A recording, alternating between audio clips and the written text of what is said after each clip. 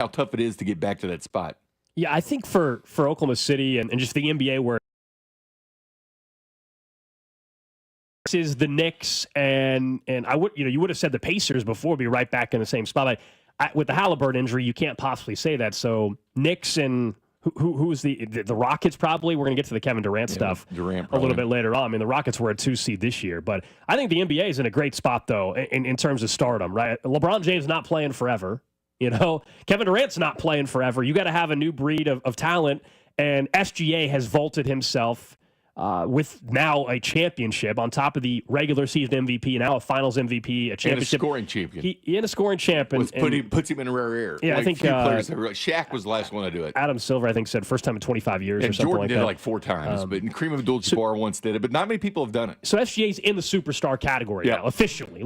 Most people probably already thought he was teetering in that direction. The Finals wraps that up for him. He is now in that add him to the mix of stars and superstars specifically in the NBA. We'll talk more about the title game last night a little bit later on in the show. By the way, I know we got something else to talk about, but what was just released? You know the big news. You know the big breaking news? Like right now? Just now. I do not. Kansas City Chiefs related. They just released their training camp schedule. Oh, we already knew last week. No, we knew they were going 21st, but but the dates weren't out there. The 21st is a date. No, when people could go, because some of these are going to be season ticket members only. Yeah, okay. When are the charge prices and everything? But they just released their official, meaning what are the off days? What are the days that there's I do need to look at that. We're going to be driving up to St. Joe a lot. But what I'm saying is they just released the actual days and times and when it's going to cost, when it's not, for training camp. This is the big news, Alec. It just happened. Just dropped. I will point out, season ticket member day is Tuesday, July 22nd, for those of you that are season ticket holders. It sounds like you're going to be going, Pink. Yeah, are you going to join us up there? You seem really excited. Why don't you join us up there? I think we're going to try to get Drew up there a couple times this year. $6 admission fee on Sunday, July 27th, by the way, but no practice July 26th. So if you want to go see a practice on that weekend, it's going to cost you $6. $6 again on Saturday, August 2nd, August 3rd. So there's a few charge days in there. Mm-hmm. Few charge days, but there's a lot of free days in there. I always recommend go Tuesday or Wednesday, man. Don't go on the weekend. Don't go on because of the crowds. Just Tuesday or Wednesday. Yeah, but if you go on Tuesday and Wednesday, though, Pink will be signing autographs too out there. I'll be going to talk to you, Drew. You and I both know. You'll be here, though. Think you and I both know, though, fans will look at what day, what position group is signing autographs. So 100%, that's what Thursday, matters. July 24th is quarterbacks, running back specialists. That'll be a popular day because that'll be Mahomes Day, obviously. And for you, Gardner Minshew Day. Well, Gardner Minshew, yeah. More importantly, Gardner Minshew Day. Receivers and tight ends autographs July 29th, which is a Tuesday. So we haven't broken down our schedule yet, but my guess is we'll be doing our shows there for 13 to 15 practices or so, something like that. So we'll have more training camp coverage, details and stuff coming up next month. And my guess is we will be maybe doing some snow cones as well. But let's talk a little Royals, Bink. Road trip. Finished out 4-2. You and I last Tuesday were discussing what would be, a successful road trip because of how devastating of a homestand it looked like they had.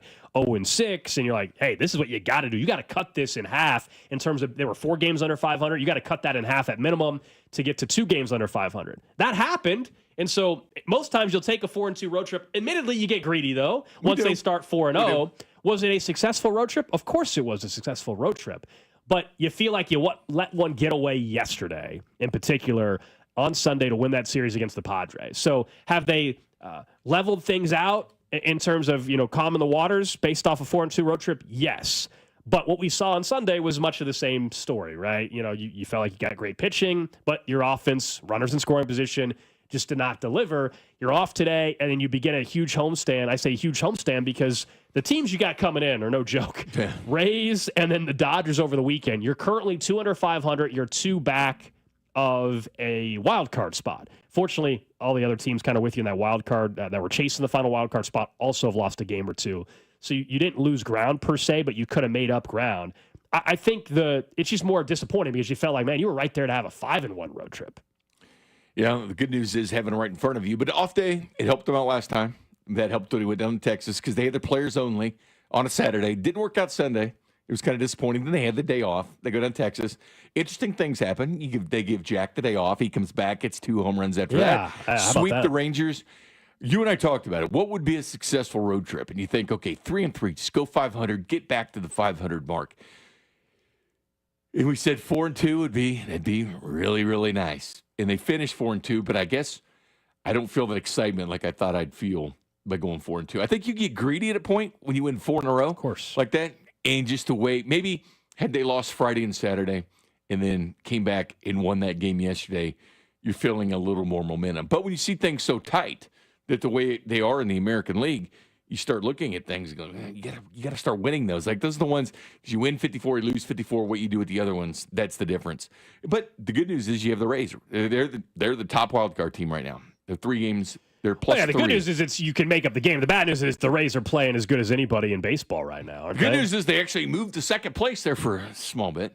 Now they find themselves a game and a half behind Cleveland, but in as far as third place. Yeah, I'm not worried about the division at this point. You know, it's all about getting back above 500, which then puts you in position to have a wild card spot. I think we recognize at this point with the way the Tigers have played divisional. Like I'm not standings chasing the division at this point in time. Whether you're 8 games back or 10 games back in the division, it's more about truly like even more than the exact 2 games back in the wild card. It is. We all know kind of a range of what win total you need to get to be a wild card team.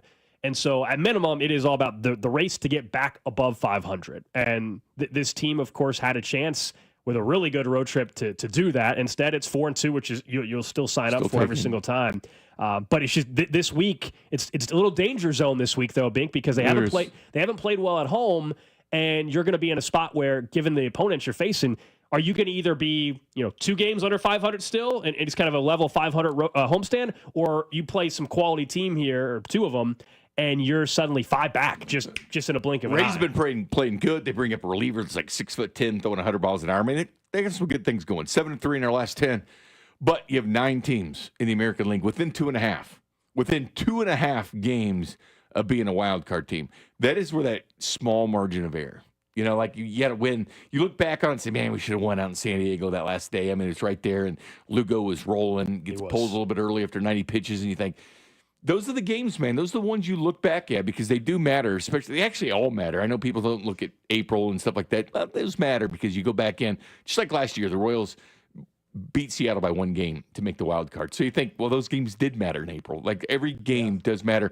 And I think, honestly, the last team that gets in the wild card will probably be 1 or 1.5 games above, if it doesn't go to a playoff game, to get that last wild card. It's going to be within like 1 game. Like that last wild card spot will come. It's that thin of a margin. It's a curse and a blessing because all these teams, conceivably, unless you were the Athletics or the White Sox, even the Orioles are 6.5 back. They've been playing good baseball. Got rid of that 1 game tiebreaker, though. They don't do that. They don't do that. I forgot. They don't do that anymore. But the bottom line is, everybody's still in it. That's the curse and the blessing. Because when you look at, all right, how can we make our team better? Well, there's a lot of teams that are still in it. So they're not going to be trade partners with you like they used to be because front offices feel like they have a chance. 1 or 2 moves here and there. We can push our way in. We get guys getting healthy. We can make a run at the playoffs. That's why all those games are just so frustrating. They come down to the end because don't look at it just, it's 1 game. No, that game mattered. That game yesterday does matter in the grand scheme of things. Yeah, I think the road trip, what you take away from that is, well, we were wondering, would Bobby Witt Jr. get going? Would he get hot? And I think the answer to that is yes. Perez. And Salvi had some moments there on the road trip as well. The power disappeared on Saturday and Sunday, but heading into Saturday, I think they had hit 9 home runs on the road trip, which, I mean, way above where they have been throughout this entire season. And so you were thinking that could jumpstart the offense, and then Sunday it wasn't there. I'm not saying that they're going to win 5-1 every 6 games. It got to the point where FanDuel was favoring the Royals over 1.5 home runs than the Padres. I mean, the Royals are actually the favorite. They had over 1.5 home runs, which is insane. That's where they got to, that respect level they had got. The good news is Jack gets a couple home runs. That worked out perfectly for the Royals to give him a day off, let him refresh, go back the next day, and get started. There's a lot of things to like about that road trip, but the grand scheme of things, we see everybody jumbled up. You're like, man, you got to find a way to win those because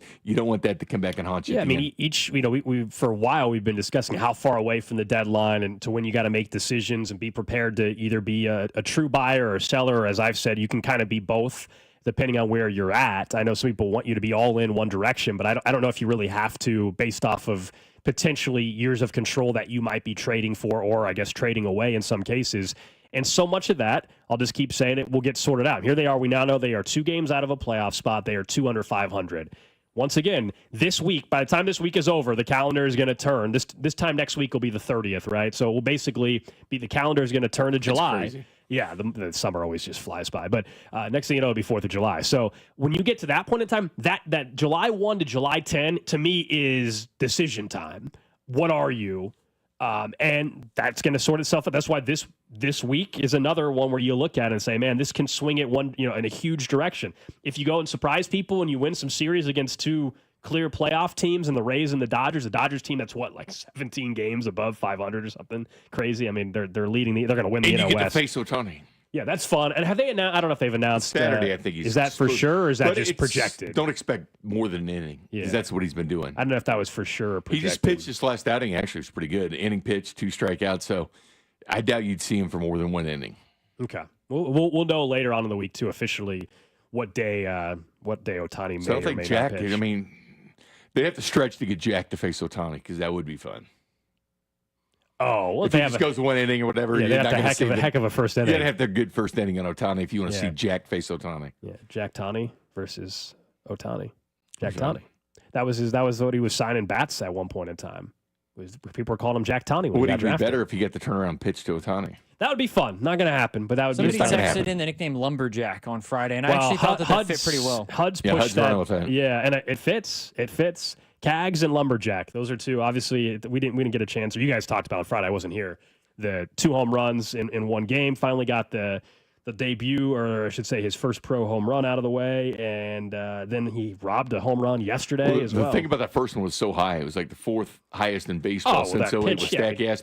It just showed you how bad he wanted that thing. He just muscled that thing out. Well, that was as advertised. We've heard he's going to swing at stuff out of the zone, but he can get on get a hold of any pitch, and that was an example of that. He tomahawked that thing to the Rangers bullpen. So we'll talk about Cags a little bit later on in the show as well. Up next, though, let's talk some NFL, right? We know now we're about to hear a little bit of a dead period before training camp begins, but there's some bold predictions that are out there around the NFL from NFL.com. We'll see if we agree with those. And I don't understand what's going on in Green Bay with their head coach and their front office. I'll explain that next. Watch Cody and Gold on YouTube by subscribing to the 96.5 YouTube channel. Cody and Gold is brought to you by Heartland Men's Health, the leader in men's sexual health. Thousands of men have been successfully treated for low T, ED, and more, all with discretion and compassion. Make your appointment at heartlandmenshealth.com.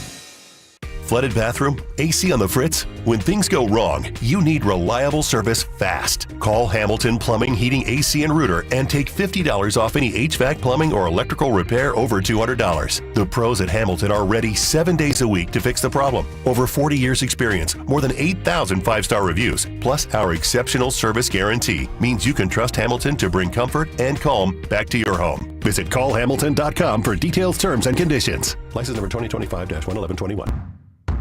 Twin Peaks is the best in the game. Here, the ultimate lunch lineup boasts wall-to-wall sports and scenic views. When you're hungry and in a hurry, the Scratch Kitchen delivers lunch in the clutch. I mean, where else can you order a 29-degree draft beer and a quickie combo on your lunch break? Only at Twin Peaks, the #1 sports bar. Twin Peaks Scratch Kitchen scores every time. Dig into hand-smashed burgers, chef-inspired flatbreads, and more at your local lodge. Exercising and being outside are 2 things I love doing almost every day. I can't imagine joint pain slowing me down. The good news is, if you do have joint pain, I've got the answer for you. QC Kinetics has over 50,000 satisfied patients in less than a decade, and everyone is getting results with no drugs, no surgery, and no downtime at all. QC Kinetics has been on the cutting edge of regenerative medicine. They use natural treatments that harness your body's own healing power. Regenerative medicine used to be an alternative, and now it's mainstream. So if you love being outside and working out as much as I do, or you just love to play golf or tennis or doing everyday activities, and you don't want to live with that joint pain any longer, call my friends over at QC Kinetics. Don't let sore knees or elbows or shoulders or a back keep you from doing the things you love. Call QC Kinetics today, 816-412-6299, 816-412-6299. Off 435 in State Line and in Gladstone. It's QC Kinetics. FanDuel, because nothing says summer fun quite like adding excitement to the game while your friends are getting sunburned at the beach. Summer sports are calling your name. That means baseball under the stadium lights, golf on pristine green fairways, soccer matches between world-class goals, and all the action-packed moments that happen in between. You're going to spend all day following your favorite sports on your phone anyway, so you might as well make them more thrilling, more exciting with FanDuel. Open up the app today to see the daily promotions. New customers can bet just $5 and get $150 in bonus bets if your first bet wins. Open the FanDuel app today or visit FanDuel.com/KFNZ. Use my promo code to get everything started. FanDuel is an official partner of 96.5 The Fan. 21 and present in Kansas. First online real money wager only. $5 first deposit required. Bonus issues, non-withdrawable bonus bets. Expire 7 days. Receipt restrictions apply. See terms at sportsbook.fanduel.com. FanDuel is offering online sports wagering in Kansas under agreement with Kansas Star Casino LLC. Gambling problem? Get out with your best bet. Call 1-800-522-4700. Visit kansasgamblinghelp.com. Going out to eat just got a serious upgrade, Kansas City. 30 Hop is your new go-to. An American bar and kitchen with bold flavors, local taps, expansive patios, and an unbeatable happy hour. Now open in Lee Summit and just opened at Miriam's Grand Station. As the proud lunch partner of the Cody and Gold Show, 30 Hop truly has something for everyone. Stop in for lunch, stay for happy hour. 30hop.com. That's 30hop.com. Local beer, American Eats, big patio. If Twisted Tea Hard Iced Tea was your best friend, it would be the kind of friend that starts an impromptu dance party in the supermarket aisle that turns into an all-day pool party rager at your place, and you don't even own a pool. Twisted Tea Hard Iced Tea turns any day into a legendary adventure. It's smooth and refreshing real iced tea with just the right kick of alcohol. Twisted Tea Hard Iced Tea. Keep it twisted. Twisted Tea Brewing Company, Cincinnati, Ohio. Please drink responsibly. Our daughter Jessie loves playing detective. A clue. But since we discovered she has sensitive skin, we've been playing detective too. We thought the problem was our puppy. But it was actually our old detergent. Aha. So we switched to Tide Free and Gentle. Tide Free and Gentle provides an excellent Tide clean, and it doesn't leave behind irritating residues like dyes or perfumes, so it's gentle on your skin. Case closed. If it's got to be clean, it's got to be Tide Free and Gentle. Find what you love and love what you find. A Total Wine and More. There's so much waiting for you. With the lowest prices for over 30 years, find what you love only at Total Wine and More. Drink responsibly, B21. For more than 75 years, University of Maryland Global Campus has given you the opportunity to build your next success. Choose from more than 135 degree and certificate programs in career-relevant fields like business, healthcare, data analytics, cybersecurity, and more.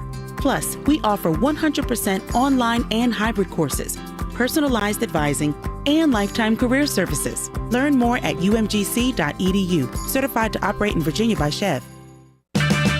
Get a $15 prepaid MasterCard after rebate when you buy 5 quarts of Mobil 1 full synthetic motor oil at O'Reilly Auto Parts. O'Reilly Auto Parts.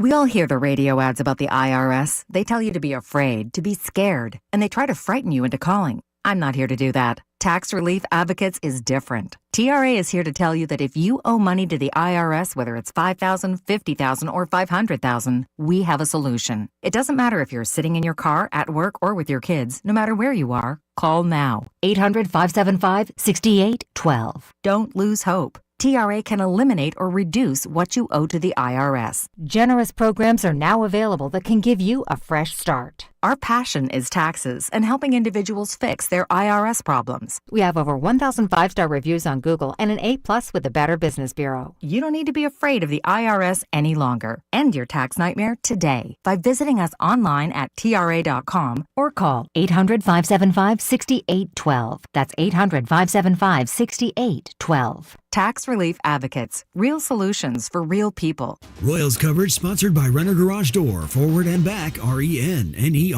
Almost Andy Reid here. Renner Garage Door has proudly served KC for nearly 70 years. Get your free estimate today. RENNER, forward and back. RENNER. RENNER.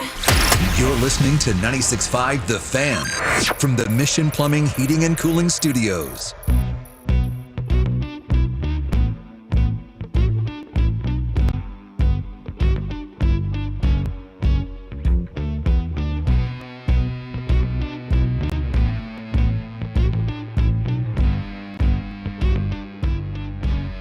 Getting started here on a Monday. Cody and Gold, Alex Gold with you. Jay Binkley filling in for Cody. Drew Nixon producing the show. We will get back to some Chiefs football specifically in a half hour. 11 o'clock, we'll talk about Andy Reid's comments a little bit. I wasn't here on Friday, but I heard a few things he had to say about day one of training camp that I thought were very interesting and could be great news, although maybe a little skeptical on a few of those. So that is coming up in about a half hour. As Bink mentioned, training camp dates are officially out there. Maybe we'll go through that in the Chiefs Red half hour. Bink's very excited. It dropped like it's hot. Bink is very, very excited for training camp's schedule release. Yeah. I mean, I've never seen somebody so fired up to know which day. I'm gonna do a podcast with Drew after the show about training camp schedule. No, we're doing college football, but that's, I thought it was just about the schedule. I'm just updating people. Drew's not wearing his ring for the first straight day. We're not Drew's going to team do lose this again, and we're doing a podcast afterwards. Yeah, we're best friends. I mean, you and Drew, man. You and Drew. I had to be careful, though, because you know that Jason Smith and Mike Harmon that we play on the station at Fox. Yeah, I know Mike, actually. Yeah, but he goes, my best friend, Mike. Yeah, I had to be careful copy. with that. Don't copy. So I didn't say that, but I did call him my best friend. That's nice. That's very nice of you. Nothing wrong with that at all. Let's talk about the NFL, looking ahead a little bit. And this is something that we all do, I think, as sports fans, and whether it's your individual team, and people like to make bold predictions, right? We did that for the Royals season. Yes, I'm going to pat myself on the back a little bit. One of my bold predictions was Carlos Estevez to have a career high in saves and be an all-star. I feel pretty good about at least one of those, although the other one should happen as well. But for the Royals, it's one thing. For the Chiefs and for the NFL, the bold predictions in June are kind of fun because these are from a national publication. These are not Chiefs-specific. These are NFL. NFL.com. Yeah, I believe Jeffrey Chadia put this out, but they're way too early bold predictions. And I know that you don't agree with most of these, but the number one they listed, I don't even think is bold. Like, you can disagree with it. Why not offer a solution to it? But it's the number one they listed was the Bills will win the Super Bowl.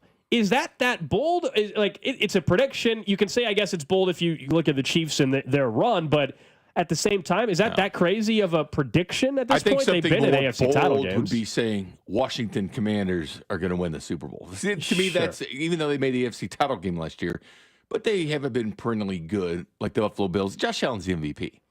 So if you said the Ravens or the Chiefs, or I guess even if you want to go the Bengals, something like that, Bills, same category, that's not out of the realm. Like just saying, hey, man, I believe in Cam Ward and what he's doing to Titans. I think they're going to surprise people. They're going all the way in winning it this year. Or the Chargers, like Justin Herbert, he finally gets the job done this year.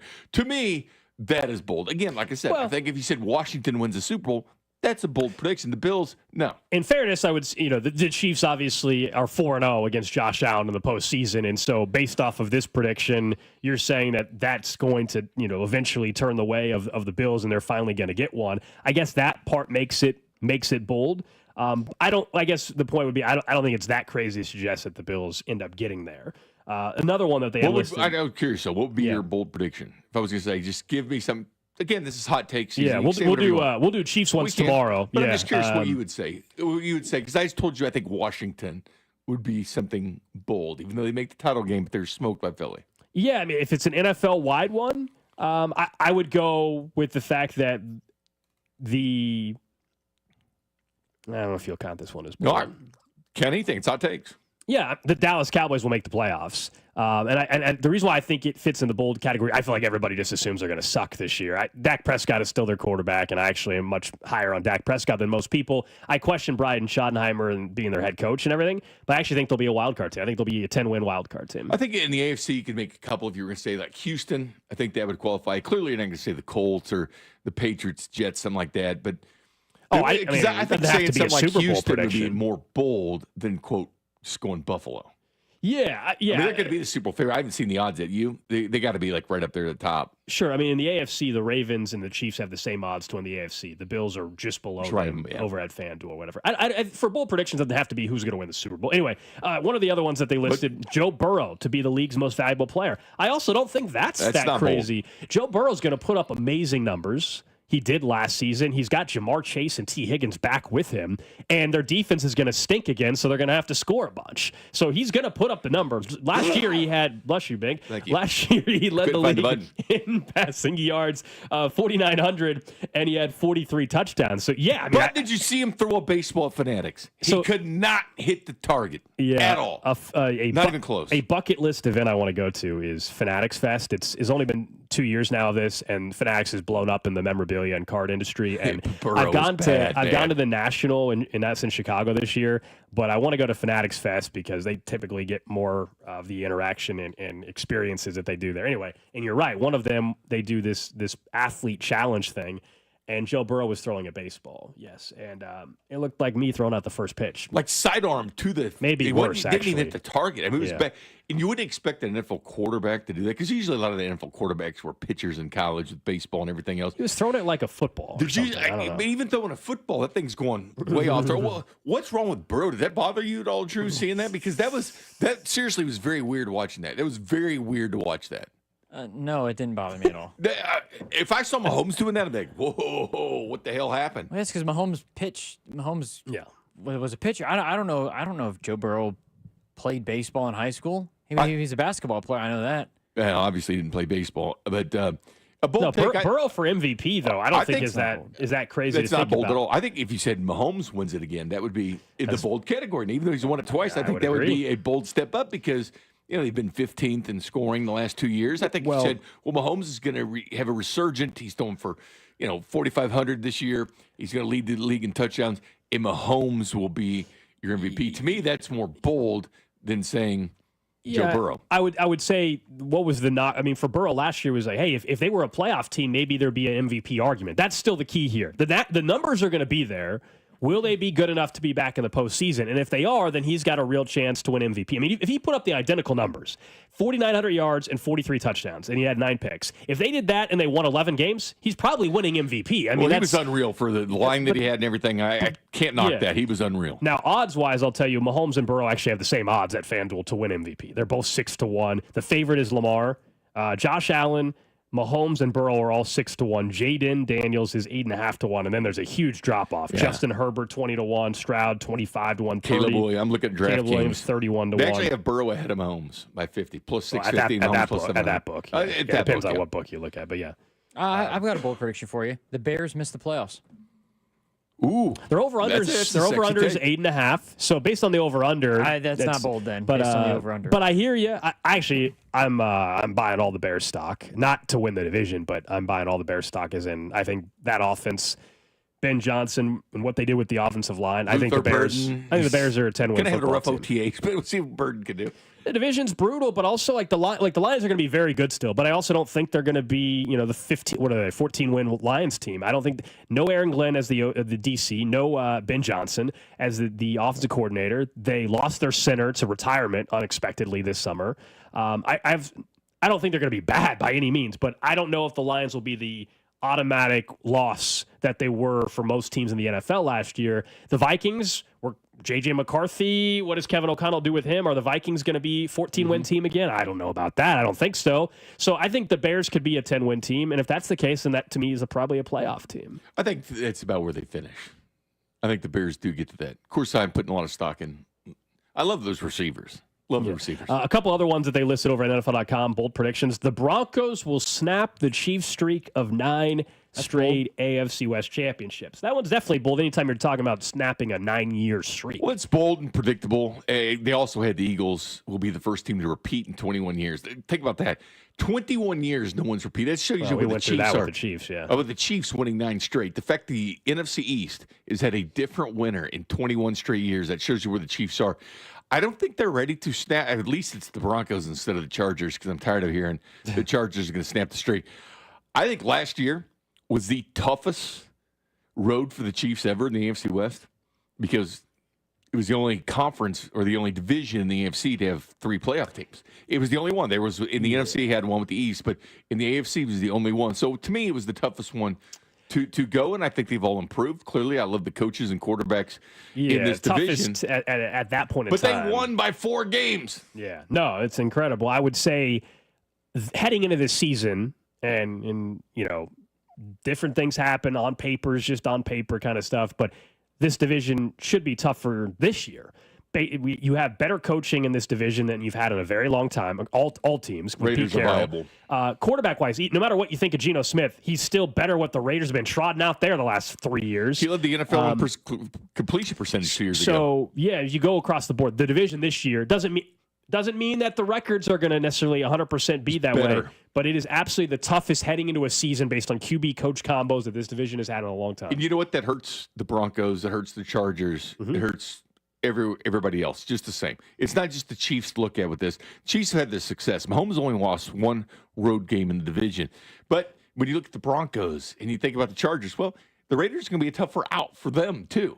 And when the Broncos play the Chargers, it's going to be a tough out for either one of those teams. Yeah. So if you start saying we think a team can supplant the Chiefs, let's not forget this division is going to be good all around, even for those teams to rack together wins because the division's better. Another one that was listed, this one stays in division. This is, again, NFL.com just did their way too early bold predictions for the season. We're just going through if we agree with some of these or not. Ashton Jeanty, the rookie out of Boise State, top pick there for the Raiders, will run for 2,000 yards. Here's what the write-up said. Jeanty should be a heavy favorite for Offensive Rookie of the Year given the situation he's walking into in Vegas. Pete Carroll's going to do what he always does, which is run the football like crazy. Jeanty is a 3-down back built exactly for this approach. You know I'm bullish on Jeanty. I think he's easily a 1,500-yard back. 2,000, though, in his rookie year. Yeah, $2,000 for, and this is, I've seen this take a lot. I've seen this take a lot. It's definitely bold, though. I'll give him that. What are the odds? FanDuel even have odds on this yet? Well, because I've seen this before. It's not just one person, but I don't think a rookie gets 2,000 yards. What are the odds he leads the league in rushing? Yeah, that's what I was pulling up. He is right now. Does he have to get to 2,000 to do that? He is 17-1. He has, for most rushing yards this year, he's 17-1. Barkley, Henry, Jonathan Taylor, Christian McCaffrey, Bijan, and Jahmyr Gibbs have better odds than Jeanty to have the most rushing yards. You get 2,000, I know it wouldn't have been this past year, but like you get to 2,000, you're probably going to get. I just don't see a rookie doing it. Even I know there's 17 games now and all that, but I don't see a rookie doing that. Yeah, it's the longest season he'll ever play. You know, he played in his life. College football, you're not playing in 17 games. I think he's going to have a very strong rookie year. He's the Mountain West. He's the Rookie of the Year favorite. I've told you, I think Travis Hunter is intriguing because I think voters are going to say, oh, he was average on offense, but he's also playing defense. And so he's got the Ohtani factor. The mindset's going to be bizarre. There's a offensive Rookie of the Year and a defensive Rookie of the Year. We know this, but I think voters are going to give him defensive credit for offense. Does that make sense? Yeah, I agree. And I think that's why Travis Hunter is a better bet. Because I think while they're not supposed to, voters will not be able to separate the defensive award and the offensive award. Ashton Jeanty's over-under, by the way, is 1,075.5. I'd take the over. I would also smash the over. I mean, barring an injury that we can't predict. But that's obtainable. If he's healthy, how's he not 1,000 yards? 70 a game. I mean, if he's healthy, I don't see how he's not. All right, one final bold prediction that was listed, then we'll talk a little bit about the Packers because I think their situation is a little bizarre right now. Here's one more for you. It says Caleb Williams will throw for 4,535 touchdowns. If that happens, they're definitely making the playoffs. Yeah, if that happens, that's a very bold. I think that happens. If you do that, 4,535 touchdowns, like dare I say, you're finishing top 3 in MVP. If you're a 12-win team. Especially with the narrative, obviously, of him having that sort of a year, I mean, with that much of an improvement, I think he'd definitely be in the Yeah, but DJ Moore, Romo Dunze, Burden. I mean, revamped O-line, offensive mind. You know you're getting a great offensive mind. Colson Loveland at tight end. I mean, the expectations, I think, are very high there. Cole Kmet, backup tight end. I mean, they give some weapons, man. He will be the first Bears quarterback ever to get 4,000 yards passing. That's going to happen this year. I think that's true. I don't know if that's that bold to say, but 4,500, I don't think he gets there. What did we have last year, though? Way less than that. 37, 38, something like that, or what was it? And you know that's going to go way, way up with a better offensive line because they spent a ton of capital in their offensive line. A real play caller, or offensive mind, yeah, offensive genius. We can bring Joe Tooney in and stuff like that, so they've definitely revamped that line. He threw for 35, 41, 20 touchdowns. So to go to 4,500, I think it's possible with the head coach system now and the new offensive line. I think, and this receiving group is ridiculous. Yeah, I think he gets 4,000, becomes the first Bears quarterback to do that. But I'm still pretty, bullish on Caleb Williams. I know a lot of people, some of you, for off the field reasons, don't like Caleb Williams, don't believe in him. Ridiculous reasons, honestly. I think it's all there for him this year. And he does have a ton of pressure, admittedly. And you could argue amongst quarterbacks, he's probably got the second most pressure of any quarterback. Josh Allen has Super Bowl pressure, right?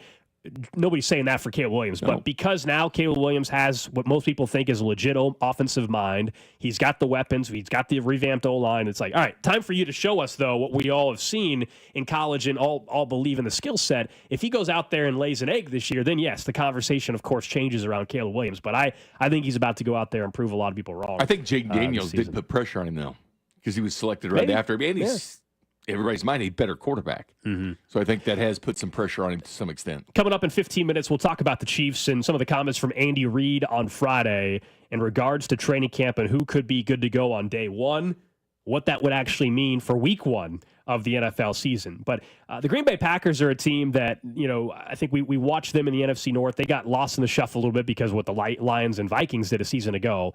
But they have come out already and said that they are not going to extend Matt LaFleur, their head coach, his contract. Now, he has 2 years left. He's not going into a lame duck season. That would be even more concerning. And you could say, hey, how many teams extend their head coach 2 years early? I'm shocked, though, that their leadership has said they're not extending their GM or Matt LaFleur before the start of the season. To just come out and just blanketly say that in June was kind of bizarre to me. This guy has gone to, 2 NFC title games. His first 2 years. 3 13-win seasons, I think, if I'm not mistaken. He had a transition from Aaron Rodgers to Jordan Love. And I know now what we look at Aaron Rodgers' QB play, but at the time, Aaron Rodgers was coming off some MVPs. You had to develop a quarterback. Wide receiver-wise, I don't think as a play caller, he's had a ton to work with. He's got a bunch of number 2s, number 3s.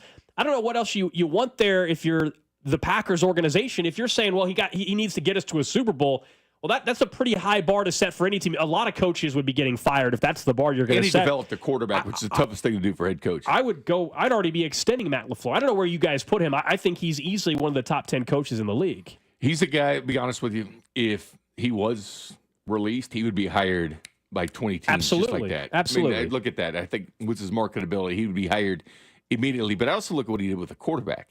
He took a young quarterback and groomed him into a really good quarterback that had success, that coach-quarterback combination. I don't think you want to mess with that. That is one thing that if you're the Packers, you have to understand what you have. You've got that coach-quarterback combination, and you don't screw with it. Well, and he's your play caller. That's there's a few head coaches in this league. Nick Sirianni doesn't call plays. He's won a Super Bowl. Got to give him props for that, but he's just there. It's seemingly right now. Maybe you view him as a leader or whatever. Although he's still yelling at fans all the time and stuff. Jumps in the Matt LaFleur, if you were to go through multiple coaches, I'll take the guy that's a play caller in most circumstances. However, you got to give Sirianni obviously credit for winning the ring, and Matt LaFleur hasn't been there yet to do so. But I was surprised when I saw those quotes from the Packers organization. I would extend the GM as well. I think they've actually done a really nice job in a tough division with a young quarterback. It's not like they've been the Titans, not like they've been the Cardinals. No. They've been a viable team, a tough team. When people look at them, a lot of expectations. They fell short of those expectations last year, but they were able to develop a quarterback, which is the toughest thing to do. What do you guys make of the Packers, though? Just way out. We are doing bold prediction stuff. Do you believe that the Packers are a real contender in the NFC this year? I don't think they're as good as the Eagles. I don't think they're as good as Washington. I do think they're a playoff team. I think they're going to finish second in that division. I don't think they're upper echelon like some of these other teams are. I think they are the second best team. I think they could give the Vikings and the Lions a definite run, to be honest with you.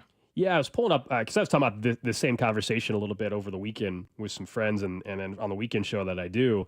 And we were looking up at odds, the odds for the NFC North. The Packers are 2.5 to 1 to win the North. The Lions are plus 145. The Vikings are plus 290.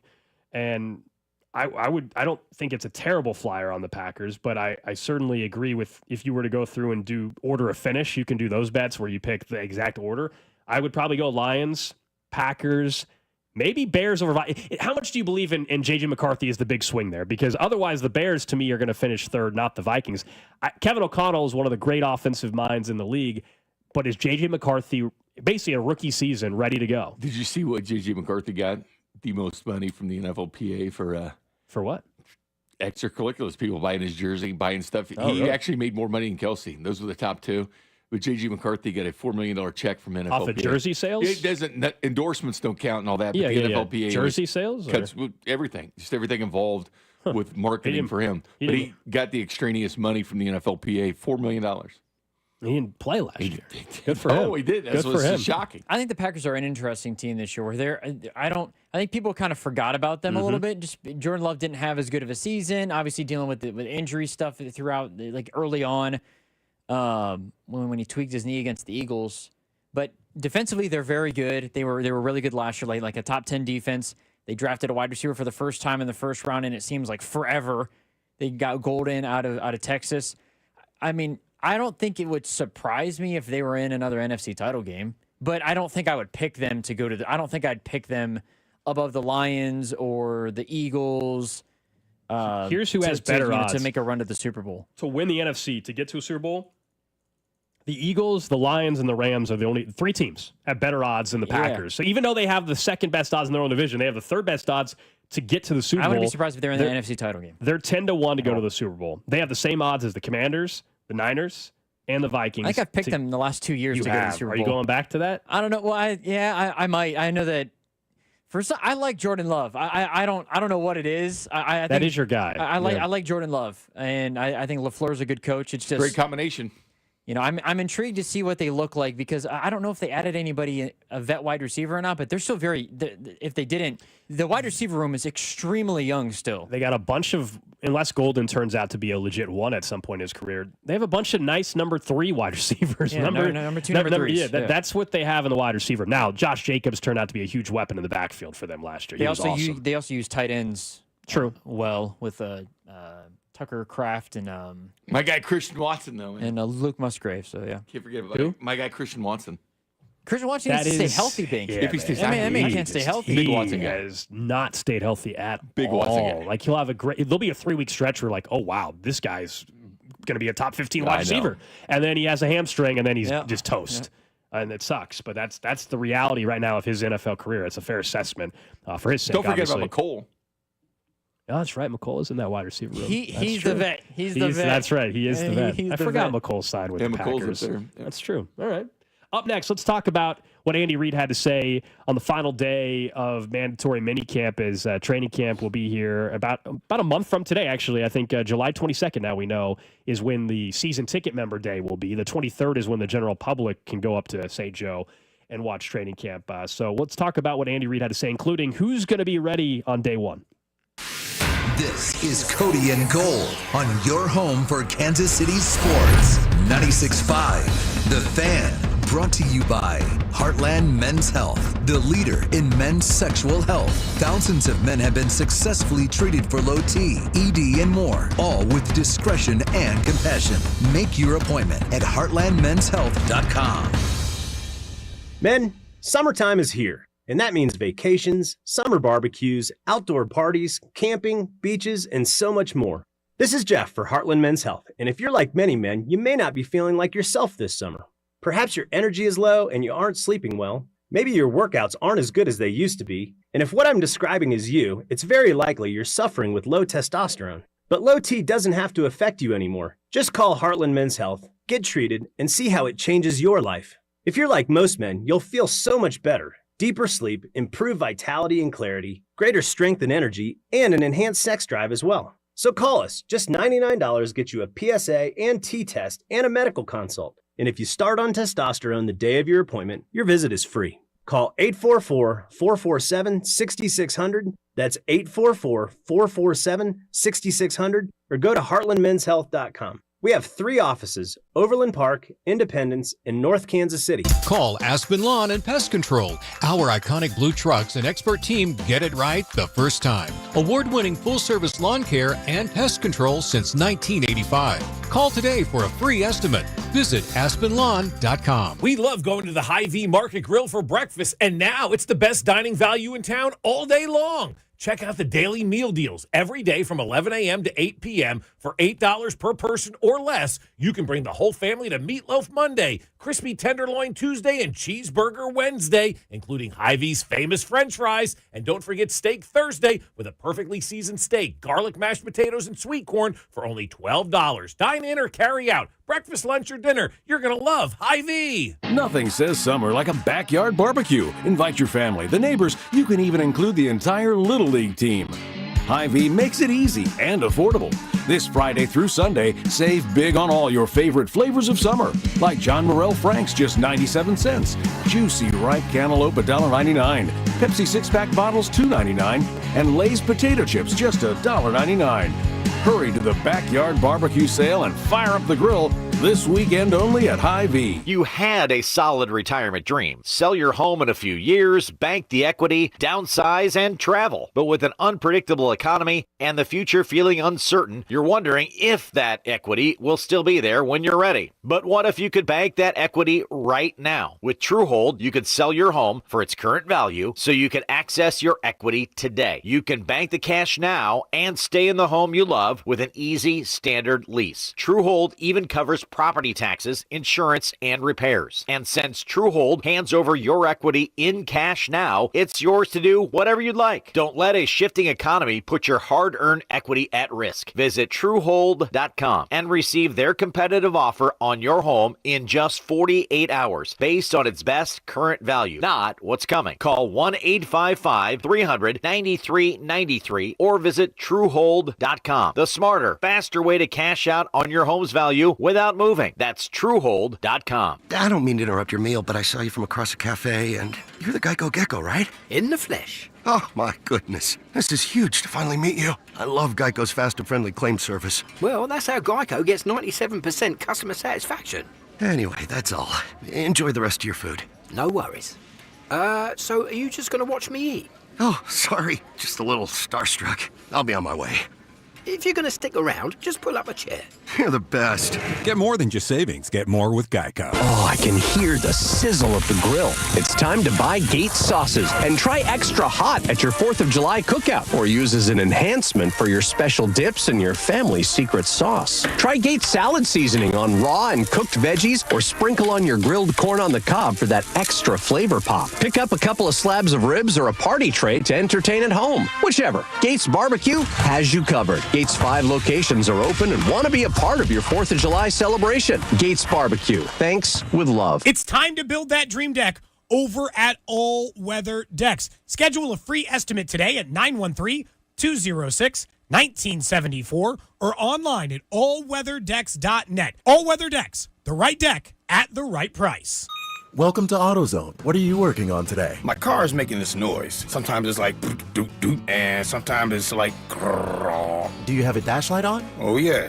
Then we don't have to listen for clues. With the free Fix Finder service, we can read a check engine, ABS, or maintenance light to find the likely fix and even recommend a local shop if you need one. So you don't need to hear the grrr. Not with Fix Finder. Everything you need, nothing you don't. Get in the zone, AutoZone. Restrictions apply. Add some star-spangled style to your summer with Ashley's Stars and Stripes sale. Going on now. Shop Hot Buys for every room in your home. Now just $6.99. Plus, you can save up to $1,000 store-wide. And don't miss upgrading your patio. Save up to 20% on select outdoor furniture. Or feel the freedom to buy now and pay over time with 0% interest until 2030 on in-store purchases made with your Ashley Advantage Synchrony credit card. Only at Ashley. Subject to credit approval. Minimum monthly payments required. See store for details. Find what you love and love what you find at Total Wine and More. There's so much waiting for you. With the lowest prices for over 30 years, find what you love only at Total Wine and More. Drink responsibly, B21. For more than 75 years, University of Maryland Global Campus has given you the opportunity to build your next success. Choose from more than 135 degree and certificate programs in career-relevant fields like business, healthcare, data analytics, cybersecurity, and more. Plus, we offer 100% online and hybrid courses, personalized advising, and lifetime career services. Learn more at umgc.edu. Certified to operate in Virginia by Chev. Get a $15 prepaid MasterCard after rebate when you buy 5 quarts of Mobil 1 full synthetic motor oil at O'Reilly Auto Parts. O'Reilly Auto Parts. You're listening to the all-new 96.5 The Fan, your new home for Chiefs football. KFNZ FM and AM, HD1 and HD2 Kansas City, an Odyssey sports station.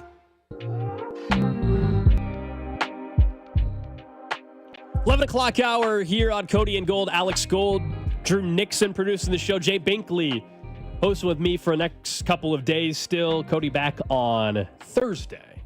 He's dancing. Dance dad duties. By the way, he's doing very well, is what we heard. I think the dance stuff may have wrapped up this past weekend. I'm not sure. He didn't go to see Jack hit the home runs, and he was in Dallas. He was right there. He was right there in Arlington. What's the commitment level? Was right there. Could have seen Caglianone's first 2 home runs, and he wasn't there. We'll have to give him a hard time about that for sure. Right there. When he gets back on the show coming up on Thursday. We'll talk more about the NBA Finals and the Thunder, including also what I think took away, at least during the day, from Game 7. In a bit, it was funny. Drew had pointed it out to me during the break too, and I just saw it come across my timeline as well. That the Thunder, very young team, right? Very young basketball team. That's why they're going to be around for a while. And Alex Caruso is the vet on that team, and now he's a 2-time champ. And there's video.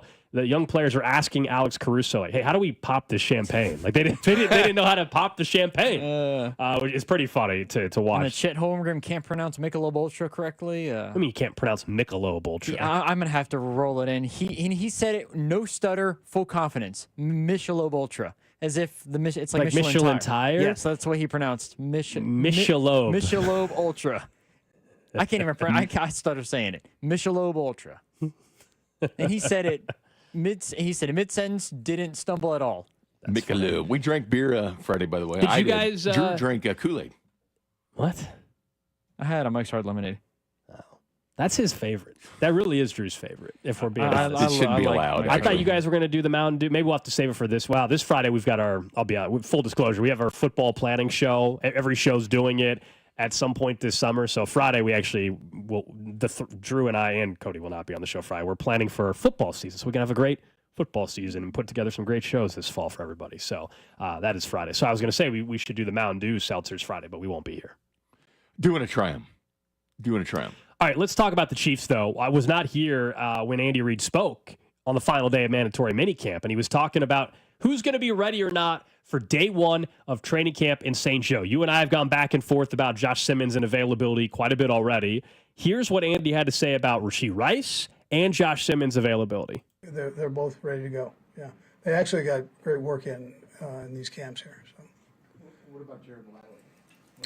I think we're going to be okay there. He got some work here the last couple of days, so I think we'll be fine there. So I heard that, and I said, "Well, Kilgore's not here, by the way." Yeah. So I heard that, and I said, "Oh, this is great news. This is great. If that actually happens, then I would have to bump the likelihood of Josh Simmons being the starting left tackle week 1 in Brazil against the Chargers to like 75%, because it's not the ability question with Simmons. It is the health in allowing him to get the work needed at camp to be ready for week 1, and then you figure out what you want to do with Jalen Moore. It's a nice backup option if necessary. The reason why it would still only be 75%, because I think there would still be a chance they would start the veteran and ease in Josh Simmons. But that is with me 100% believing and trusting that what Andy said there is going to happen. I hope it is, because as a Chiefs fan, you should hope that the number 1 pick for you guys in round 1 is actually available at training camp. But we all know the timeline that people thought outside of the organization prior to the draft was not going to be by training camp. So this would be amazing news. I'm still skeptical. I'll be honest. I got to see it, and I'll gladly be wrong on this, but I'm still skeptical. First show up there in St. Joe, July 22nd, July 21st, whenever we're going to do our first show. Is he getting the full work that everybody else is? And if he is, that's awesome. But I don't know, I don't think you can just 100% say, oh, well, he said it, so it's just for sure going to happen, because we've gone through this before where time passes a month and all of a sudden, well, yeah, this is new for him. This is new for him. We just want to give him another day. And next thing you know, it's a week. So I'll believe that one when I see it. I'll believe it when I see it too, but Andy did expand on that. Okay. Your thing there. What to expect from Simmons. That's what he said. Listen, you can see his athletic ability. You can see his want to. He's got great attitude. He's approached everything the right way, plus a little bit extra. You could tell if you just want to look at his rehab, you can see that he had a mindset that I'm going to get in there. It's not going to be training camp. So it's going to be like now. And he worked his tail off to get there. So you respect that part of it. He's done a nice job in there. He's worked well, and we'll just see. We'll see, what training camp does to him. It's different when things are flying fast up there and you've got full contact and pads on, and see how he does. So there's the caveat at the end. We'll see what happens when you put the pads on. Done a nice job so far. Well, they've just been in shorts. Yeah, and no stuff pads. now. It's hard. It's a big Offensive difference. lineman, defensive line, it's tough to judge anything until they have. But they did go ahead and get Jalen Moore really quick late in the offseason.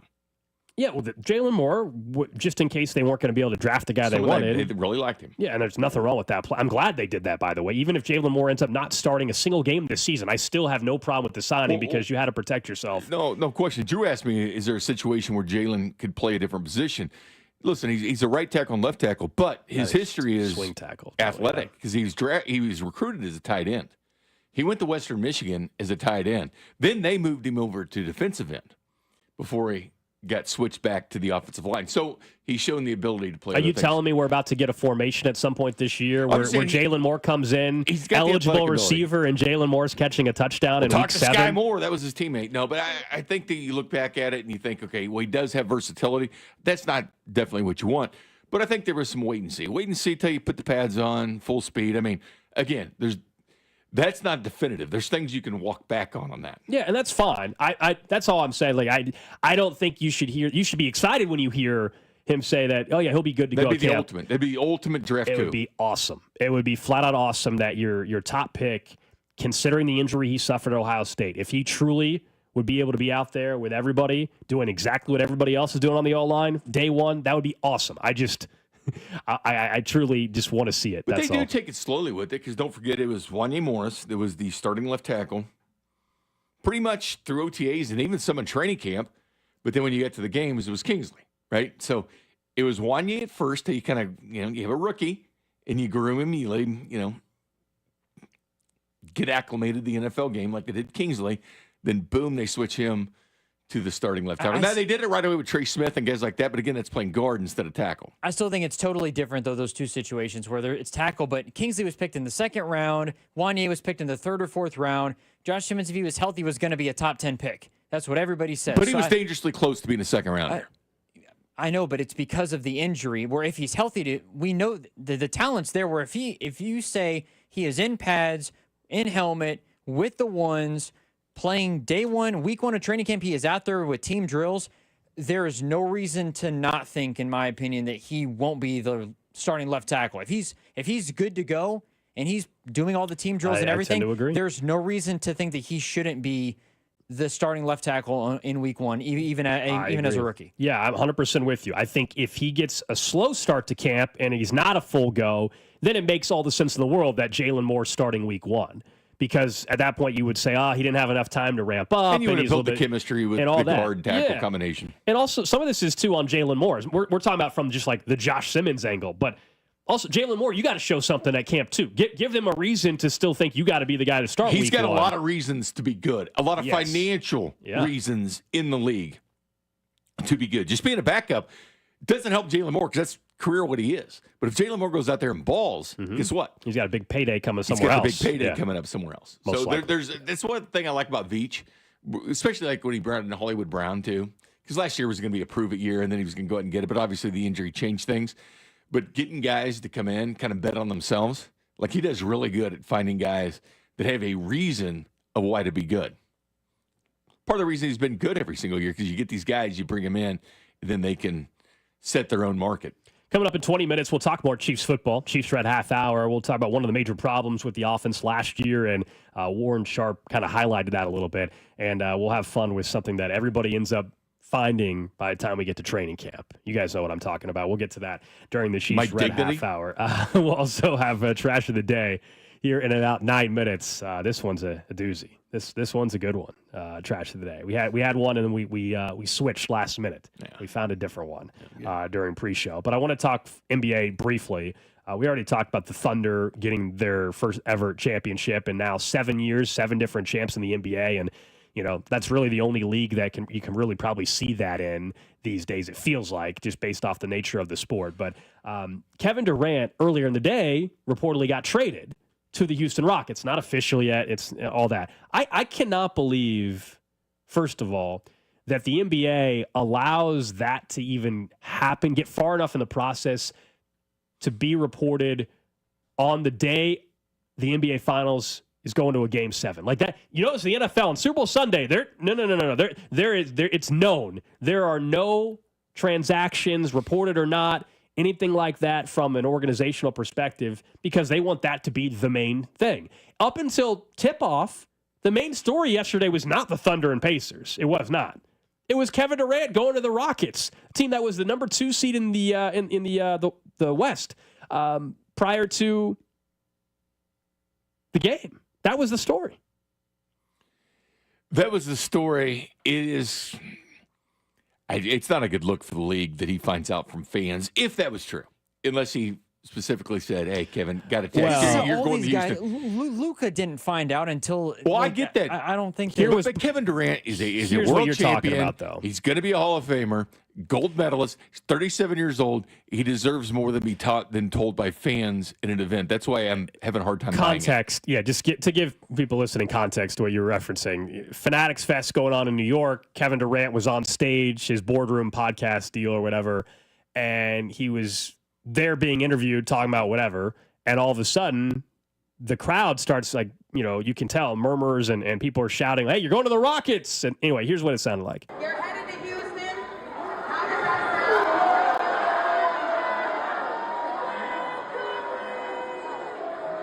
We're going to see, man. We're going to see what happens, man. We're going to see. We'll see what happens, but I am excited. Great young core, great coach. I think he would be a great fit there. A lot going on right now. This all happened live. Now, he knew he was clearly going to get traded at some point, Bink. He's the one also that wanted out. He claims Suns fans wanted him out too, but whatever.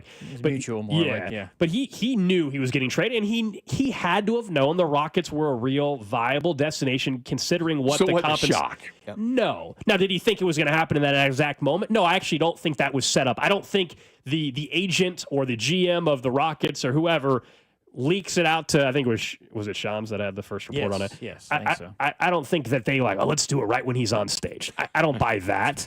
It was perfect for Fanatics. Oh, well, yeah. Oh, perfect. Ruben and Fanatics loved it. Perfect. Yeah, they absolutely loved it. There's already a Tops Now card of that moment that you can buy. I mean, it's crazy. Yeah. Jeez. It is funny, too. So they all started their careers, Russ, James Harden, and Kevin Durant, with the Thunder.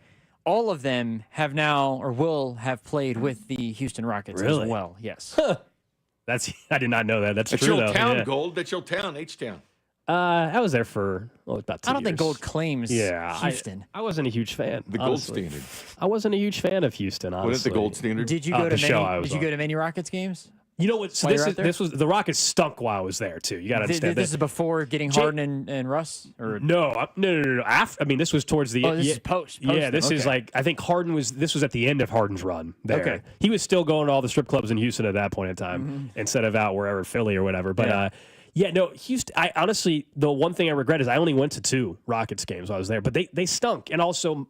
To Bink's point, the show I was doing at the time was 9 p.m. to midnight. So night show. Yeah, that also tough. So that was the issue. But no, I wasn't huge. Anyway, nobody cares about my Houston thoughts. But I wasn't a huge fan of the city. But long story short, going back to what you were saying, the Rockets, it's a huge trade for them, and it's going to set up them very, very nice, set them up very nicely going forward. I was just stunned that how can you as a league let that happen the day of your biggest game of the year? I think it's because with the NFL, it's a full day prep, everything with it. The coverage didn't begin until your typical half hour before or hour before anyways, where I think it broke early enough. It got people talking about the NBA, where I don't think the league would have been disappointed as much. Where like you brought up the NFL, because we have Super Bowl coverage from 1 or noon until. And you also have the whole week. You have the whole week build up. But the day of the game, there's no way. Like Tom Brady did something the week of, right, when he announced that he was officially retired. I think, wasn't it that, not obviously they played the Bucs, but then after that, the next year, whatever, when he eventually hung it up, and I think the Chiefs were getting ready for the Super Bowl, if I have my timeline correct, I believe Brady did some sort of announcement during Super Bowl week, not the day of the game, but Super Bowl week. Well, you remember the Alex Smith deal that was during Super Bowl week up in Minnesota? It was up during. But do you think players earn a little bit more respect than that? I don't like the way things are done. I always I don't like when players have to find out through social media or fans. I think that's completely disrespectful. I agree. I think there's some merit to that, but I also think it's different when Kevin Durant was giving them his agent was essentially giving them names of teams to trade to. We don't owe you anything, man. You want out, you're giving teams to name. We're going to trade you when we trade you, and you're going to get what you'd like. And he's earned more than that, though. Has he, more respect than that. Has he? He hasn't won a title in 7 years, Bink. He's won world championships. He's won gold medals. He'll be in the Hall of Fame. I think that qualifies as earning respect. He had to go team up with Steph Curry to win a title. Let's keep it real, Bink. Let's keep it real, Bink. Drew, this is spoken like a guy that's never had a team win anything. No, I'm being totally honest. He had to go team up with with Steph Curry to win a title. Yeah, Point blank and period. Ring chasing. That's the big knock. It wasn't like he didn't contribute. It wasn't like he just completely gravy trained. It's not like he wasn't saying actually he's a bad player, but I'm saying that when you have bounced around 3 to 4 times, nobody owes you anything after you've also been giving team names. Hey, trade me here, please. They don't owe you a single thing. It's not even about his decision. It's not even about his decision to go to the Golden State Warriors back in the day. It's more of he knew he was going to get traded, and he knew the Rockets were a very likely destination for him. So to me, that's all. He didn't really have a shot face on, did he? This wasn't the Luka. This wasn't the Luka trade where you wake up in the morning and you're traded out of and blindsided. Kevin Durant wasn't blindsided. Too. Yeah. The Luka trade. Hey man, I like to call him the player. It's out of respect. You call him and say, I agree, but he already knew. They already told him, hey, we're shopping you. It wasn't finalized. No, but the heads up is if you don't expect to get traded, that his agent and it clearly had told him, hey man, this Rockets thing's coming together. You're probably going to get traded. We don't, it could happen here soon. I guarantee you, he knew that. That's the best way to find out. I don't think Kevin Durant cares. I think he was smiling afterwards after the news broke. I think he was happy. He probably knew. He was probably happy. He probably knew. Well, he's out of Phoenix. I mean, he didn't play Bradley Beal and that whole group out there. My goodness. Devin Booker, though, with Jalen. I don't know. The other thing is, what do the Suns do now? Do they stick with Jalen Green and have him? I like Jalen Green. And Booker? They should try to trade Bradley Beal, but his contract is so bad. I don't think anybody's going to take Bradley that Beal. on. What a disaster! I mean, honestly, what a disaster of a career. The thing that's crazy too, the Suns missed the playoffs and they were fully healthy with Kevin Durant and Devin Booker. They were fully Then healthy. their coach get fired. Yes, Budenholzer got fired. I mean, that also didn't work get out. fired to go to the championship now. Sure. Thibodeau. It has happened. All right, guys, let's get to it. The trash of the day. Trash of the day. We had a different one. We pivoted to this. It also is funny to me because of when I was gone on Thursday, and we all were gone, I guess, on Thursday. I wasn't planning on having a dentist appointment, but I called to schedule one, and they're like, hey, what about 3 o'clock this afternoon? I'm like, oh, sure. I was just trying to schedule one for like weeks down the road or Any whatever. cavities? No, it was just time for a cleaning or whatever. Once or twice a year. So everything's good, Bink. Okay. No cavities or anything. Questions? I always have questions. But I went to the dentist, but I was calling to schedule an appointment, and I wasn't planning on going that afternoon. Long story short, they could get me in, so I was like, oh, perfect. Anyway, so this trash of the day has to do with a dentist in the Czech Republic. So a 22-year-old had 2 assistants and was running a dentist office out of their home. So a 22-year-old. Turns out he was a fake dentist. Shocker. He's been charged by Czech police after treating dozens of patients using instructions he found on the internet. So, according to the story, the 22-year-old man had extracted teeth, performed complex root canals, applied anesthesia, and all the information he got was obtained online. He's pled guilty to a number of charges, faces up to 8 years in prison. Police did not say whether any of the patients had complained about their treatment. There was a 50-year-old woman who worked as a nurse, while a 44-year-old man produced prosthetic devices for patients. The illegal clinic treated dozens of patients and made more than $185,000. Yeah, the anesthesia part of it. Who did they find to do that? Well, yeah. Because that's the kicker there. Yeah. All 3 were arrested earlier this month before being charged this week with operating an illegal business, money laundering, attempted assault, drug dealing, and theft. The president of the Czech Dental Chamber said that he had an average of 10 fake dentist cases reported a year in the country. And I don't know how this happens this long. The fact that this guy was out there doing root canals just off of watching YouTube videos, basically. 22. No 22 years school. old. No dental school. Just, hey. Yeah. I mean. You question somebody being 22. Where'd you go to dental school? Didn't that take you? Didn't take any time? Man. It's one thing if you're just, even the teeth cleaning part, but you're out here doing root canals. Root canals, you're.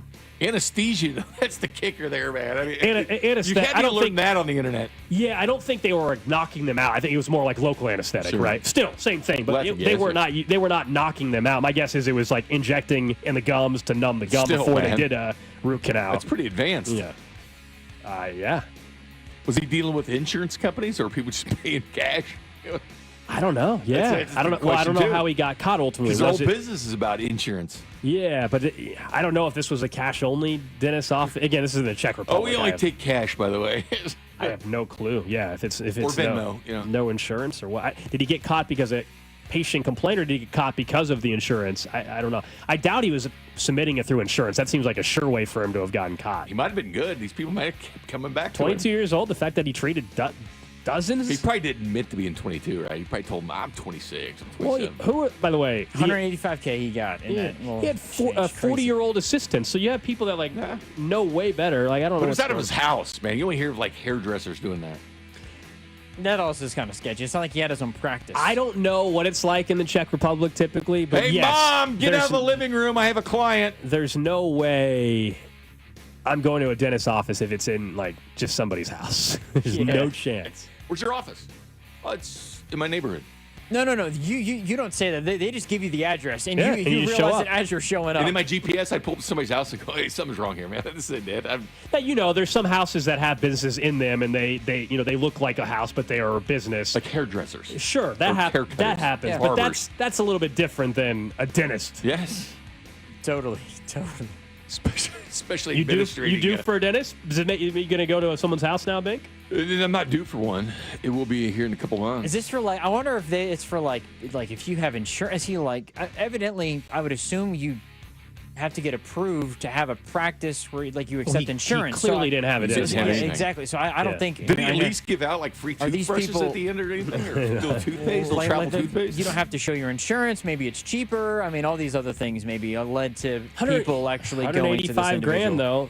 Dozens of patients. So let's just go ahead and say he treated like 80 patients. Let's just stick with that. 10K? I mean, he's making some serious coin. You're still on the internet, man. What do you go to YouTube and say, how to be a dentist? You can go on YouTube and watch root canals on YouTube. There are a lot of things. There are a lot of things that you can learn from YouTube, but I think if, like a doctor or a dentist, you got to have some schooling. Or you can stay at Holiday Inn Express the night before. What is that? What does that have to do with it? You guys never seen those commercials? Come on, man. I stayed in the Holiday Inn Express last night. Right. Yes. Makes you smarter or whatever. It's a joke. Okay. Certain age groups don't get that one. No, I know but I didn't know that what that had to do with the dentist office. Certain age groups don't get that. Go look on YouTube for old Holiday Inn Express. No, I remember the commercials. I just didn't. I didn't know where you were going with it. I wasn't going anywhere. I was stayed at a Holiday Inn Express last night. Dentist, but I stayed at Holiday Inn Express last night. I remember this. Yeah, I didn't remember the dentist part. So I'm a dentist. Someone says go to someone's house for a colonoscopy. Bink. I watch football clips on YouTube. I bet you learn a lot about football. I think a lot of people do. As soon as the Chiefs have a draft, everybody hits YouTube and looks at the prospects. I know it is for you. I know it definitely is for you. All right, guys. Up next, Chiefs Red Half Hour. Let's talk more about one of the major flaws with last year's team and what they can actually fix. Plus, let's all call our shot. Everybody's going to claim one by the time we get to camp. This is Cody and Gold on your new home for Chiefs football. 96.5, The Fan. Brought to you by Heartland Men's Health, the leader in men's sexual health. Thousands of men have been successfully treated for low T, ED, and more, all with discretion and compassion. Make your appointment at heartlandmenshealth.com.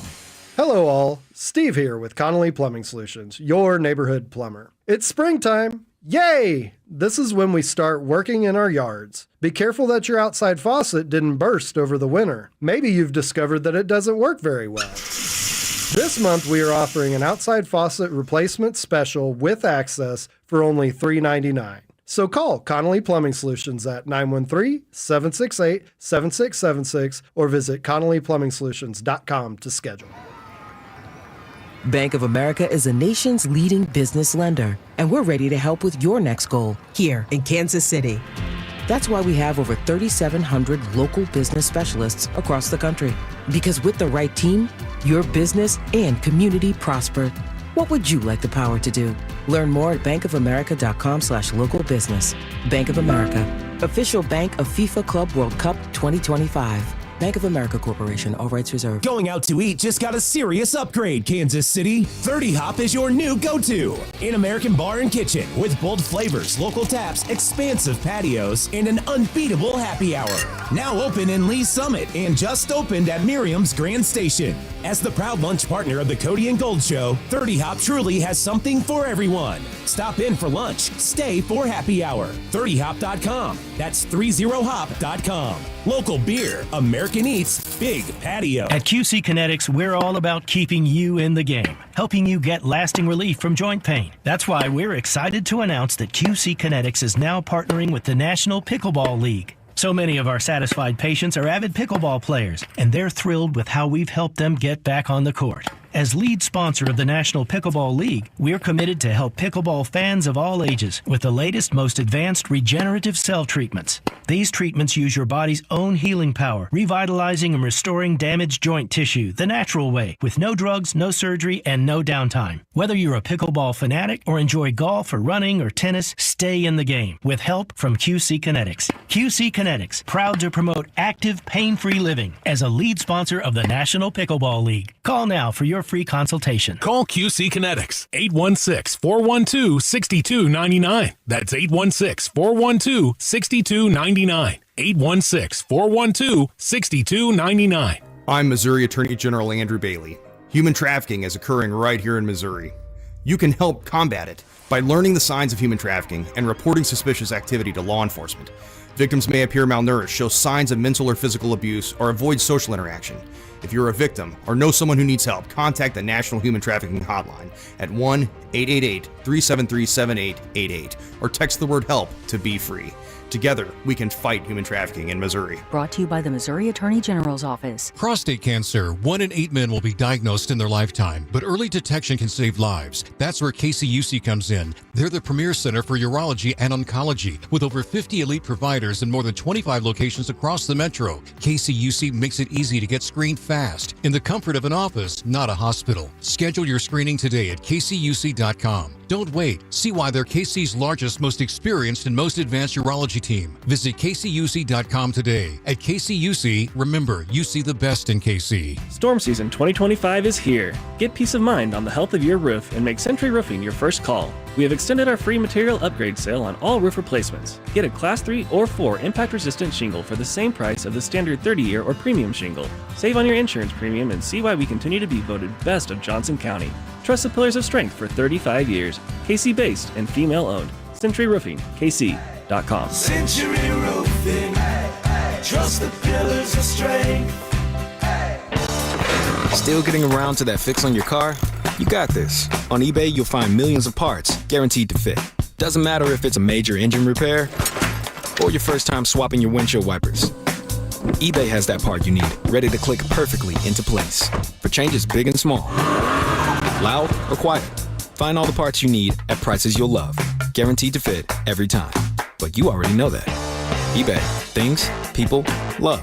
Eligible items only. Exclusions apply. I'm still going for it, even with higher stroke risk from atrial fibrillation and a regular heartbeat not caused by a heart valve problem. Over a 3-year study, Eliquis apixaban tablets reduced stroke risk better than warfarin, and over 97% of Eliquis patients did not experience a stroke. A first stroke occurred in 2.9% of warfarin patients versus 2.3% of Eliquis patients. Don't stop taking prescription Eliquis without asking your doctor. It may increase your stroke risk. Eliquis can cause serious and in rare cases fatal bleeding. Don't take Eliquis if you have an artificial heart valve, abnormal bleeding, or antiphospholipid syndrome. While taking, you may bruise more easily or take longer for bleeding to stop.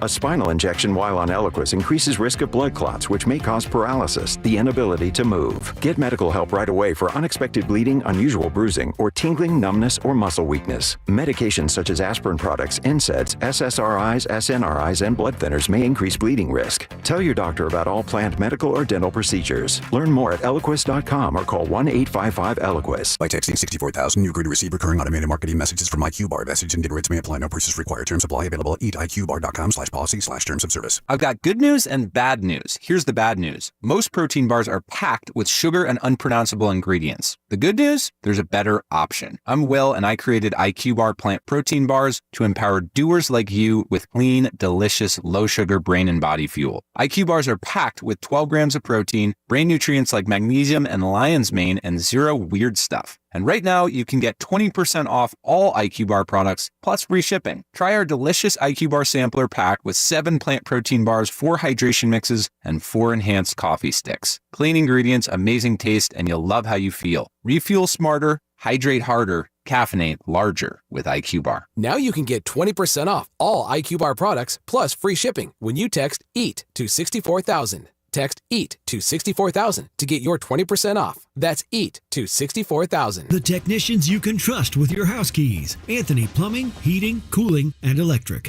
Stay comfortable year-round with expert HVAC installation done right the first time. Enjoy a new HVAC system starting at $150 a month. Schedule your consultation today at anthonyphce.com.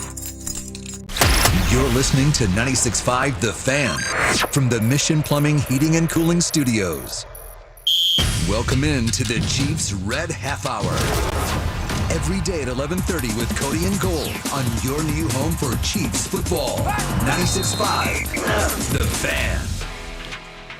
The Chiefs Red Half Hour is brought to you by All Weather Decks, Kansas City's most respected deck builder. We'll get back to the Royals here in a half hour, so we'll talk about that 4-2 road trip. Look ahead to this big week with the Rays and the Dodgers. Of course, they are off today. You guys can always hit us up on the J. Southland Tow Service text line, 913-586-7965. Alex Gold, Jay Binkley, Drew Nixon with you here on a Monday. Hope you guys are having a good start to your week. Another brutally hot day in Kansas City. So, welcome to summer. Yes. It should be like this. It's summer. I know, but not to get into a whole conversation. I know we go. I still think, man, in the wintertime, I can add layers and layers and layers and layers. I love winter. In the summertime, especially if you're somebody that works outside, there's only so much you can do to stay cool, man. You spent time at the pool? Brutal. I did. I went to the pool on Friday and yesterday. You love the pool and you bring your drinks down there. And I usually do. Yeah. Yeah, Good time. had a couple a little Sunday afternoon drinking. It was kind of nice. You had Drew to stay over? in the water. I haven't had Drew over. No. You have a pool, Drew's Drew? probably got a pool at his own complex, right?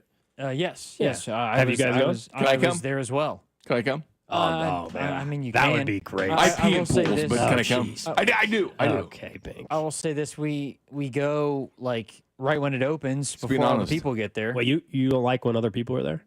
You don't like to talk to other people? No, wear your ring? no. It's fine, but I normally go there to I normally go there to relax and not talk to people. It's definitely traditionally. relaxed. You know, it's definitely relaxed. Like if there's Bring people a cooler there, I don't and mind. good to go.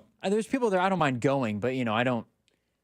So ours is two Yeah. pools, and you just don't want to. 2 pools is nice. You Hot don't tubs want, are you don't better, want the there's one pool. Sometimes there's more kids, so you go to the other one. You know, little kids all over the place. That one you're not going to chill as much. But it's been so hot that you got to be in the pool or whatever. So I did that. Turns out one of Carrington's good friends. I didn't know this whole time. Really?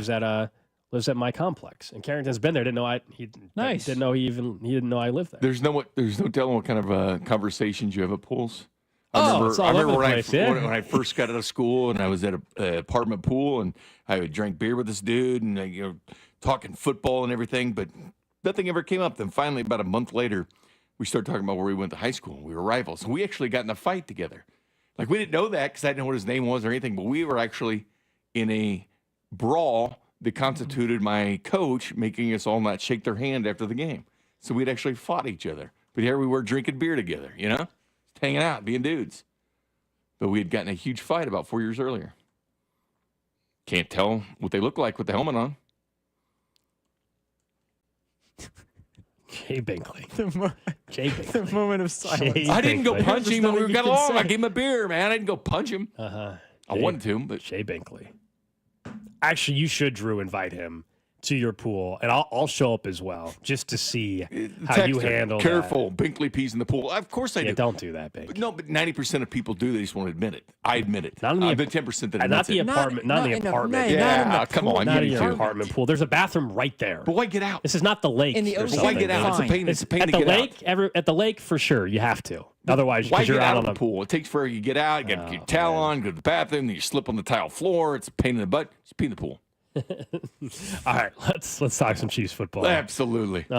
So one of the offensive problems last year, despite winning 15 games, was how often they weren't able to avoid third down. Warren Sharp laid this out. Third down, best teams at avoiding third down last season. I don't know if you've seen the list. Bink has, I know, but could you care to guess who the top 5 teams were at avoiding third downs? Drew, have you seen the full list? I have not seen the full list. Can you guess who do you think are some of the top teams in avoiding third downs last season? Chiefs are no.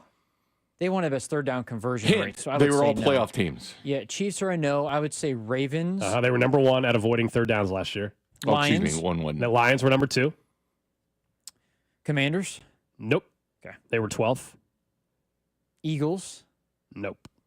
They were 16th. That's the strange one because how good they are picking up first I know. downs. You would think they didn't avoid it. They got the third and fourth down and then the tush push. People avoided it. No, Bills were 8th. The top 5 were Ravens, Lions, Cardinals, Vikings, and Packers in avoiding third down. Wow. The Chiefs were 1 spot below the Eagles at avoiding third. The Chiefs were 17th. The last Super Bowl year. teams were 16 and 17 in the NFL.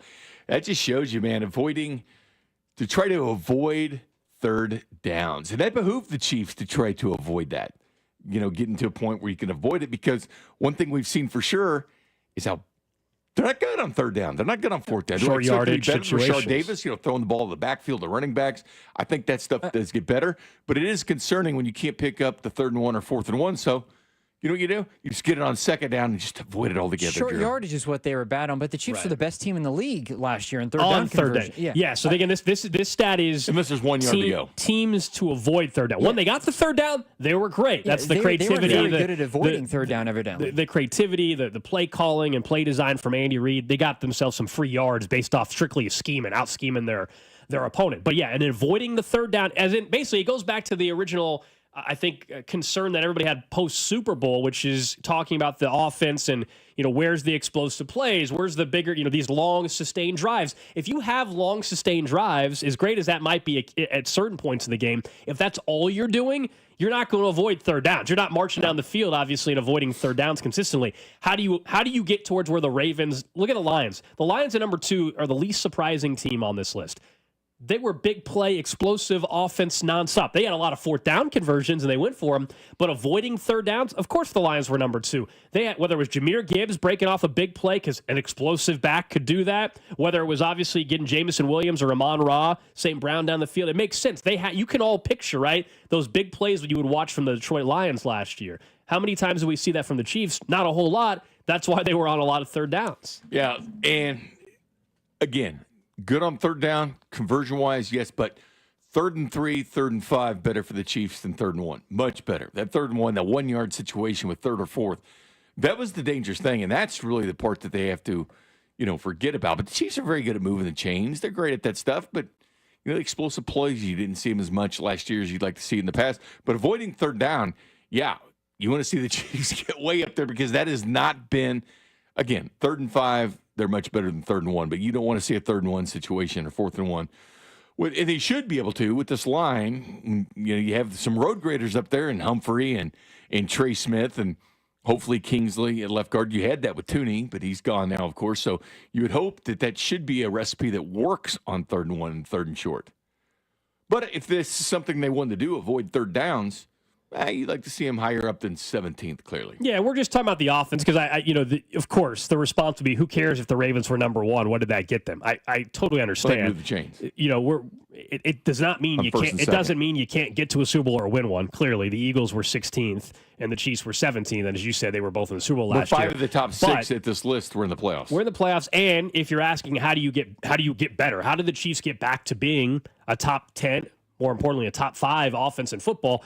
Part of that would fit in. If you told me somehow they got back to being top 5 in offense this upcoming season, I bet you they're in the top 5 in this particular stat, avoiding third downs, because that to me tells you you're having the explosives. You're having first down play, second down, picking up a big chunky yard. Maybe it's a touchdown. Not becoming big predictable. Plays. Yeah. First down play, you're picking up 8 yards on first down, and second down, you're getting you're having bigger chunk yardage plays. Where did you say the Bills were on this list? 8th. So all of the teams that made their respective conference title games were 8th or worse. Because I think you said the Bills were 8th, the Commanders were 12th. Yep. So I think. And in the Super Bowl, 16 and 17. Like what you said, Gold, I think some people you might say, well, it doesn't matter because of the Ravens, but I think also it shows you it's more about, I think, the other 4 teams, particularly the Chiefs and the Eagles, than it is anybody else, where when they had to execute, they were like they didn't avoid third down, but on third downs, on fourth downs for the tush-push conversation regarding the Eagles, they were just flat out better than everybody else. And that's the reason why I think they made it to where they did, where they didn't. It didn't matter that they had to convert. Like, if you put the Ravens at a 3rd and 10, I feel a lot less confident they're converting it compared to the Chiefs because of what we saw all year last year. I wonder, and we could probably look it up, Bink. I don't know. You might actually already know the number. I'm not sure. But how many times on first down did they run? And we know they struggled to run the football last year. So if you're running on first down and you're picking up 2 yards, it's 2nd and 8, well, then, yeah, you're setting yourself up. Stopped for no gain. Sure. And you're 2nd and 10. You're setting yourself up for third down after third down. There's a lot of negative plays on first down for this team when they try to kind of force and set the tempo for the running game. They were so, and I know that we talked about Andy and his lack of aggressiveness. Well, I think it hurt with Pacheco hurt. I think Andy, for whatever reason, I don't know if this actually is true or not, but I would guess Andy was so confident because they were so good on third down. If they could get it to 3rd and 6 or 3rd and 5, fine. We're the best team in the league. We convert over 50% of our third downs. We're going to be able to get it done if we get it to 3rd and 5 or 3rd and 6. Just stay out of the 3rd and 8 plus, and we'll be fine. Yeah, that's all Mahomes and Reed. That third down success rate that's all play design, just out scheming your opponent. And then, of course, Mahomes making some special plays. By the way, I found the number just for anybody who was interested. In last season, the Chiefs ran the ball. This is according to Pro Football Reference. 23.6% of the time on first down. 229 rushing attempts on first down is what they. Yeah, they like to do it to set up Mahomes and 2nd and short, things like that situation. It just didn't always work out, though. Getting stopped at the line, negative plays. I do like what they want to do with the running backs, though. I do think that will be Davis on a wheel route or something like that. It is perfect. I think the Chiefs have the guys now to catch the ball. I know they've been working with Pacheco a lot on it. Catching the ball out of the backfield, something they really put an emphasis. You know Kareem Hunt can. I mean, there's a reason. Sure. He came back for the Samaje Perine role, in my opinion.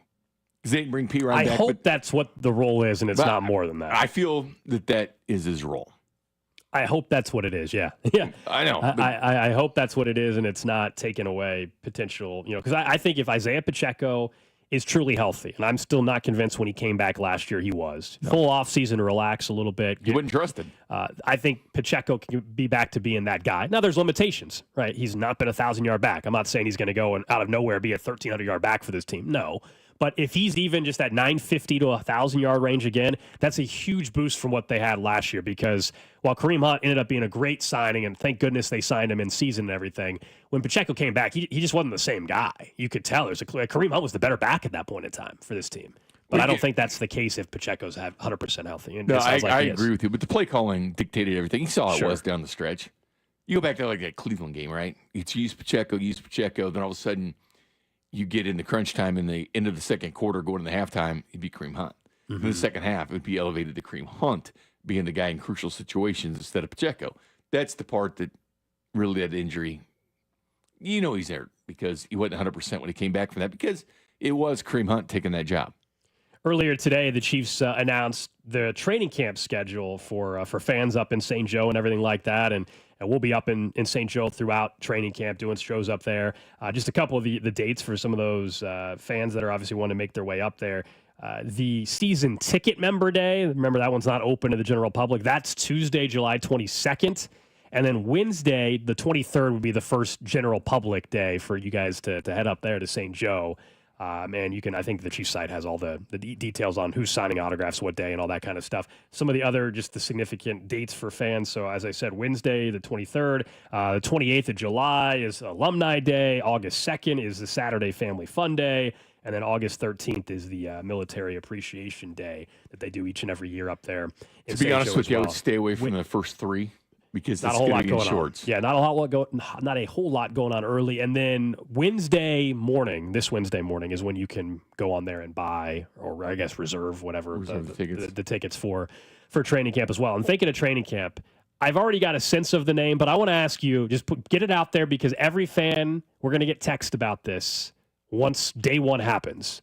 There will be a highlight of an amazing catch or a crazy tackle or a great INT or whatever, or a great run from Brashard Smith. Who are you guessing, predicting will be the Camp Darling? Doesn't mean they're making the team, by the way. Camp Darling. We all know the names over the years. Who's the Catapano? Yeah, well, sure. Well, I mean, I would just LRZ, Justin Ross, Jody Fortson. Who's the Camp Darling of 2025? Do you have a prediction? Because I think there's two right away that come to mind. The first one, it's very evident, and we've already addressed it on the show. Tyquan Thornton. Tyquan Thornton will be Camp Darling for a lot of people. We'll hear Timeout. I like Tyquan. I like the way he's approached things. Yep. Mm-hmm.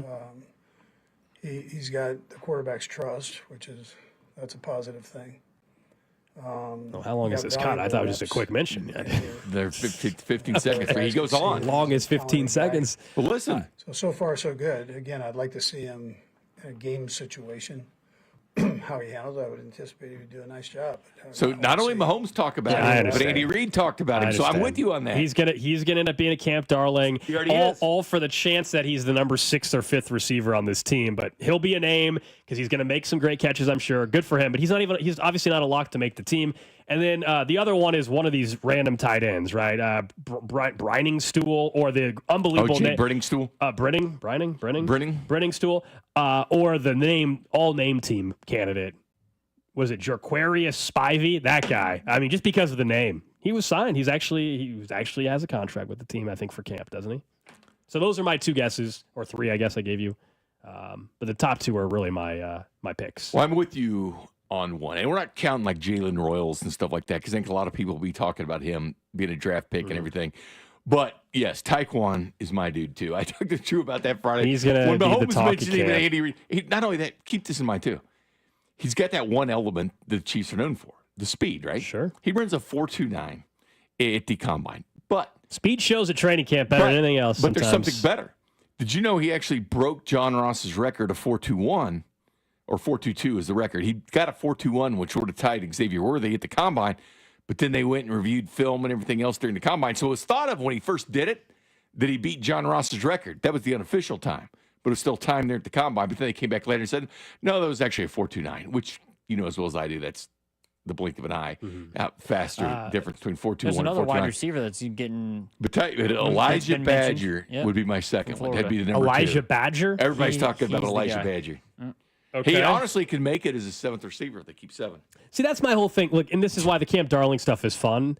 That's why we joke about it. But any of these guys, if they make the team, that's a hell of an accomplishment. And if they do, they're gonna be active for like 4 Sundays. We should give it the 3 Justin Sundays. Ross Award. Well, that should be the I was Justin waiting Ross for that Award. text here from the 816. This is Justin Ross's year. It's been his year for the last, 3 years? How long is he? It's the Justin Ross Award for camp guy. That's right. Yeah. He needs to worry about making the roster first. Exactly.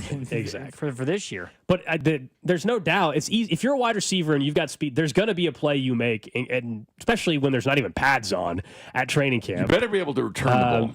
Sure. Yeah, that's an opportunity for him as well. But, yeah, I just know that we'll be up there, and it'll be maybe day 2 of camp, and there'll be one of these names. It's going to be Badger. Makes a great catch or something, and everybody's going to go nuts and suddenly act like he's a 700-yard receiver and going to score 10 touchdowns for the team this year. How many receivers make it? 6 or 7? What do you think? 7? Well, it depends on what are they going to do with this backfield, man. Like these are all training camp conversations, but Pacheco, Hunt, Elijah Mitchell, Brashard Smith. You know Smith and Pacheco are locks. I think Kareem Hunt probably is too. Elijah Mitchell, you know what I mean? Like I don't know. Fighting to get on the roster. You know. Just how many running backs do they keep? He's got Carson speed, though. Steele. Like how many? 4-3-2. I know there's practice squad spots. I understand that, but how many of the running backs do they keep will tell me whether or not I can answer 6 or 7. Well, they want a pure unidentifiable or identifiable fullback. And say Carson Steele, we know we had you halfback stuff. He's listed as fullback. I understand it, but if they say because Andy Reid's gone without that position before, so if they say no, we're keeping the fullback, great chance there for Carson Steele, but that would eliminate someone on the back end like Elijah Moore. Bouchard's making it. Hunt's making it. And obviously, Isaiah Pacheco's making it. How many teams actually have fullbacks? No, because they just use like a lot of 4 teams. or 5. A lot of teams just use tight ends as The Chiefs were like one of the only teams for a bit. Sean Payton uses one in Denver, I think. So what's your receivers you're saying right now? You obviously have Worthy, and you got Hollywood Brown, Rasheed Rice, that's 3.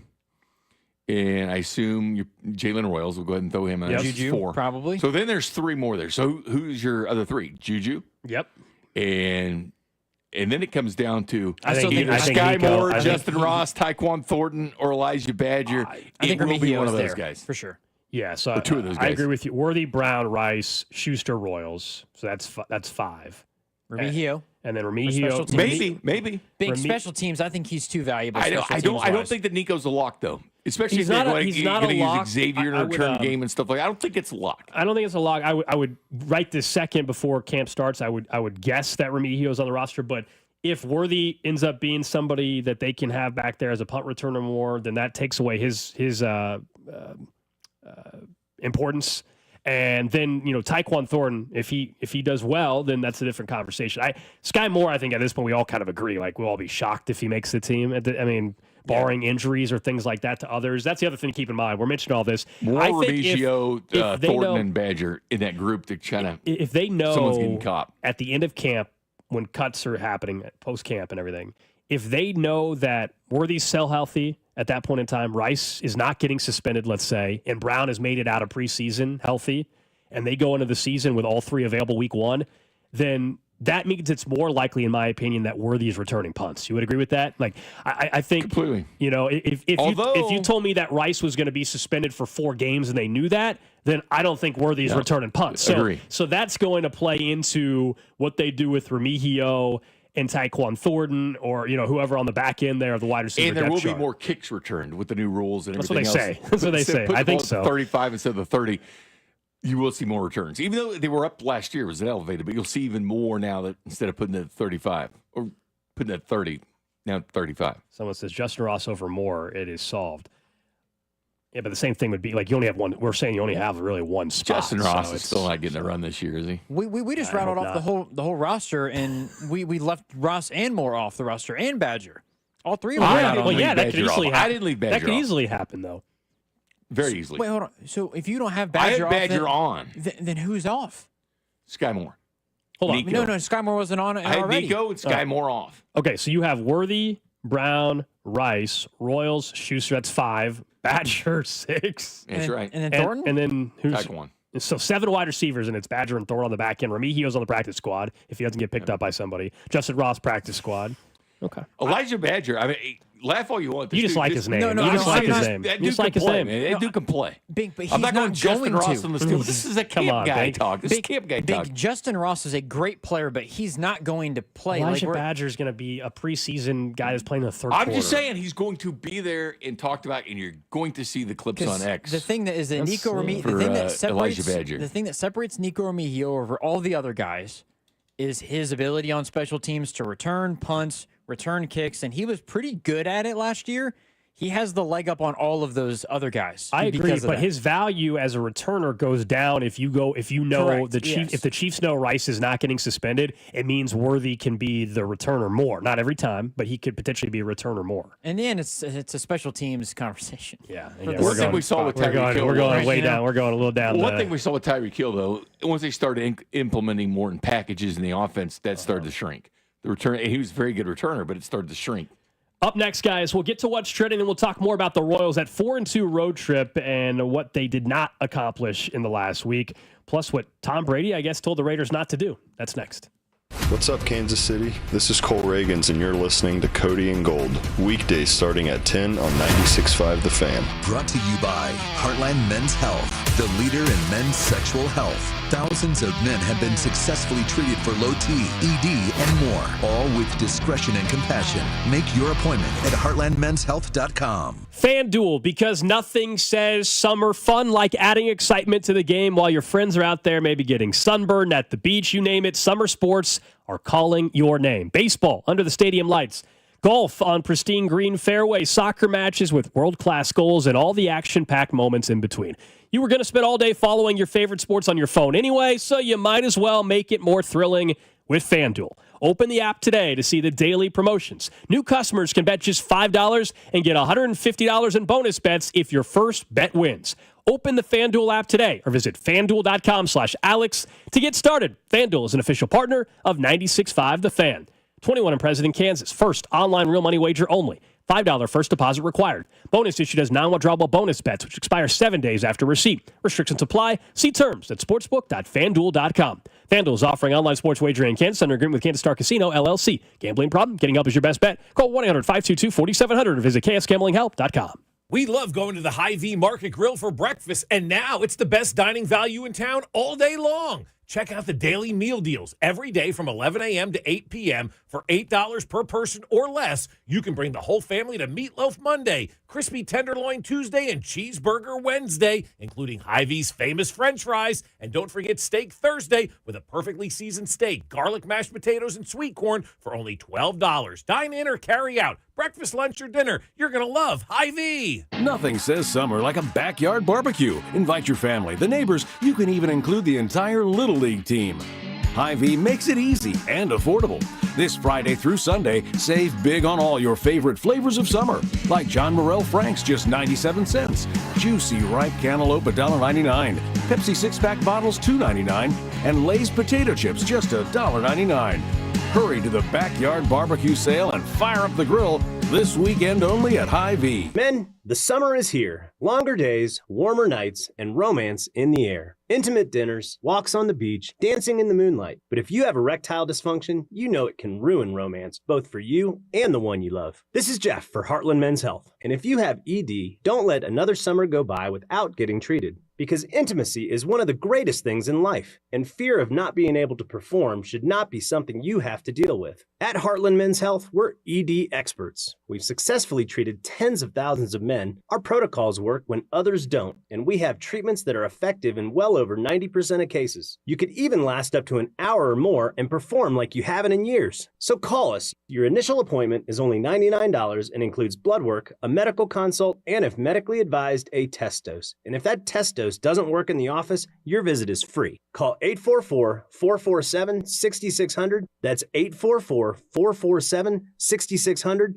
Or go to heartlandmenshealth.com. You had a solid retirement dream. Sell your home in a few years, bank the equity, downsize, and travel. But with an unpredictable economy and the future feeling uncertain, you're wondering if that equity will still be there when you're ready. But what if you could bank that equity right now? With TrueHold, you could sell your home for its current value so you can access your equity today. You can bank the cash now and stay in the home you love with an easy standard lease. TrueHold even covers property taxes, insurance, and repairs. And since TrueHold hands over your equity in cash now, it's yours to do whatever you'd like. Don't let a shifting economy put your hard-earned equity at risk. Visit TrueHold.com and receive their competitive offer on your home in just 48 hours based on its best current value, not what's coming. Call 1-855-300-9393 or visit TrueHold.com. The smarter, faster way to cash out on your home's value without moving. That's TrueHold.com. Do you owe $10,000 or more in credit card debt or personal loans? With credit card debt at all-time highs, Debt Relief Advocates is urgently notifying consumers of debt relief now being made available, designed to aid consumers with out-of-control credit card debt. Those who qualify and enroll for this relief program will only have to pay back a fraction of what they owe. This is not bankruptcy or a debt consolidation loan. This is a relief program that credit card companies would rather you not know about, as it ends your debt nightmare and saves you lots of money. Consumers owing at least $10,000 in credit card debt or personal loans can now take advantage of this debt relief as the cost of living skyrockets. Debt Relief Advocates has established a relief hotline for you to call to learn what debt reduction you may qualify for, so don't wait.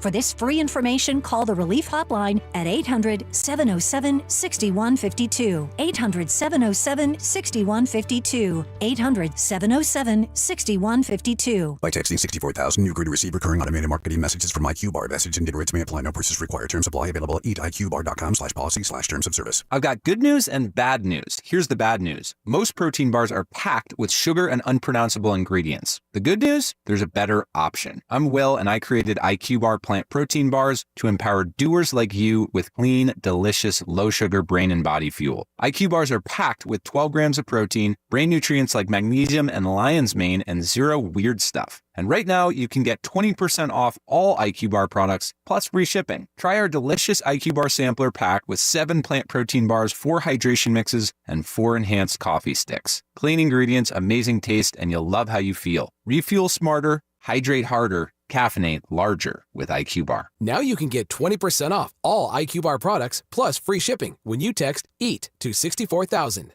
Text EAT to 64,000 to get your 20% off. That's EAT to 64,000. Have you watched Die Royal Decree? How about Chiefs Take Tuesday? Or would you rather Wednesday? Follow us on Instagram at TheFan965 for exclusive video content, giveaways, and behind-the-scenes action. 96.5 The Fan, KFNC FM and AM, HD1 and HD2, Kansas City, in Odyssey Sports Station. What's trending?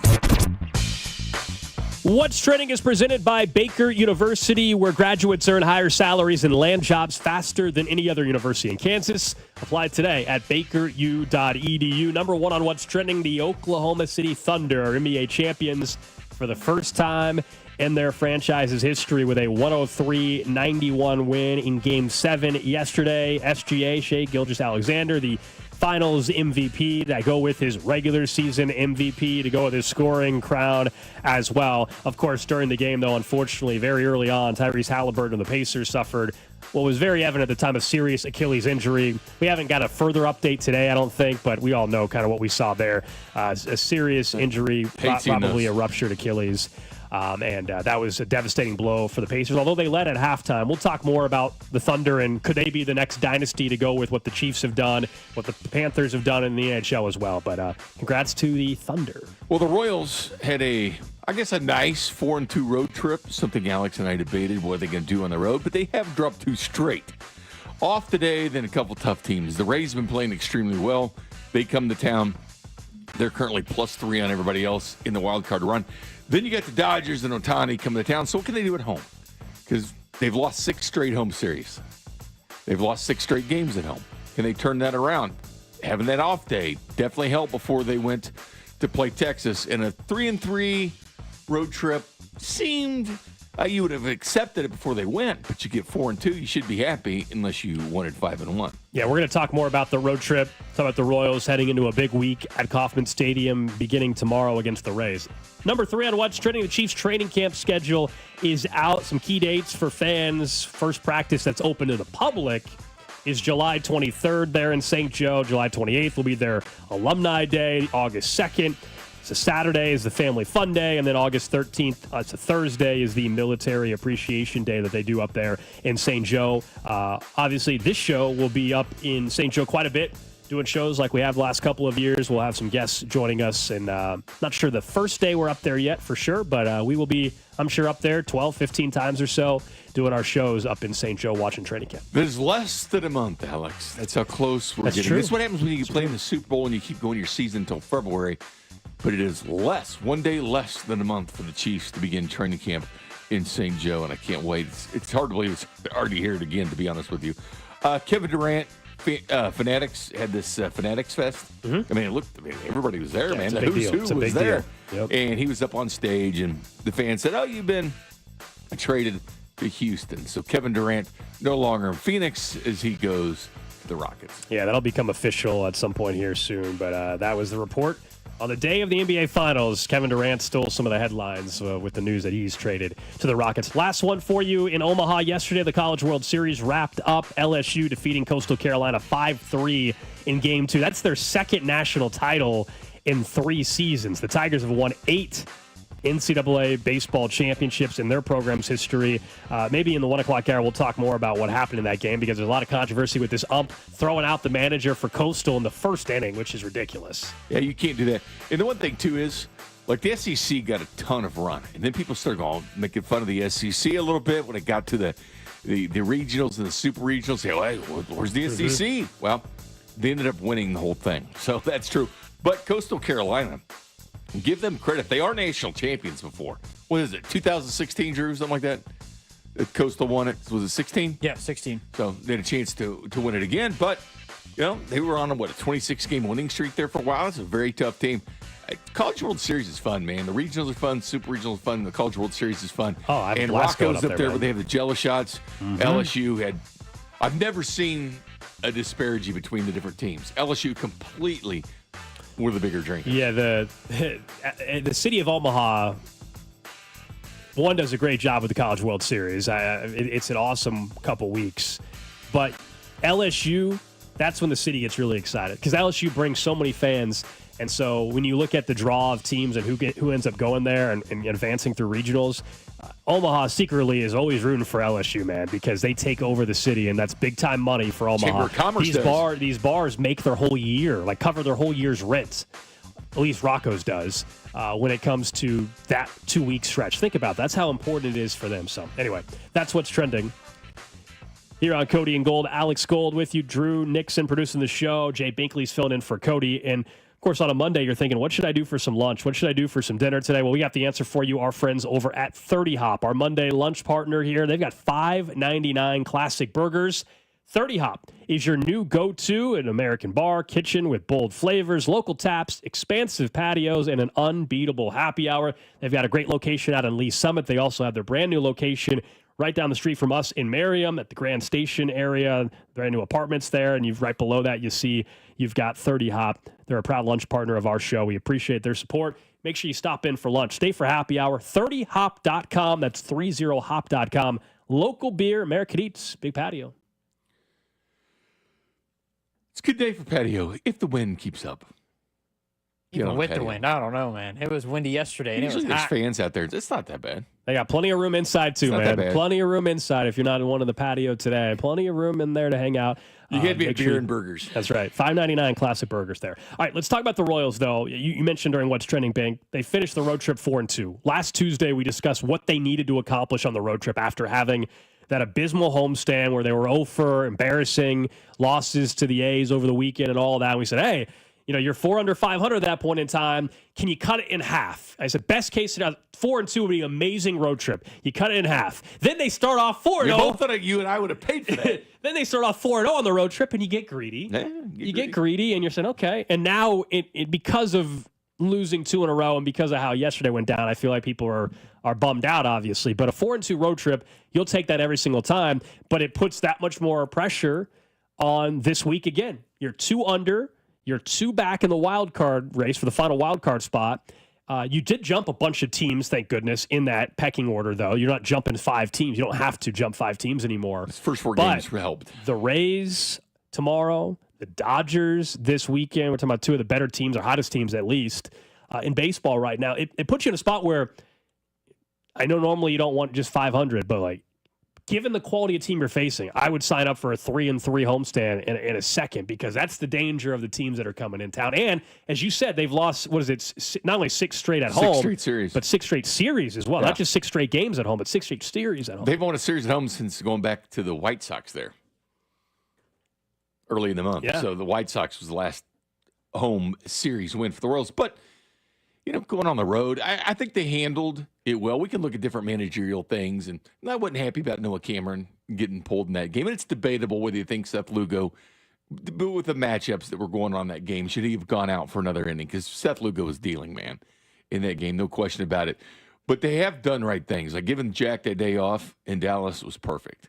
It clearly was, because he comes out and hits a couple home runs the next day. So it's time and place for that. But everybody's jumbled in. I mean, this is with the Royals in the front office. We talked to JJ last week. Everybody thinks they got a chance, except, if you're the White Sox, the A's are way out of it and stuff like that. The Orioles are 6.5 out, but they probably believe they can do it because they've been playing better. It depends if the Orioles trade off guys like Mullins and O'Hearn and some but others. they probably still think deep down they have a shot at it, because everybody does. And clearly there's more teams in the National League that are kind of out of the picture of the American League. But this is what you get. I mean, this is the catch-22 of adding that extra wild card team where everybody thinks they're in it, so it brings that pool down between your buyers and sellers. But it's definitely go time now. You got to position yourself before you get to the All-Star break and take a couple of days off there. And it's going to be tough because you got the Mets leading right up into the All-Star break, and that'll be a fun game. Good team in the New York Mets, and then battle with the Phillies themselves in their division. It's going to be good. But the bottom line is figure out who and what you are. And the Royals have given you mixed signals, I think, because they've been really bad at home at times. They go and start a great road trip, and you're like, oh, things are coming together. They're scoring. They're hitting home runs. Things are different. Bobby's on fire. Sal Perez is giving you clutch hits, giving you home runs. He's got 5 in the last 9 games. Things are going good. Jack's, after Snide's got the home runs, things are going well, and your pitching continues to be great. But you get down to that close game against San Diego there, and you're like, man, if they just would have come back 5-1. But they're still in it because, as I said, 9 teams are still only 2.5 games back total from being in the wild card. Yeah, the Royals two back of the third and final wild card spot in the American League, 2 games under 500. I think, to what we're watching, unless they go out and make a move at some point within the next month, offensively is what I'm talking about. What we're watching is it a team, they're going to flirt around 500. I mean, if you told me they didn't make a single move the rest of the way, they're going to be anywhere from 3 under to 3 above 500. Like that's the range of who they are, I think, unless they go and make a move. And I know there's some people listening. Understandably, the team that does make moves in this jump will make it. I understand. Yeah, exactly. Who's going to be that team? And there's a lot of fans. There's definitely a lot of fans. We get the text as well, where hey, if that's what they are, there's some fans that don't want them to go and add to the offense. Can't waste pitching. If they don't go and add anything, then I think they're just going to be in this range. We're going to see them throughout the rest of the year, 3 under to 3 above, and no better, and maybe worse, but no better. If they go and make a move to get a bat, well, then that's where you can say, oh, they'll be above 500 the rest of the way. That's where I'm kind of at with this team. And as we said over and over, here we are on June 23rd. You don't have to make a decision today to go sell, to go buy. And as we get closer to the deadline, it'll be easier to make that determination, not only based off your own performance, but the same case as you were making there with Baltimore, any of these other teams, that they'll also know. Are they going to go out and be aggressive? Are they willing to wave the white flag, so to speak, when it comes to how they're going to approach the deadline? But you can kind of do a little bit of both. You can make a move that helps you this year, but also helps you beyond. It doesn't mean that there's always guys with control available, but I'm all about, if you want to make a trade that helps you this year and the guy's got a year of control into 2026, of course, that's a move that I'm willing to trade prospects for. I don't really want to give up one of my top 3 prospects in my system for a guy that's just helping me for a half a season for a team that's floating around 500. I don't want to do that. The Tigers are good. They held on to people.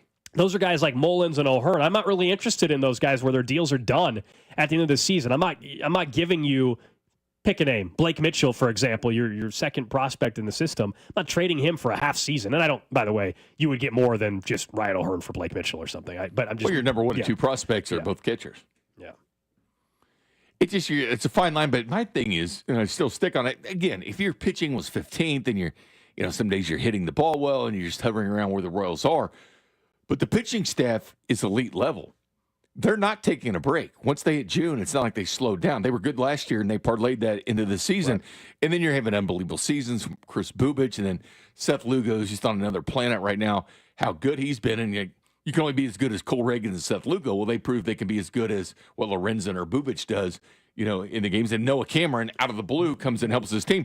You just don't want to waste this pitching staff because, again, they could go another decade with having a pitching staff as good as this one, because this could be the best they've ever had. So you just hate to waste. Pitching is so tough to get in Major League Baseball, and they have it. And that's the toughest thing, is to not let this go to waste, because they're giving you a chance to win each and every night. This pitching staff is that good. Yeah, and J.J. Piccolo had acknowledged they almost have a sense of an obligation with as good as the pitching staff they have to make sure that they do what's needed to get this offense on track. Tomorrow we'll talk more about actually some numbers in June that have been encouraging.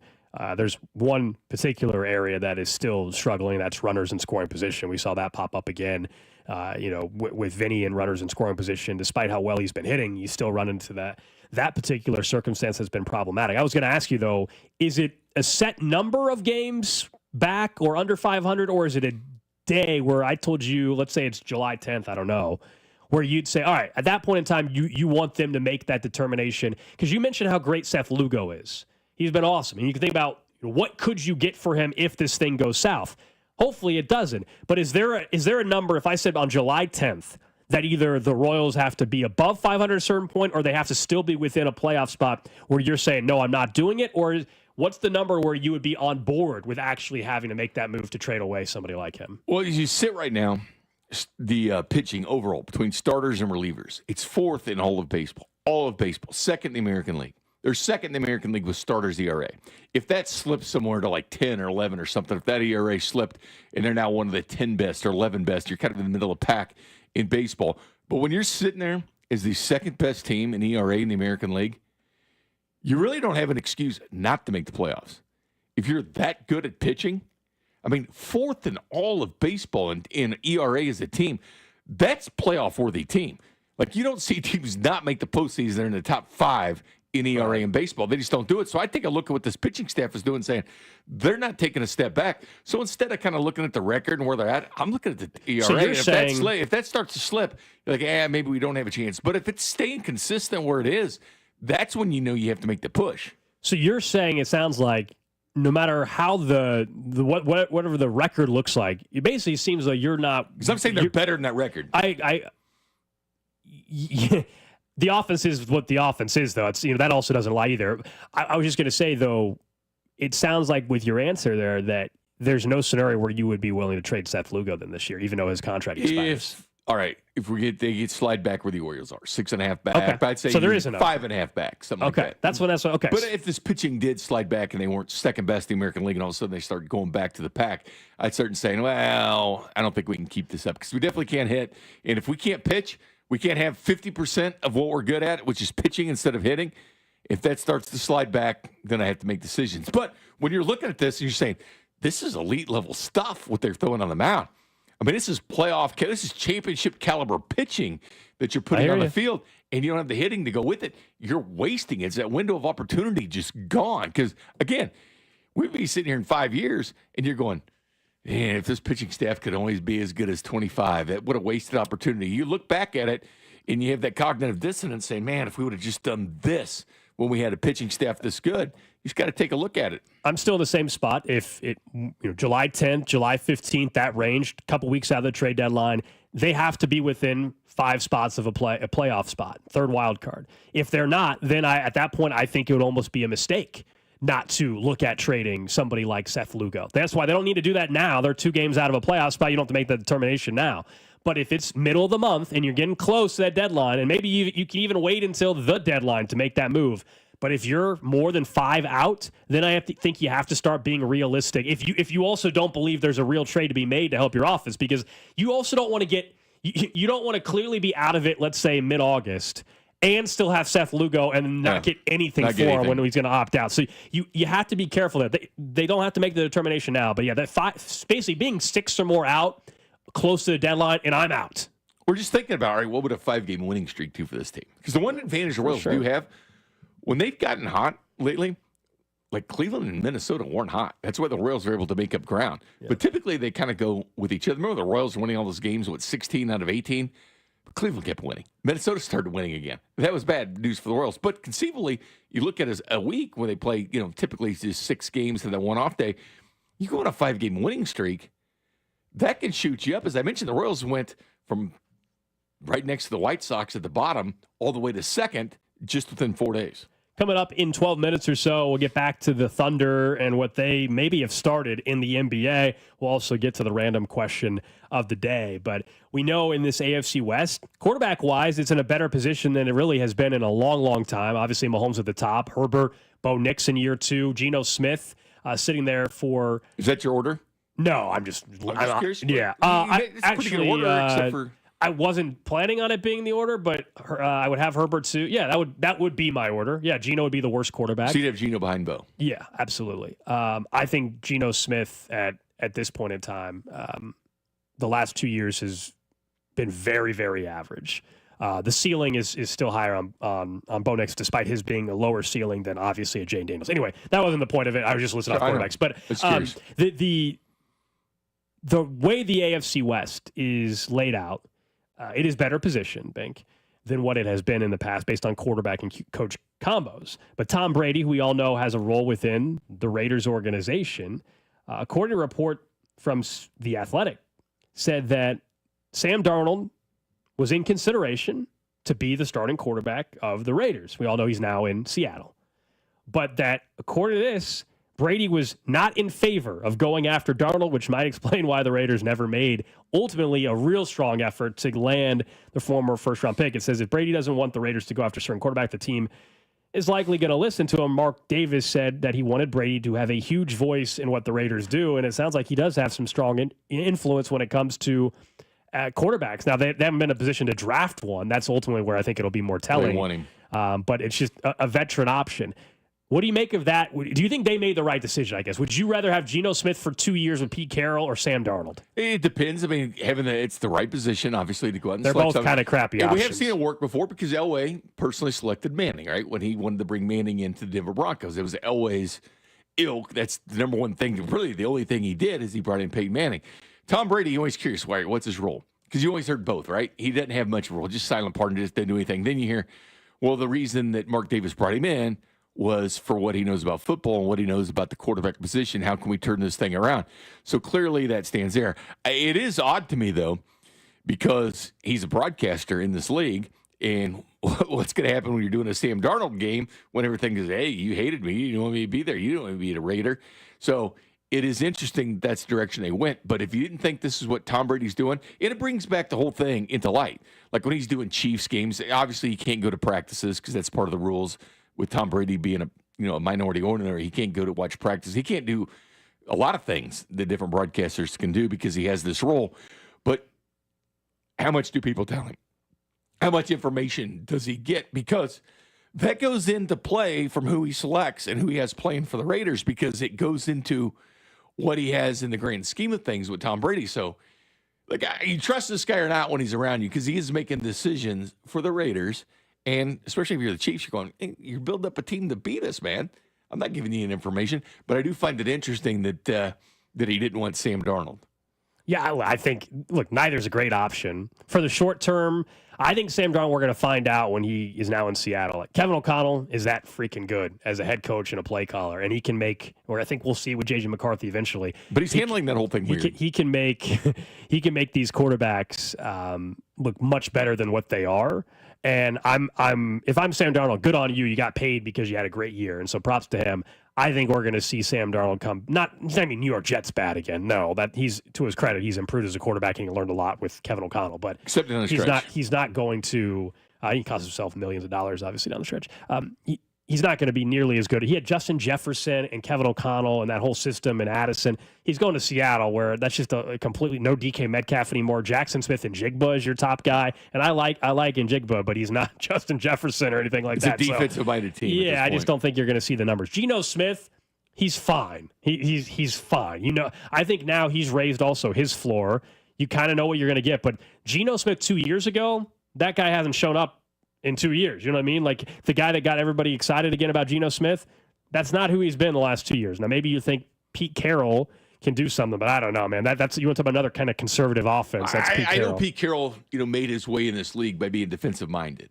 Like we've seen his other coaches from his staff go to places like Gus Bradley and things like that, go to other places and not succeed.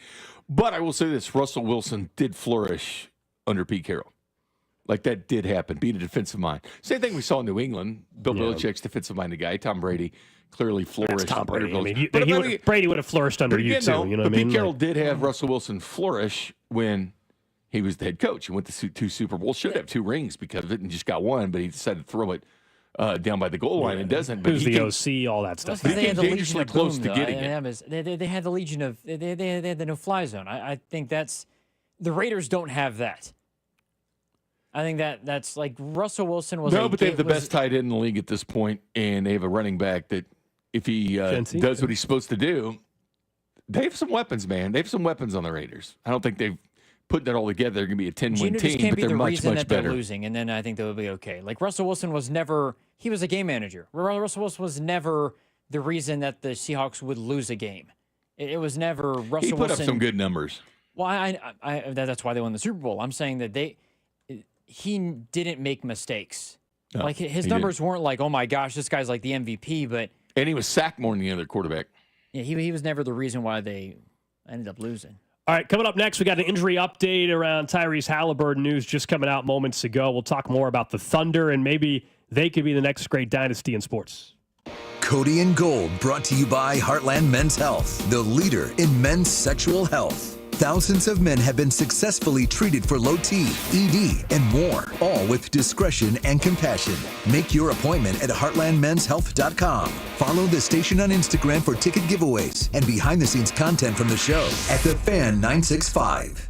Going out to eat just got a serious upgrade, Kansas City. 30 Hop is your new go-to. An American bar and kitchen with bold flavors, local taps, expansive patios, and an unbeatable happy hour. Now open in Lee's Summit and just opened at Miriam's Grand Station. As the proud lunch partner of the Cody and Gold Show, 30 Hop truly has something for everyone. Stop in for lunch, stay for happy hour. 30hop.com. That's 30hop.com. Local beer, American Eats, big patio. Hey, I know what it's like to try to choose the people to work on your house. Contractor, you're like, we've all had contractor trouble at some point in our life. This is why if it's a roof, it's a no-brainer. It's Century Roofing. Voted best of Johnson County 3 years in a row, have done 30,000 roofs in the Kansas City area, and have personally done repairs to my roof, both my roof and my screen porch roof, to make sure when the wind caught it a couple of weeks ago.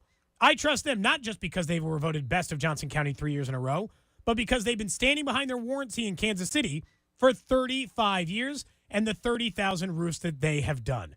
It's the kind of thing that you don't want to trust to, boy, I sure hope I like this roofing company. And if you had those storms a couple of weeks ago, why not find out if that caused enough damage to warrant filing an insurance claim? And with their free estimates, that is a really easy thing to do over at Century Roofing. Trusted pillars of strength. Go with KC-based and female-owned Century Roofing. That's CenturyRoofingKC.com and tell them that Cody sent you. It's the spring sales event at Rob Sight Ford, and I'm here with the man himself, Rob Sight. Rob, you already stole the spotlight. Now what are you trying to take? Just your attention, Kevin, and maybe a few trade-ins. Now, we've got up to $14,000 off new Fords with employee pricing, plus our own dealer discount. $14,000. That's hotter than your Sunday barbecue. Exactly, and unlike your burgers, these deals won't dry out. We've got hard-to-find inventory, huge trade-in values, and our non-commissioned sales team makes everything so easy. No pressure, just real help. Even I'll admit it, it's the best place in Kansas City to buy a car, and I don't hand out compliments lightly, or seconds. That's a fact. And don't forget, we're Kansas City's top-rated Ford dealer on Google. 4.8 stars, nearly 3,000 reviews, and 0 grill marks. All right, Rob, I'll give it to you, man. You're cooking up some real value over there. Come see us at 135th and State Line or visit robsighc.com. But hurry, these deals are sizzling and inventory is moving fast. And tell him Rob sent you. No guarantees, but he might throw in a hot dog. Exercising and being outside are two things I love doing almost every day. I can't imagine joint pain slowing me down. The good news is, if you do have joint pain, I've got the answer for you. QC Kinetics has over 50,000 satisfied patients in less than a decade, and everyone is getting results with no drugs, no surgery, and no downtime at all. QC Kinetics has been on the cutting edge of regenerative medicine. They use natural treatments that harness your body's own healing power. Regenerative medicine used to be an alternative, and now it's mainstream. So if you love being outside and working out as much as I do, or you just love to play golf or tennis or doing everyday activities, and you don't want to live with that joint pain any longer, call my friends over at QC Kinetics. Don't let sore knees or elbows or shoulders or a back keep you from doing the things you love. Call QC Kinetics today, 816-412-6299, 816-412-6299. Off 435 in State Line and in Gladstone. It's QC Kinetics. Life insurance. Why are you putting it off? Can't afford it? Too much hassle? Think you don't need it? There's lots of excuses for putting off life insurance. But if you weren't there, who would pay the mortgage and other bills? With Ethos, you could be covered in 10 minutes and boom, family protected. Ethos, fast and easy online term life insurance. Up to $2 million in coverage with no medical exam. Some policies as low as $1 a day. Answer a few health questions and get your free quote at ethos.com/radio. That's ethos.com/radio. Introducing the new Dell AI PC, powered by the Intel Core Ultra processor. It helps do your busy work for you, so you can fast forward through editing images, designing presentations, generating code, debugging code, summarizing meeting notes, finding files, managing your schedule, responding to Jim's long emails, leaving all the time in the world for the things you actually want to do. No offense, Jim. Get a new Dell AI PC starting at $749.99 at Dell.com/AI-PC. How those ahead stay ahead. Everyone has a fave Wendy's Frosty flavor. And when you're choosing from chocolate or vanilla, it's not that hard. But now, there's all new Frosty Swirls and Frosty Fusions. So try picking your fave from Oreo Brownie Fusion, Pop-Tarts Strawberry Fusion, Strawberry Swirl, Brownie Batter Swirl, Caramel Swirl, and Caramel Crunch Fusion. Not so easy now, huh? For a fresh way to Frosty, gotta be Wendy's. Open till midnight or later. At participating U.S. Wendy's, hours may vary by location. Oreo is a trademark of Mondelez International Group. Pop-Tarts is a trademark of Kellogg North America Co., LLC. Used with permission. Hi, welcome to IKEA. This is my college campus. Correct, but I see you're on IKEA.com ordering some college items. My daughter's room is pretty bare. We need a lamp, some comfy pillows, her favorite stuffy. Dad! With pickup options, we've got what you need to conveniently order IKEA. Literally anywhere. Sweet. More time for gaming. And studying. Wait, where are you going now? Have to show the Ultimate Frisbee team how easy it is to order from IKEA. Get IKEA whenever, wherever, however you want. Choose from thousands of pickup locations, affordable delivery options, and more. Prescriptions require an online consultation with a healthcare provider who will determine if appropriate. Restrictions apply. See website for details and important safety information. Price varies based on product and subscription plan. Hey guys, let's talk ED because millions of men experience it, but not everyone can access or afford treatments like Viagra. Well, Hims can help. Through Hims.com, you can get a full range of treatment options for ED, including daily or as-needed meds through a 100% online process. It all starts with an online intake form. Get started at hims.com/joy, and from there, a medical provider licensed in your state will determine if ED treatment is right for you. If prescribed, your medication is shipped to you for free. Find the ED treatment that fits your needs with options up to 95% less than the brand names. Millions of men experience ED, but Hims can help. To start your free online visit and save up to 95%, go to hims.com/joy. That's hims.com/joy for your free online visit. HIMS.com/JOY. You're listening to 96.5 The Fan from the Mission Plumbing, Heating, and Cooling Studios. All right, coming up in about 8 minutes, we'll get to the random question of the day. Binkley, it's on you today, so we'll find out what that question is coming up in just a bit. You guys can always interact with us on the Jay Southland Tow Service text line, 913-586-7965. We were planning on talking about the Thunder right here anyway. We did get the latest update from the Pacers on Tyrese Haliburton. They confirmed that it is a torn tendon in his Achilles. And so, as suspected, that's going to be a devastating injury for Tyrese Haliburton and impact his availability of all of next season as well. So just devastating blow. That's the confirmation on the news. We all kind of knew, unfortunately, in the middle of that, towards the end of the first quarter last night. It does baffle me still. It was June 22nd before it ended. I know they need to find a way to shorten this up. That's way too long to go there.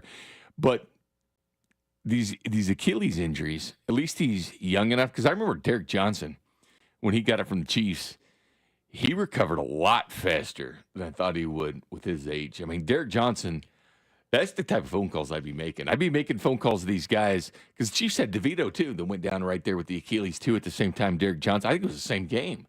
Yeah, he can just call. He can call NBA players to find out the recovery. Yeah, you go that, but I go look up Mike DeVito's phone number. No, I call go Derek him. Johnson. I go any athlete that's dealt with Achilles. Yeah, I mean Jason Tatum's dealing with it right Kirk now. Cousins Damian Lillard is too. Yeah. Damian Lillard is unfortunately. Klay That's the Thompson weird did. thing. I swear, and this is all sports, but definitely the NBA because you just rattled off a couple guys just this postseason alone. Mm-hmm.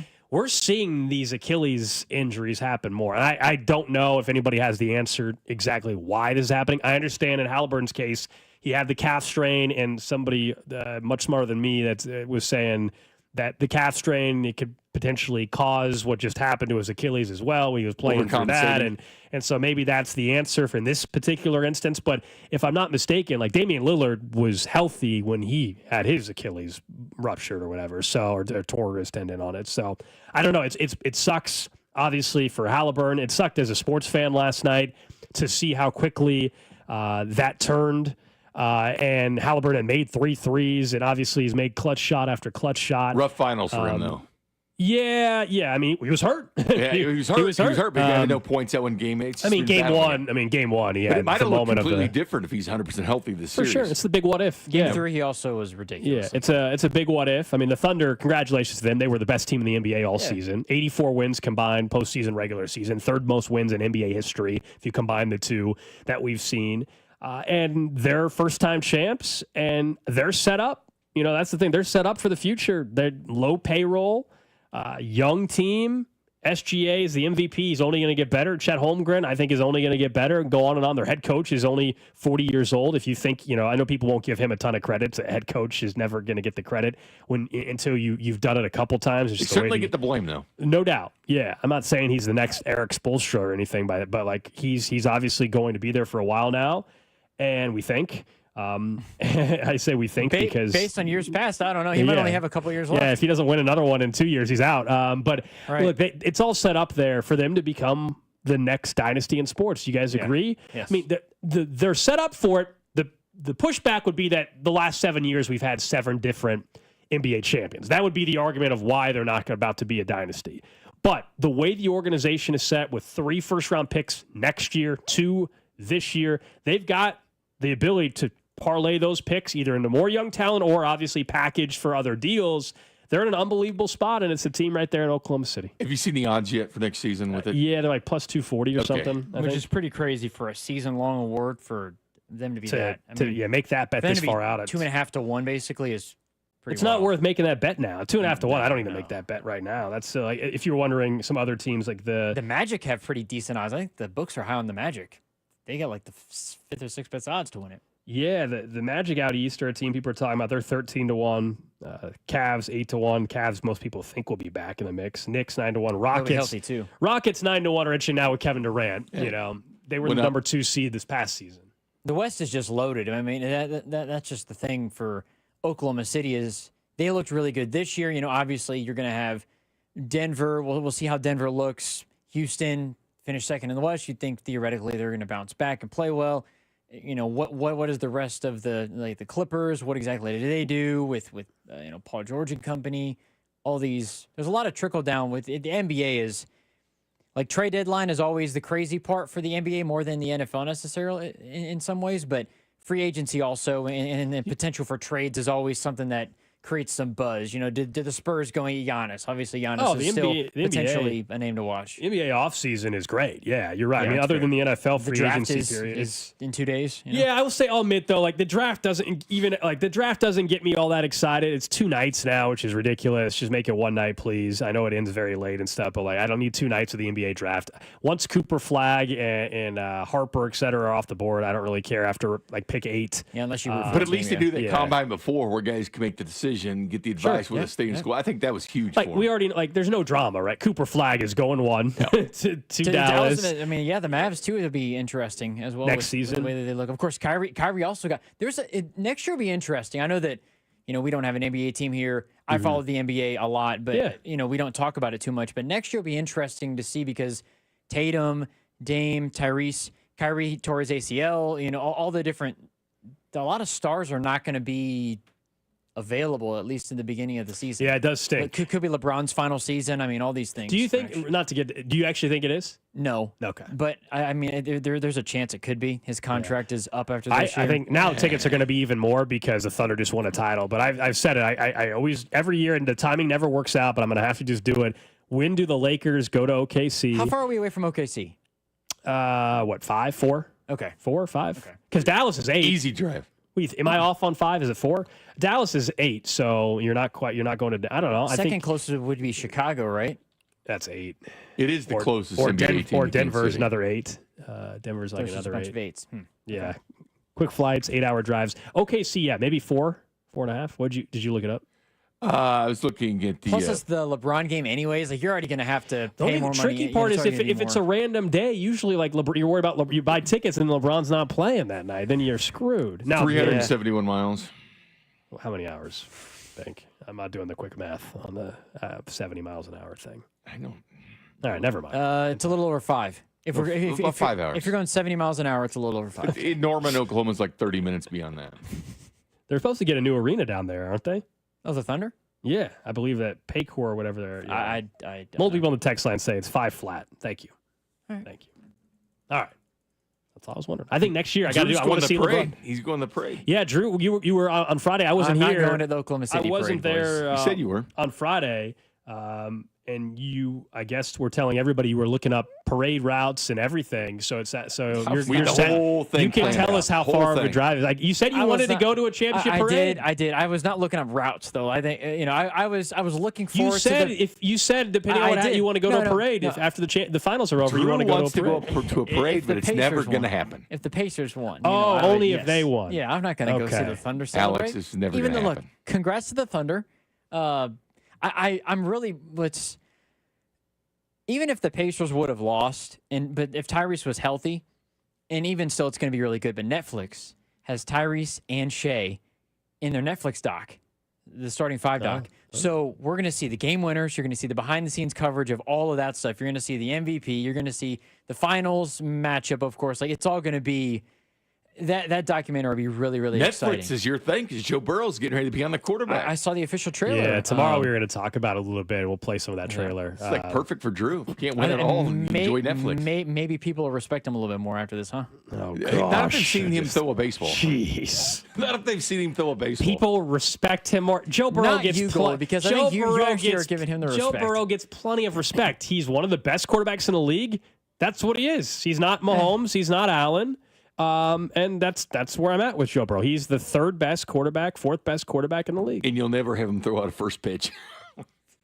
I don't want, that. in fairness, Bink, I don't want him throwing out first pitches. The man's too locked in to throw a baseball He can't throw properly. a baseball Because he's too locked in. Oh gosh, He's too locked in, Bink. He's yeah, that's throwing why footballs. my first pitch sucked. I was too locked Exactly. in. Yeah, Come on, that's Gold. why Yes, it sucked, yes, Drew. exactly. Well, Gold was too locked in. Too locked in He's too used to to throwing throw the a footballs. first pitch. He's Alex, a professional athlete. I have no on problem Friday, with him throwing the ball. Drew back. had everything planned out. Oh, He man. asked for the days off for the parade. I did not ask So for he the days already off. put that into HR and spec Yeah. as far as having days off. Yeah, he's the parade route, how he's going to be able to call You know, in. it'd be nice he thought if he you was going stopped to be able to lying, call Bink, in. because you've lied a lot today.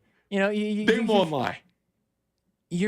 I never Name one lie. I never asked for the days off. I never looked up the flight route because one, they didn't know if You were they going had to won drive, yet. you said. Yeah, I said if the Pacers won, I would hope to drive overnight and I would get to Indy for the day. And I you were didn't, going to call Cody and Gold once an hour. I didn't say that either. You had dedicated times. It would have been fun. We would have had a live report from the parade, but Drew's going to throw beers. some of the Drew's teams, they just don't win. Hey. They don't win. They don't win titles. It's the reality Name another lie, of where Drew. they're at. Name another lie. You said a lie all the time. They're also not expected to win the titles, which makes I think that means like it's weird. The Bengals are the one team that I would always root for, but the game last night, I was more distraught than even like the whole playoff run. I was more into it. Like the Bengals, I was obviously into, but they had never won a playoff game in my life. Like the Pacers had won. It just wasn't getting to the finals. Like the Bengals weren't supposed to make it. They did. But how big a fan are you, though, Drew? I've never seen you wear a Pacers jersey. I haven't seen you sweatshirt, T-shirt. You know, hat. Drew sent us. I've seen Drew you wear sent us a nothing photo. of the Pacers. You know, I mean, jerseys Nothing. are $140. You know, Drew sent us a photo one time wearing his Pacers. It's an I've unbelievable. seen a ton of Burrow stuff. I'm sorry, I don't fit into a to a youth adult large anymore. You know, otherwise I would have worn my Jalen Rose jersey. What's that other Bengals jersey you wear all the time? The one that you wear to the AJ Green. AJ Green, yeah. Neither of which I bought with my own money, by the And way. your Trey you know? Hendrickson jersey. I don't have that. Shamar Stewart's on the way. That one's on the way, I think. Jeez, you know, Yeah, until he signs, Drew can't get it. at the rate that we're going. Your Jamar Chase gear. All right, let's get No, to the random question of the day. Thank you. Random question. It is the random question. Bink, it is all you today. What No, do we it's have? not. I'm not going to play. I'm not. I've I've decided that I'm not doing this segment. I have to go back to ChatGPT for a question now? I've told you what do I'm you mean not, you're not doing a segment? The listeners hate it. I'll give a question. Even though I said they don't like your questions. They don't. I don't know what it is, but last week a ton of people responded. I said, name somewhere that's the weirdest place you've ever taken your parents or had them take you. That one wasn't the best. But you know what? The text line went on. I mean, they liked it, clearly. A lot of responses, but you guys mocked it. So you're Drew mad. was very disrespectful about the whole situation. So I am not coming up with the random question. So you're pouting. So you're pouting. Essentially. Because people didn't like your question last week. You won't give us one? Exactly. I'm not giving you a question. Okay, 913 Bink It's random, so 586 I'm not- 7965. How about this one for you? I saw this come across earlier today that the University of Kansas Athletic Department, I guess, is auctioning off Bill Self's personal desk from his office, I guess, that he had there up until 2 years ago. I don't know why. He just needs a new desk, I guess. I don't know. Anyway, it's up for auction. It's starting at $5,000. The question is, would you... You laugh. You laugh. Somebody's going to bid on that. I bet you that thing goes. I bet you that thing goes for over $20,000. The question is, would you bid on an office desk from somebody famous? And if so, who? That's the random question. 913-586-7965. Since you won't come up with one, I'll just do that one on the fly. Saw that come across the timeline I will today. give you an answer. Okay, let me hear it. I think it would be cool to have one. What are you going to do with that big desk from Bill Self? What are you going to do with this desk? And I don't think you can make it your own desk either. Like that's... I want Nick Saban's desk. Ooh, it's a good. The one he had there in his basement had Belichick sitting around it. Good pull. But he had all this stuff, and he loved his desk. He was always sitting around that desk. More college national champions than any other coach. All that brain trust went to that desk. I would take Nick Saban's desk. Okay. Yeah. That's a great question, by the way. I like this. Oh, I saw it. So, like, look, let's say ignore the money. Like, obviously, I'm not spending $20,000 on a desk from anybody. Okay, but not even Bill Self. No, but somebody will. Somebody will. I think you have too much money if you're spending $20,000 on a desk. Yeah, I don't. Is there a sports is there a coach or sports figure? Like, I mean, we're talking about a desk. What am I gonna like? You're just gonna have it downstairs? Or are you gonna turn your office desk into to theirs? Hey, this is Nick Saban's desk. I don't know.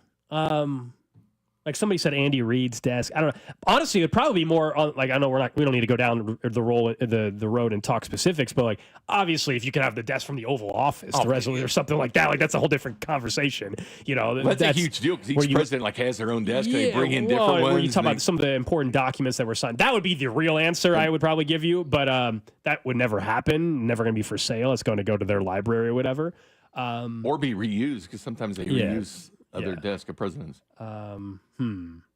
Yeah, a lot of people saying the desk from the Oval Office. Hey, look, if it's anything like National Treasure, then there's some little like unknown compartments in that desk, that lead you to the. I think that that might be interesting. Someone said Walt Disney's old animation desk would be their answer. They would bid on that. That sounds like something that looks like. Someone said Hugh Hefner's. Well, interesting desk. Desk. I said interesting desk. Desk.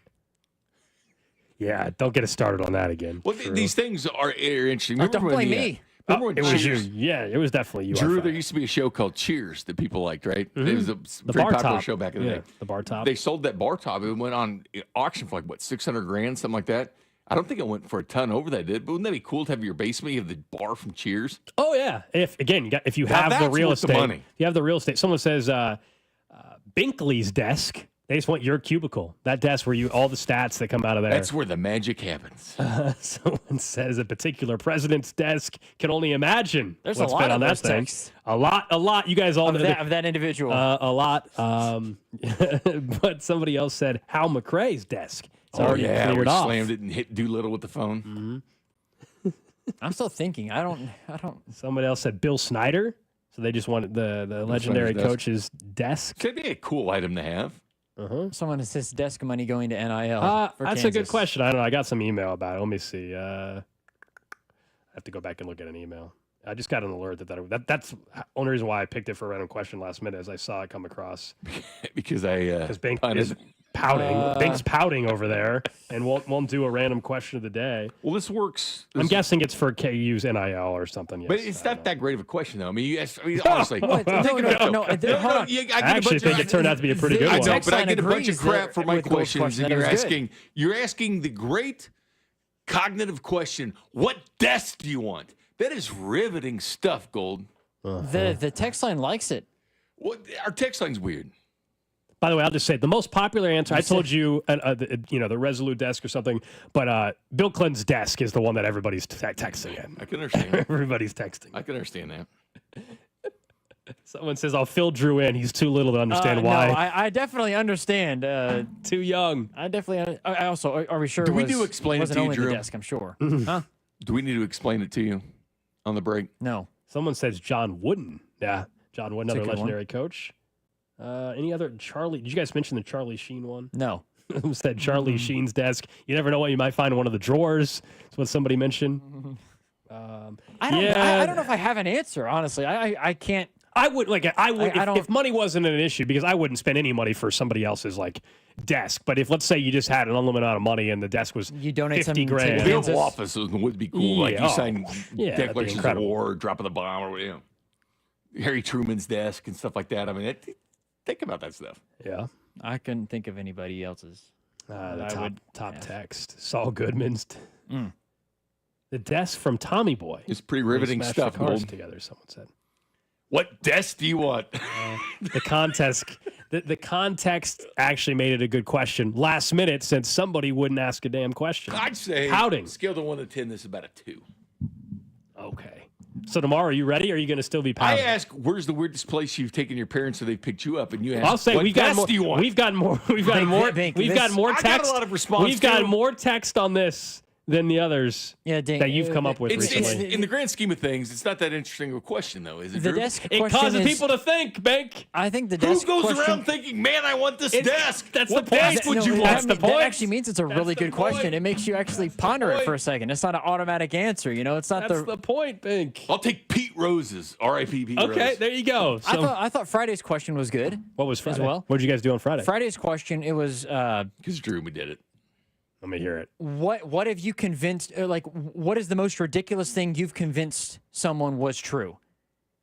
Mine was somebody also on the text line did this. I feel really bad now. I used to try to convince my brother that he was adopted. Yeah.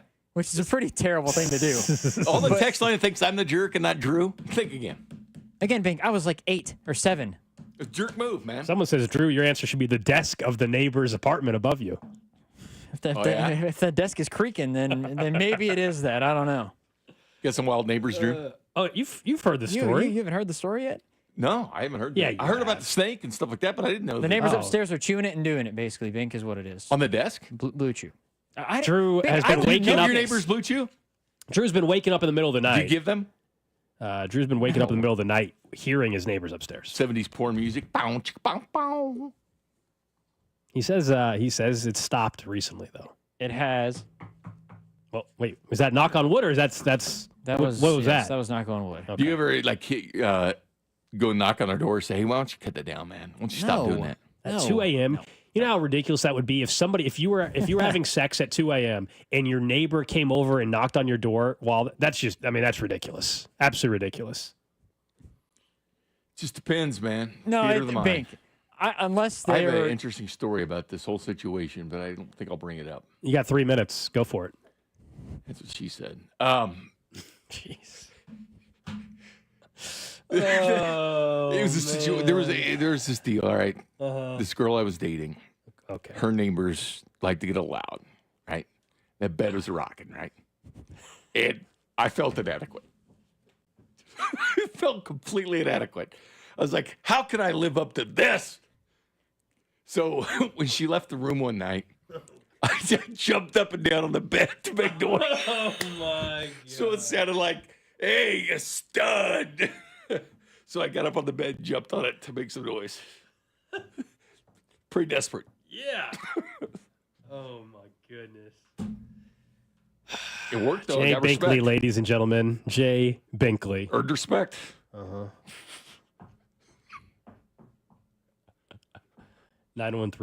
913-586-7965. That's What the desk do you want? Sal Fantosa's text line. It was in relation to a story about Bill Self's desk being auctioned off, Bank. All right? For the 913, I would rather have a question about a dumb desk than nothing, Bink. At least it was something. They're saying. I provide questions. Tomorrow, You don't like tomorrow answering it's them. you. Tomorrow it's back on you. You gotta come up with something for it. You have 24 hours No, let me do to it. come up Let with me a do it. random question. Let me do it. Yeah, tomorrow we're gonna let you do it. I'll redeem myself. Okay. You got something I'll good? think of a better question than what's your favorite desk? That's not what the question was. That's not what the question was. Hey, low bar. That's not what the question was, Bink. All right. What's your up favorite next- kitchen? Up next. There's a joke in there somewhere as well. But up next, Andy Reid said something on Friday that, if it actually happens, is some of the best news you could hear as a Chiefs fan. We'll tell you what it is. What's up, Kansas City? This is Bobby Witt Jr., and you're listening to Cody and Gold, weekdays starting at 10 on 96.5 The Fan. Brought to you by Heartland Men's Health, the leader in men's sexual health. Thousands of men have been successfully treated for low T, ED, and more, all with discretion and compassion. Make your appointment at heartlandmenshealth.com. This is Jeff for Heartland Men's Health, where we've successfully treated thousands of men for low testosterone and helped them feel like their old selves again. Please take a moment and listen to how we help this patient. Hi, my name is John, and I've been on ED and testosterone treatment at Heartland Men's Health for the past 15 months. I could tell, I was starting to go downhill, and my wife kept telling me, well, you need to go to a clinic that'll specialize in that. And that's what eventually led me into the men's clinic here. Treatment, in my opinion, is a miracle. I was able to perform to an elevated position that, quite honestly, I never thought I'd see again. For my fellow men out there, if you're feeling that you're not up to par, I encourage you, contact Heartland Men's Health, and you will see a dramatic difference. Thank you. It's true. Your initial appointment includes blood work and a medical consult. And if you start on testosterone the day of your appointment, your visit is free. Call 844-447-6600 or go to heartlandmenshealth.com. It's time to build that dream deck over at All Weather Decks. Schedule a free estimate today at 913-206-1974 or online at allweatherdecks.net. All Weather Decks, the right deck at the right price. Say hello to Wendy's new 2-for-4 Biggie Bundle. Choose from the JBC made with fresh, never frozen beef, crispy chicken sandwich, 6-piece nugs, or small soft drink. Any two for just $4. It's like the reunion special you've been waiting for, but the only drama is watching you try to pick just two. For a deal as fresh as the meal, gotta be Wendy's. Limited time only. Participating U.S. Wendy's. Request 2 for $4 Biggie Bundles to obtain discount. Individual items at regular price. Fresh beef available in the contiguous U.S. Alaska. You had a solid retirement dream. Sell your home in a few years, bank the equity, downsize, and travel. But with an unpredictable economy and the future feeling uncertain, you're wondering if that equity will still be there when you're ready. But what if you could bank that equity right now? With TrueHold, you could sell your home for its current value so you can access your equity today. You can bank the cash now and stay in the home you love with an easy standard lease. TrueHold even covers property taxes, insurance, and repairs. And since TrueHold hands over your equity in cash now, it's yours to do whatever you'd like. Don't let a shifting economy put your hard-earned equity at risk. Visit TrueHold.com and receive their competitive offer on your home in just 48 hours based on its best current value, not what's coming. Call 1-855-300-9393 or visit TrueHold.com.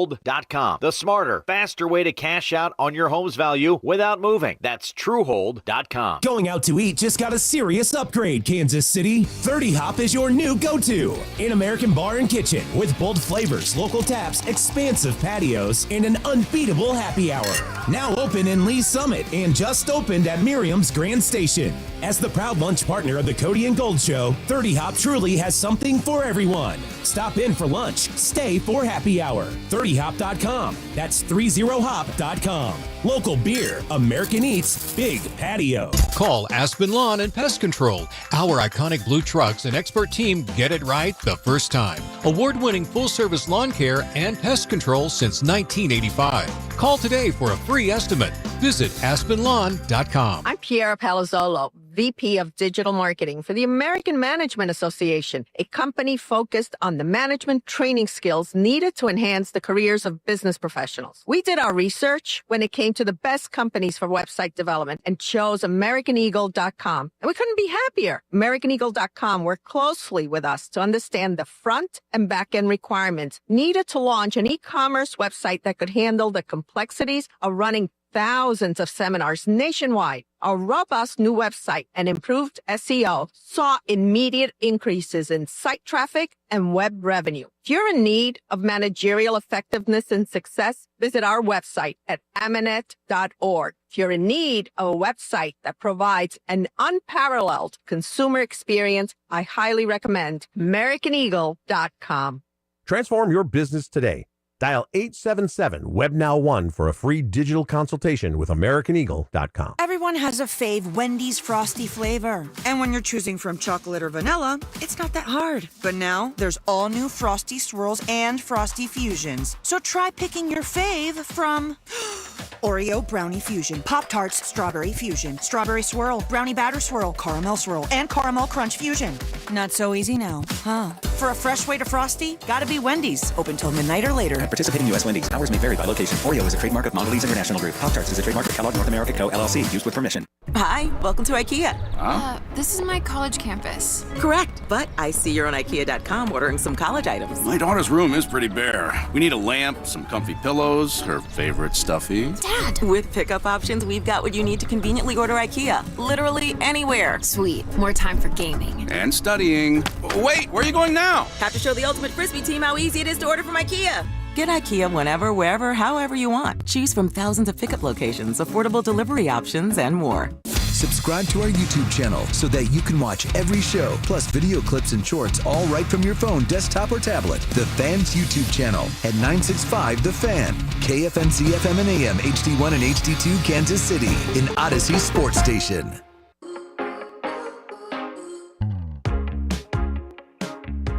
1 o'clock hour here on a Monday. Alex Gold, Cody Tapp will be back on Thursday. All right, let's Jake drink. Binkley in for the next couple of days.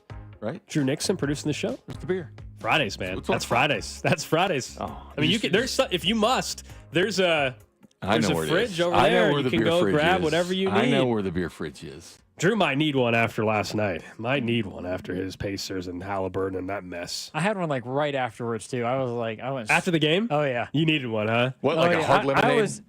Yes, as a matter of fact.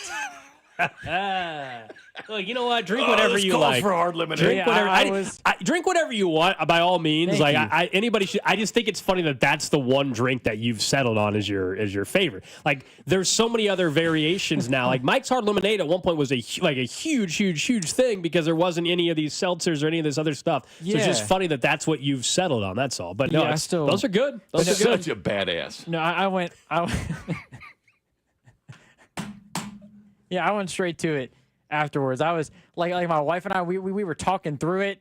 We were talking through the game at the end. We were all of the stuff. She is a joy to watch the games with. We were going through all the things that went wrong and it was Grab me a lemonade, baby. Make it a hard lemonade. I'm gonna get hammered.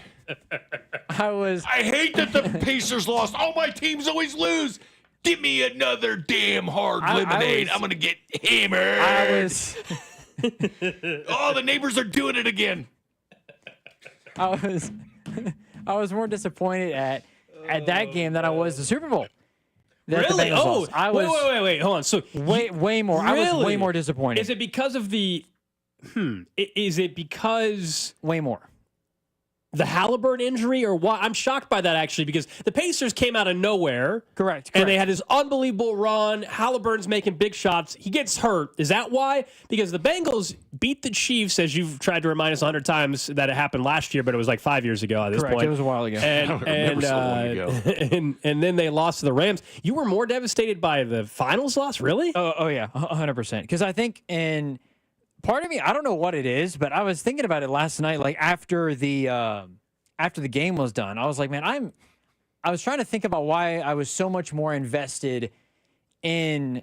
I just felt like I was in it, and I think the fact that they hadn't been to the final since 2000, 2001, I don't remember when that happened when they played the Lakers. I was able to. It would have been really cool for like the city that I grew up in more. I think that I had it was the real, not that. Again, Cincinnati's fine, whatever. That text line thinks it's because of what you're saying there. It's I'm from Indy, and I think that it's the attachment to what it would mean for the city that I grew up in if the Pacers won an NBA Finals. It would mean it would be so Manning's cool. already won one for them. They're fine. I still am convinced that it would mean significantly more. If the Pacers were to get it done. And also, because you're right in the fact the Pacers weren't supposed to be there. The Bengals weren't supposed to be there. Maybe that's why I was so set on, I just want to see the Bengals win one playoff game in my, like I haven't seen them win one in my life. I feel like it's recency bias a little bit, right? Like this is fresh. Some of it. It's a fresh wound. The Bengals loss seems like decades ago. I remember though, when I was watching the game, I was after the game was done, I was dang. That was the way, like, I went on about my business kind of afterwards, where this one was like, I think some of it is the Haliburton injury. You just felt, like, Is your wife a Pacers fan too?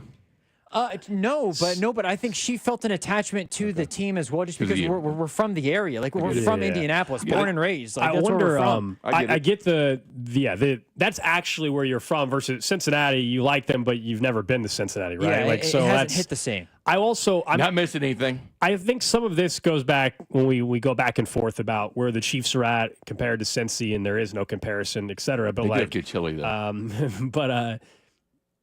You probably thought that Cincinnati would be back in the Super Bowl by now when they lost to the Rams. Is that fair to say? I think them, because whereas like Indiana, I think you recognize, especially with the Haliburton injury, like they're probably not getting back. I think there's some of that, but also it felt like with them having Joe Burrow and the way that the NFL kind of goes with great quarterbacks, they're always kind of in it. Where I felt, especially like that whole run felt amazing, but it was like, okay, they're here now. Then they made it to another AFC title game. It's like, okay, we just need to get back. And now that they've fallen off a little bit, it makes you appreciate that time more. But I think you're right in the fact that if you have a great quarterback in the NFL, we see maybe 5 or 6 of them that have a legitimate shot of winning the entire thing. And that's kind of where I feel with basketball in the NBA, as we've talked about. 7 different NBA champions. I mean, the way that the NBA looks, it could be an 8th very easily could be an 8th next year in somebody new. All right, let's talk some Chiefs football, though, because on Friday, Andy Reid had some comments. Mandatory minicamp wrapped up. Now there's this time off until training camp begins. And if you missed it earlier today, the Chiefs did announce their training camp schedule. And for those of you that are trying to reserve, the tickets and everything like that. This is be good time for the team. Be good. Yeah, be good time. No question. You got a month, man. You got a month. Wednesday, July 23rd is the first practice open to the public. The season ticket holder day is the day before. For those of you heading up to St. Joe, we'll definitely see you up there. Our show will be up there. I don't know, probably 10, 15 shows or so throughout training camp. But Andy Reid was talking about Joshua Simmons and also Rashee Rice and kind of their prognosis and how well things have been going for them during minicamp. And one of the things that I've been stuck on has been, all right, believe day one at training camp when I see it as far as Simmons actually being out there getting full work. But here's what Andy Reid had to say. They're both ready to go. Yeah, they actually got great work in these camps here. So. What about Jared Wiley? I think we're going to be okay there. He got some work here the last couple of days, so I think we'll be fine there. Yeah, Jared Wiley, obviously the tight end that they were high on last season and then never really saw anything due to the injury and everything like that.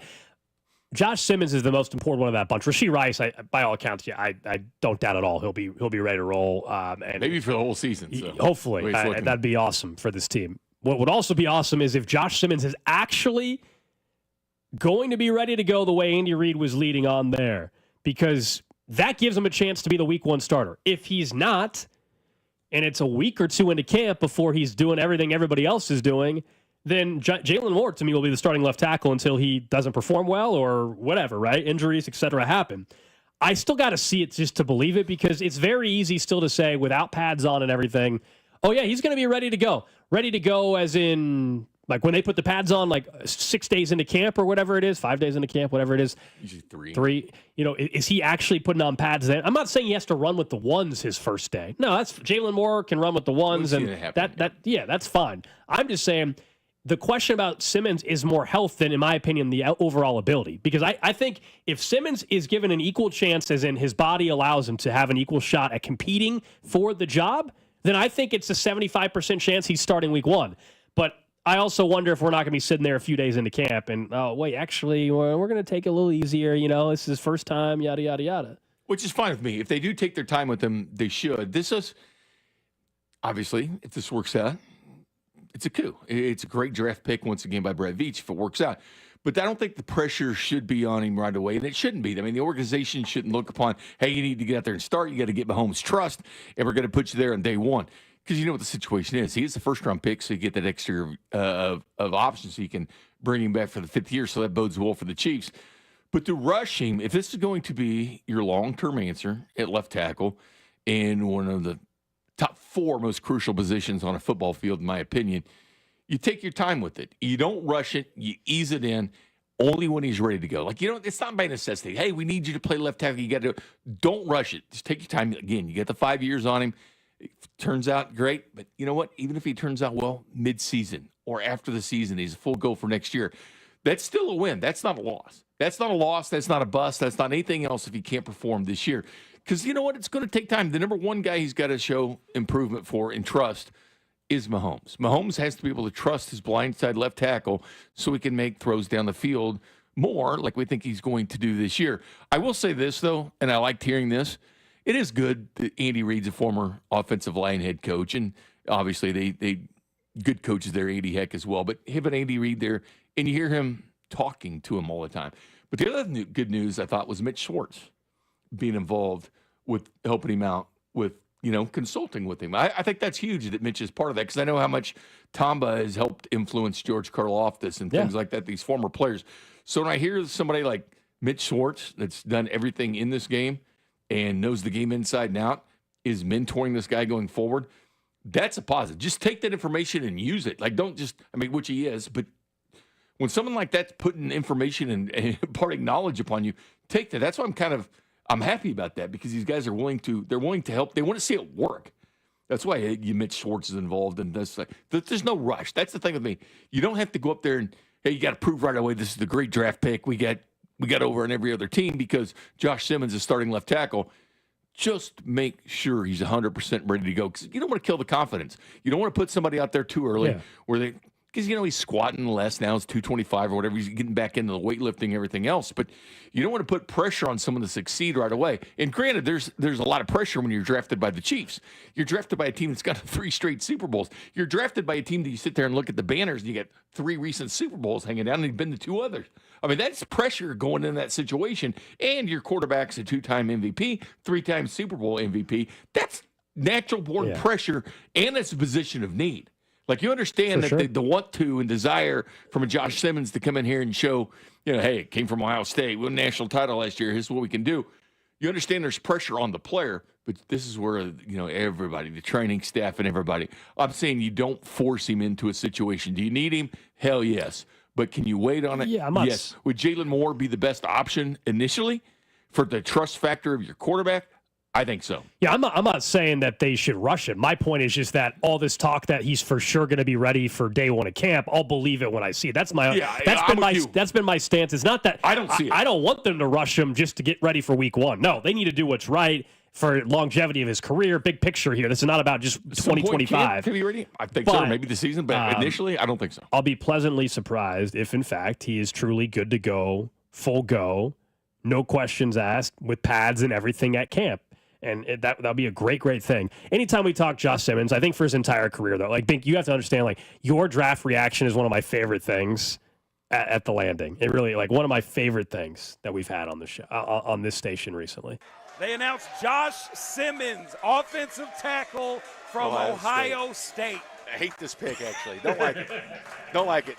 You can tell when Big said Ohio State. You can tell he was disappointed before he even said it. Honestly, it's one of my favorite things we have in the system. I hate this pick, actually. Don't like it. Well, you have no choice now except to see how he's doing it again. I want to ask you about this though, because Andy Reid said this, and it's not something we've talked a ton about. Mahomes was asked about this particular question, and it's having the same group back. The timing. Breaking the little things that go between a quarterback and receivers. That's why Patrick brings them all down to Camp Pat to get acclimated for what he does, which is very important that he's able to do that. But Andy Reid was asked that same question. And you think about it, Hollywood Brown, even though he was hurt and did have those 9 catches towards the end of the year, he was there for practice. He understands what they do. Sure. Rashee Rice definitely knows now, too. He's in year 3. Xavier Worthy got that first year out of the way, so he knows what he's doing. So you have a group of guys, then you sprinkle in your Jalen Royals of the world, that's fine, but Juju's been here. He knows the routine. But this is why there should be some confidence about the receiving core. You're not going we're teaching everything, getting out of the huddle, the snap count.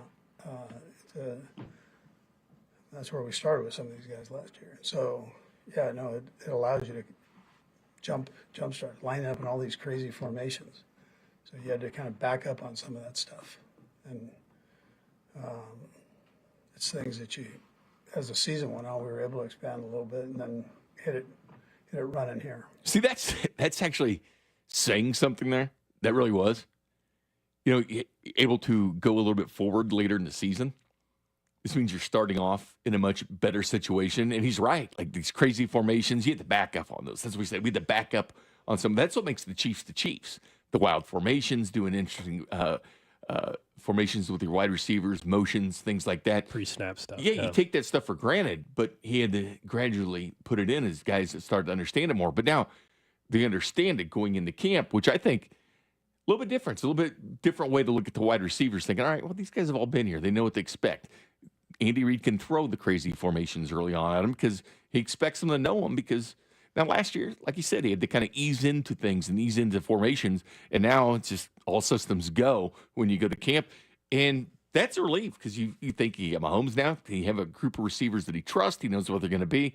All that good news. Offensive line, it's one question, but the receivers having that continuity, I think, is a pretty big thing. Less than a month away from heading up to St. Joe for Chiefs training camp. If you're trying to think of what to do for lunch still today, though, if you're trying to think about what to do for dinner, of course, don't forget our friends over at 30 Hop, our Monday lunch partner on Cody and Gold. $5.99 classic burgers going on all day today. 30 Hop's your new go-to, an American bar kitchen with bold flavors, local taps, expansive patios, and that unbeatable happy hour. Check them out in Lee Summit or their brand new location in Merriam over at Grand Station.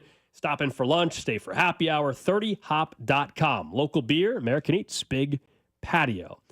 I missed it on Friday, Bink, because obviously I wasn't on the show, but Cags. You were at the pool. I was at the pool. I was doing Friday ended up being like a full errand day, or and a little bit of Thursday too. I wasn't planning. You were at the pool. Cody's dancing.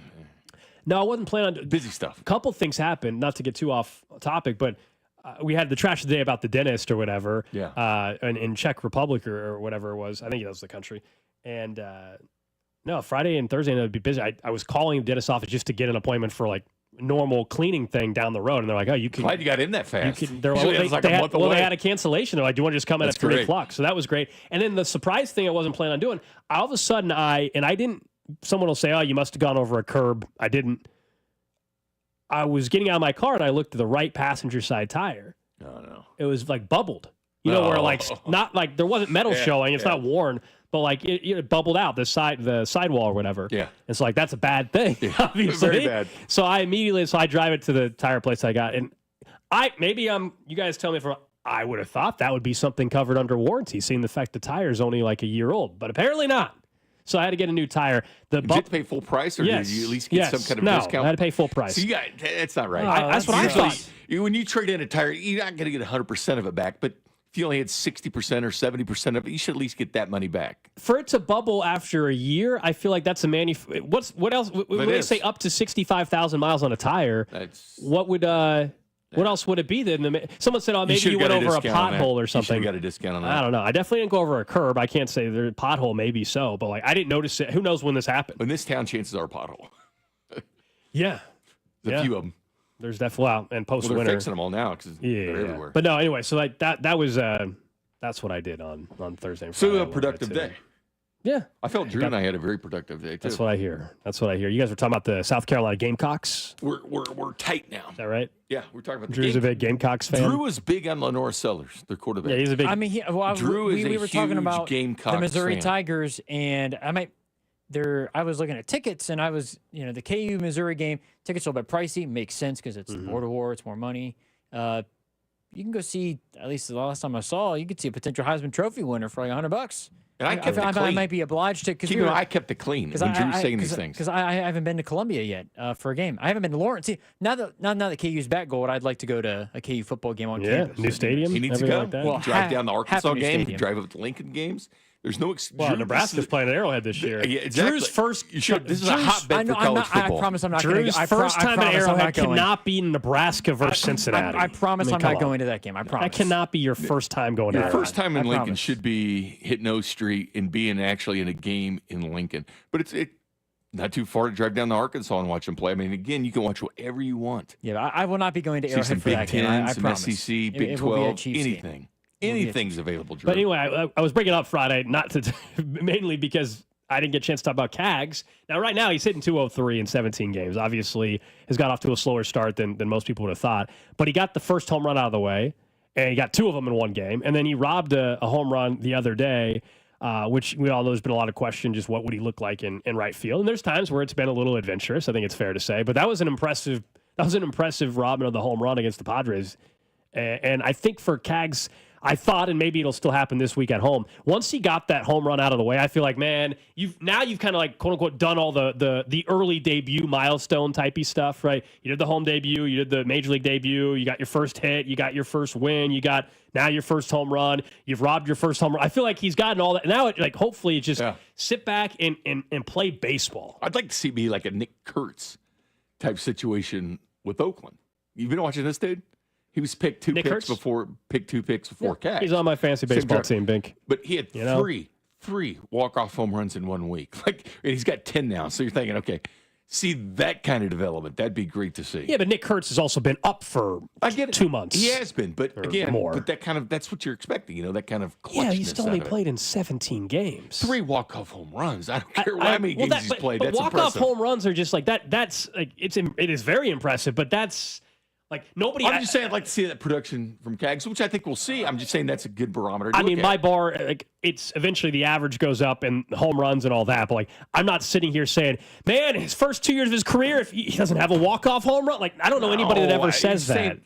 The clutch gene, he's got it. Cags has it. You just want to walk-off home run. There's also got to be a spot more for with it the 2 to home happen. runs than robbing a home run. I'm seeing that clutch gene. Has he even been in a spot yet to do that? No, I don't think so. Look, you can be critical of the numbers 17 games in. That's more than fair. And people can be critical of that. I think saying that, how come he doesn't have a walk-off home run, that's a bit crazy to me. I'm not saying that. I'm saying that clutch gene that Nick Kurtz has had, because this guy was drafted the same draft and as Nick Cags. Kurtz is a nice player. Very nice. It's taken off. That's the kind of things you hope to see, and I think we will see it from Cags, because I love watching him play. Yeah. But I'm saying you see what this kid's doing, you think, okay, it clicked for him. It clicked for Kurtz right away. So that's. But it didn't right away. I guess that's my argument. It didn't. Go But look at the first 2 weeks for Nick 100% Kurtz. is now. So I'm saying Cags. It'll come because it did click for Kurtz. It'll click for Cags. Yeah, no. That's basically all I'm saying. The clutch gene that he has. Yeah, if your point is that eventually it clicked, then I think after time, we're acting like that. Nick Kurtz came up his first week of the season and was just killing it. Nobody settled in, and he's been killing for it. sure.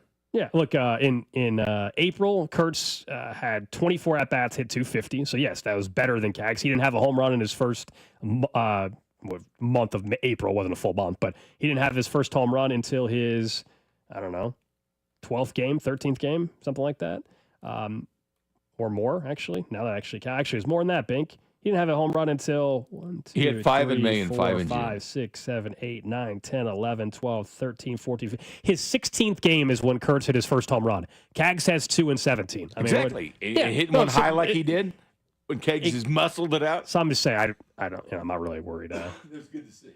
Yeah, text line's giving you a hard time. Cags hasn't won a playoff game yet. What's wrong with him? No. I mentioned on Friday that Cags is definitely a don't grab the beer guy. Yeah, He's a lot of got people saying that. You don't stand up and do anything when he's at bat. I hear you. But it was good to see that. Hopefully that gets him going this week, obviously. Back to the tire thing real quick. Multiple people saying not covered under warranty. They said the 65,000-mile thing is not a warranty. It's just tread life, so it doesn't matter.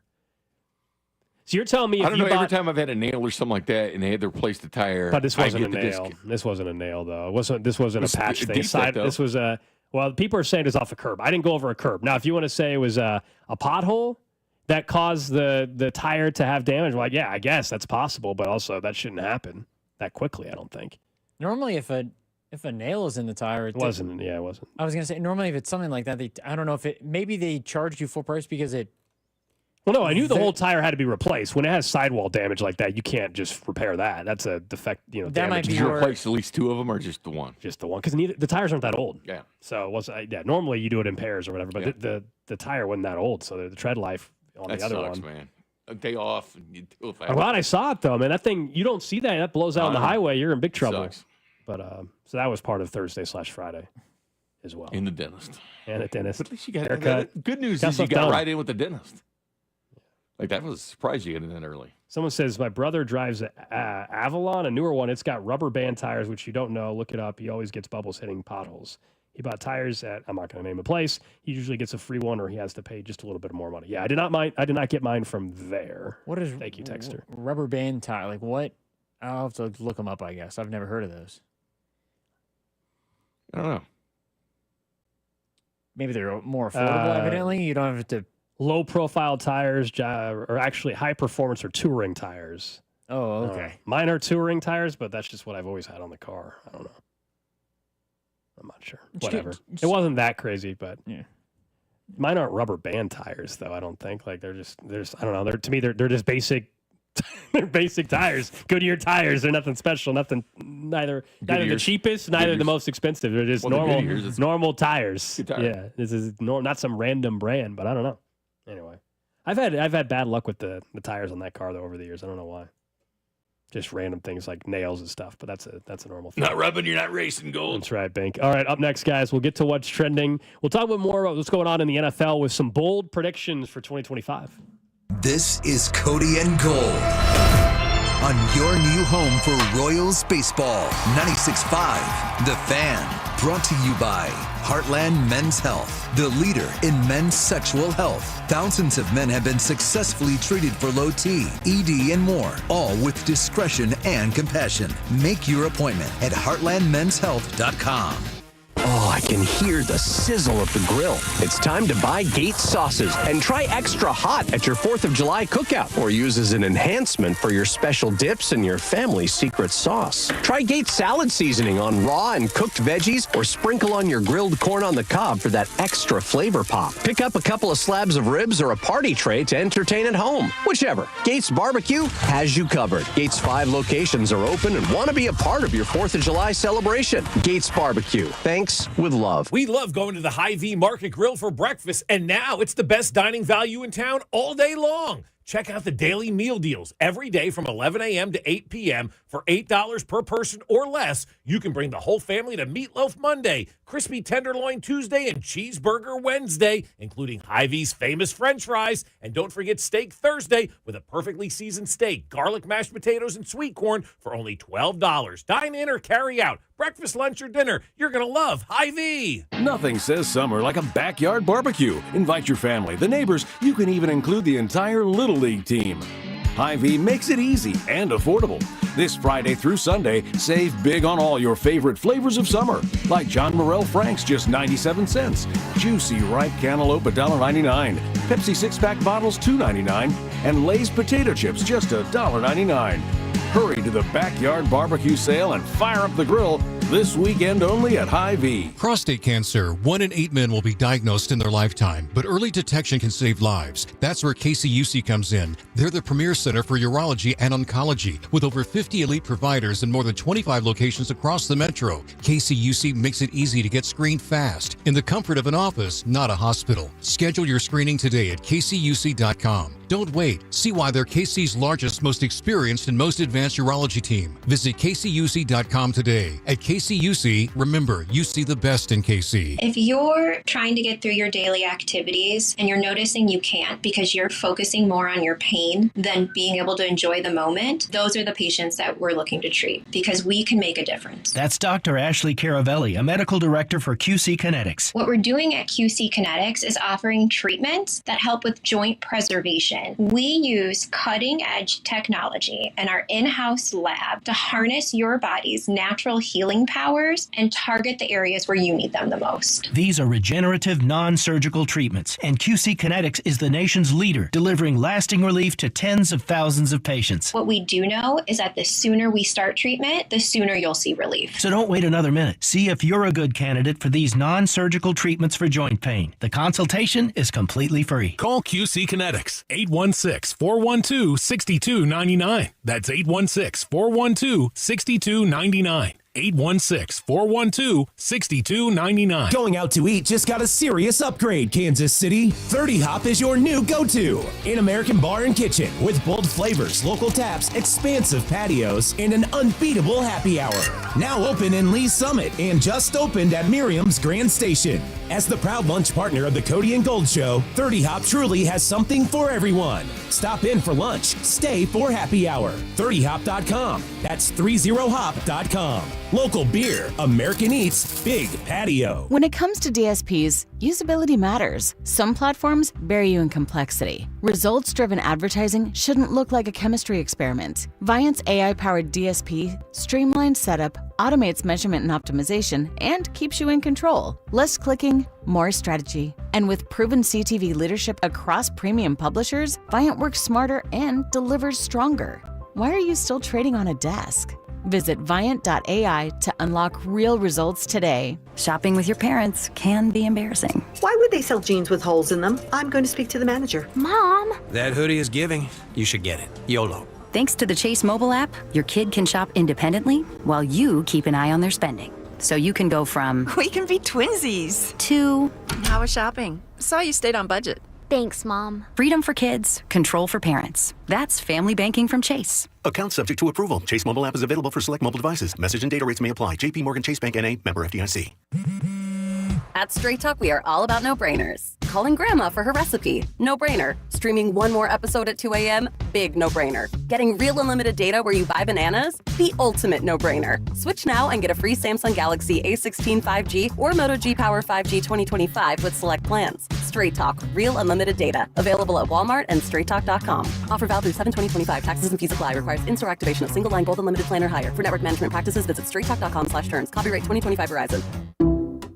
Some people just know they could save hundreds on car insurance by checking Allstate first. Like you know to check the GPS directions first, before driving to the mall. Turn right at the light. In 1,000 miles, you will reach Montreal. Not Montreal, the mall. Recalculating. 6,000 miles to Nepal. No, the mall. Checking first is smart. Recalculating. So check Allstate first for a quote that could save you hundreds. You're in good hands with Allstate. Savings vary. Subject to terms, conditions, and availability. Allstate Fire and Casualty Insurance Company and affiliates, Northbrook, Illinois. Were you uninvited to game night? Do you play board games with the ferocious intensity of an iron-fisted oligarch? Have friends left game night asking, how do you sleep at night? Then you should get a mattress from Mattress Firm. They can help anyone sleep. Sleeping hot this summer? Try a Tempur-Pedic with advanced cooling at Mattress Firm's July 4th sale. Save $500 on Tempur-Breeze and get a $300 instant gift. Get matched at Mattress Firm. Sleep at night. Restrictions apply. See store or website for details. You're listening to 96.5 The Fan from the Mission Plumbing, Heating, and Cooling Studios. What's trending? What's trending here on Cody and Gold is presented by Baker University, where graduates earn higher salaries and land jobs faster than any other university in Kansas. Applied today at bakeru.edu. The Oklahoma City Thunder, of course, are NBA champions for the first time. New champ also for the seventh time in 7 years. SGA, finals MVP to go along with his regular season MVP.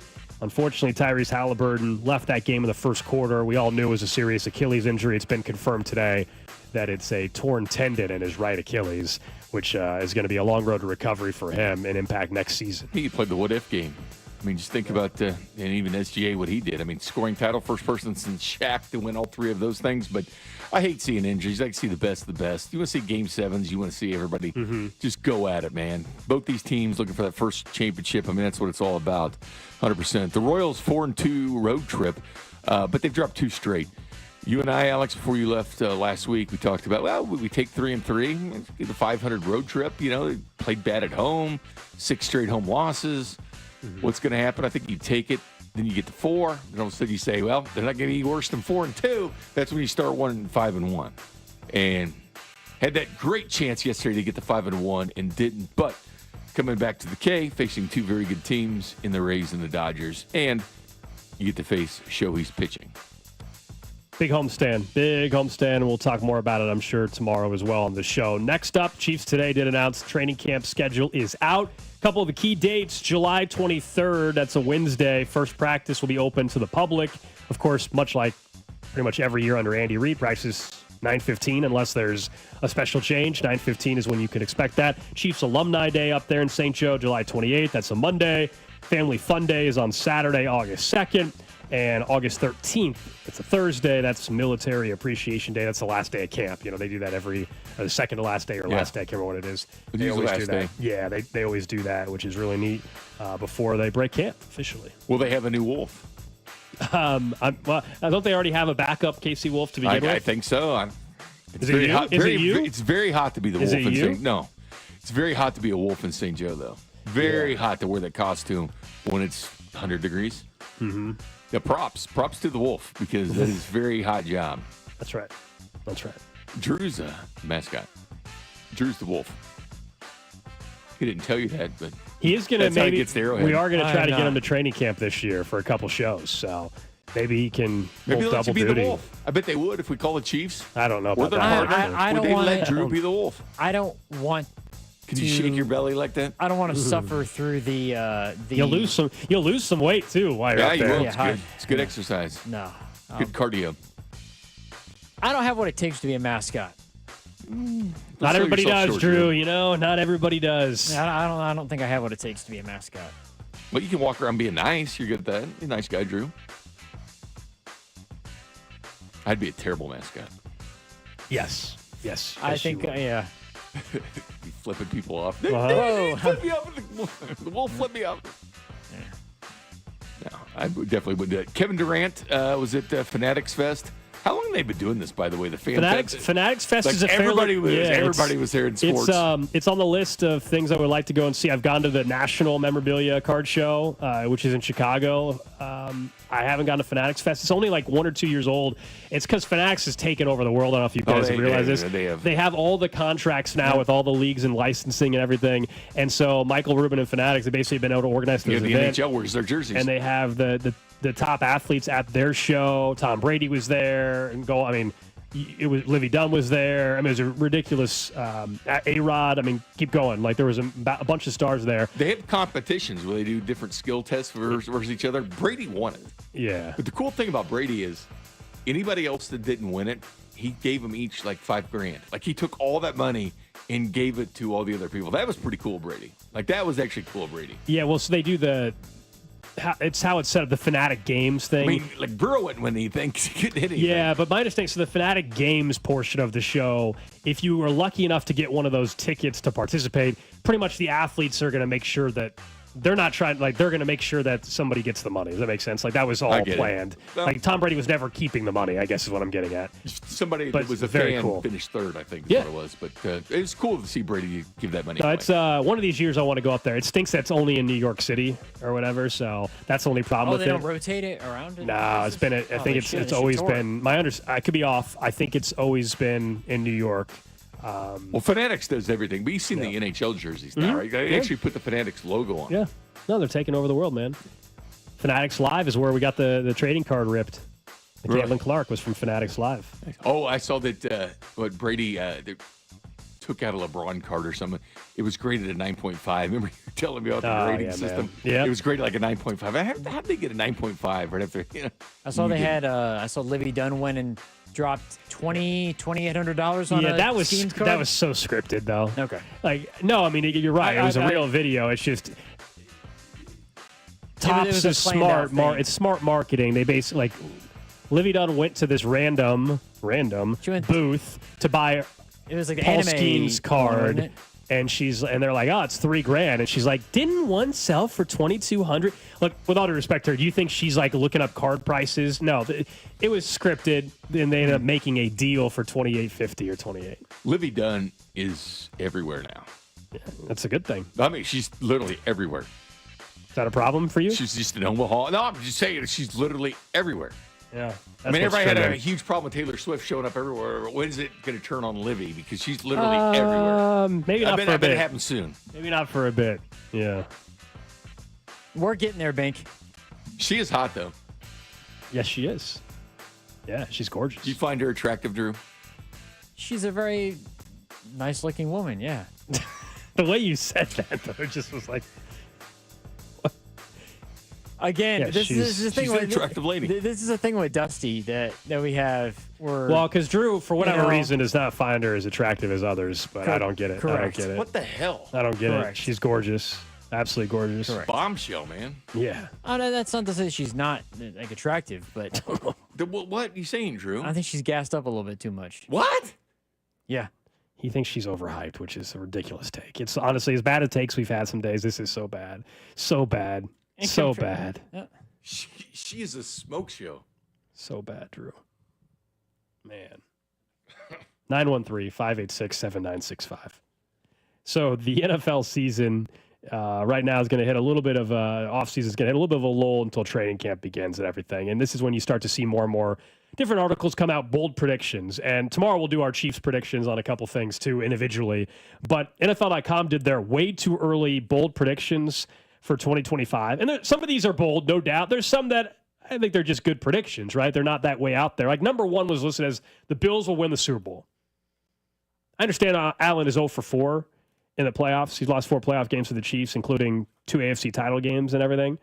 I don't know if it's even like that bold. They have the second best odds. They're basically second best odds to win the AFC. If you're taking anybody in the top 3 in odds to win a Super Bowl, that's not bold. It's not. Again, I thought maybe going somewhere like Washington, the Commanders, that would be more bold in that situation. If you want to look at just the AFC teams, Houston Texans, could they take that jump? That's a bold take, not the Buffalo Bills. Yeah, I think anytime right now in the AFC, if you predict the Chiefs are going to be dethroned, people will take that as a bold, like they'll just say that's a pretty bold thing. But in general, like nobody's going to call you crazy. Like if you said the Bills are winning the Super Bowl, nobody's like realistically, nobody should call you crazy. You can disagree with the prediction, but like it's not a crazy thing. A crazy one would be like we were saying. You think the Jaguars are winning the Super Bowl? I'd be like, okay, calm the heck down. Perfectly healthy. That kind of stuff would be like, okay, that's a bold prediction and a dumb one. But like just if you're saying the Ravens or the Chiefs or the Bills or the Eagles or the Rams, let's say other top team in the NFC, like if one of those are going to win, I don't know if I would call it bold necessarily. You want to say, like on this list, they have the Broncos winning the AFC West. If you think a team is going to dethrone the Chiefs for that, I'll call that bold. Like everybody's been predicting it for a while, but that's still a bold prediction. The Chiefs have won it 9 straight years. That's a bold prediction if you say the Broncos are going to win the AFC West. I think it's more bold to finally say the Chiefs are going to go back and win it because they're like, they're not going to win it. They've been too much. They're not going to do it. But this is the year where they actually could surprise teams more because they've gotten to this point now where this would actually be a year where you could say that with the Chiefs because there's not a lot of people expecting it. Is the Jaguars winning the AFC South bold? I don't know if it's completely. Bold. Yeah, it's bold. Is it though? I think it's a bold pick. Yeah, I think it's it's not. Do you see the stat where 20 of the last 23 divisions were won by teams that didn't win the division the year before, and 50 out of 53 teams that didn't make the playoffs ended up winning or getting to the playoffs. But 20 out of 23 teams that didn't even make the postseason ended up winning the division the next year. That's why I never go by the W's and L's. I mean, that stat right there tells you right there. The worst to first happens in the NFL all the time. I mean, I think those would be if I had 2 bold predictions, I would say the Jaguars win the division, win the AFC South, and the Bears miss the playoffs. I think those would be the 2 that I... You think Hunter can make that much of a difference? So you're buying Trevor Lawrence now. No, I've always... To me, this is Trevor Lawrence. It's all about a Trevor Lawrence get off the pot year. This is Trevor Lawrence's blank or get off the pot year. Yeah, I've always liked Trevor Lawrence. I think that he hasn't quite come through. I mean, he also had Urban Meyer, who's kicking players as the head coach. Yeah. He's dealing with the ACL issue where I think it was what he did. He tore his ACL, right? Or was that something else? Something happened last year where he got hurt. If he's healthy for a whole season, I think they have the pieces in place now with Travis Hunter and Brian Thomas Jr. The running back duo is solid with, who is it, Bigsby and Trevor Etienne? Yeah. Or Travis Etienne. I mean, I think they're solid. I think they can win the division. I wouldn't be surprised if they made the playoffs. I like Brian Thomas. He's a stud. Can you believe LSU didn't win more with it's crazy, man. Eagles, Malik Neighbors, and Brian Thomas? Yeah, it's kind of crazy. It's fireable.